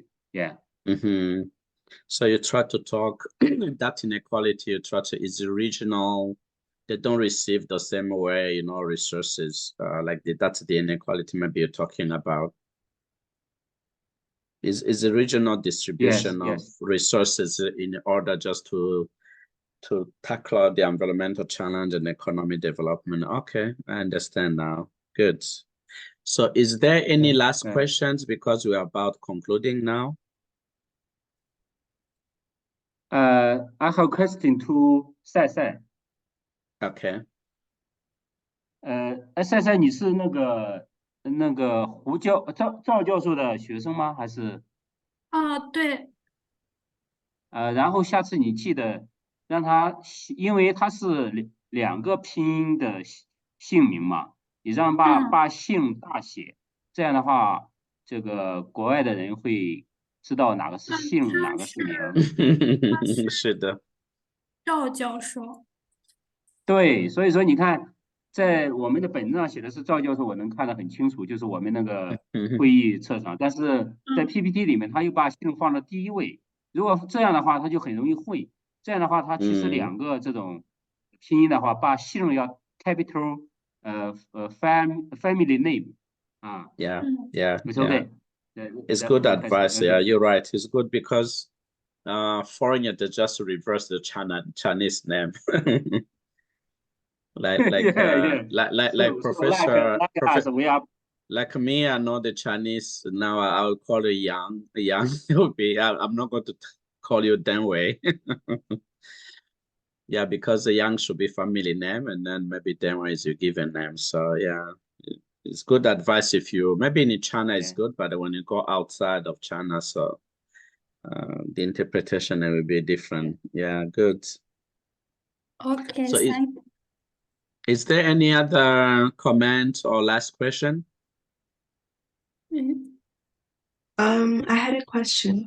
Are we going to have a closing online session after this? Or yes, that's what I'm going to do because we are almost done. There's nothing more. Okay. Okay. So let's close this. So first of all, I would like to thank my team. You know, like special Eben and Dana, who helped me to set up all these 4 session for special session. I mean, SC. A lot of people was not very easy to communicate, but I appreciate. I mean, you know, the hard work they did. I'd like also to appreciate really the speakers and everyone tried their best to give on time the presentation, the videos, and the control the time. This is very successful. We are all happy now. We really finish on time. So I know the time is limited. There were so many interesting presentations that we don't have time to interact, to ask questions. Feel free to exchange. You have all the contacts in case you need one of you, just to collaborate, just to exchange anything, including myself. So please feel free. So for some, it's too late. I believe, especially in China now, it's too late. And other people have their own other regular, you know, responsibility. They want to go now.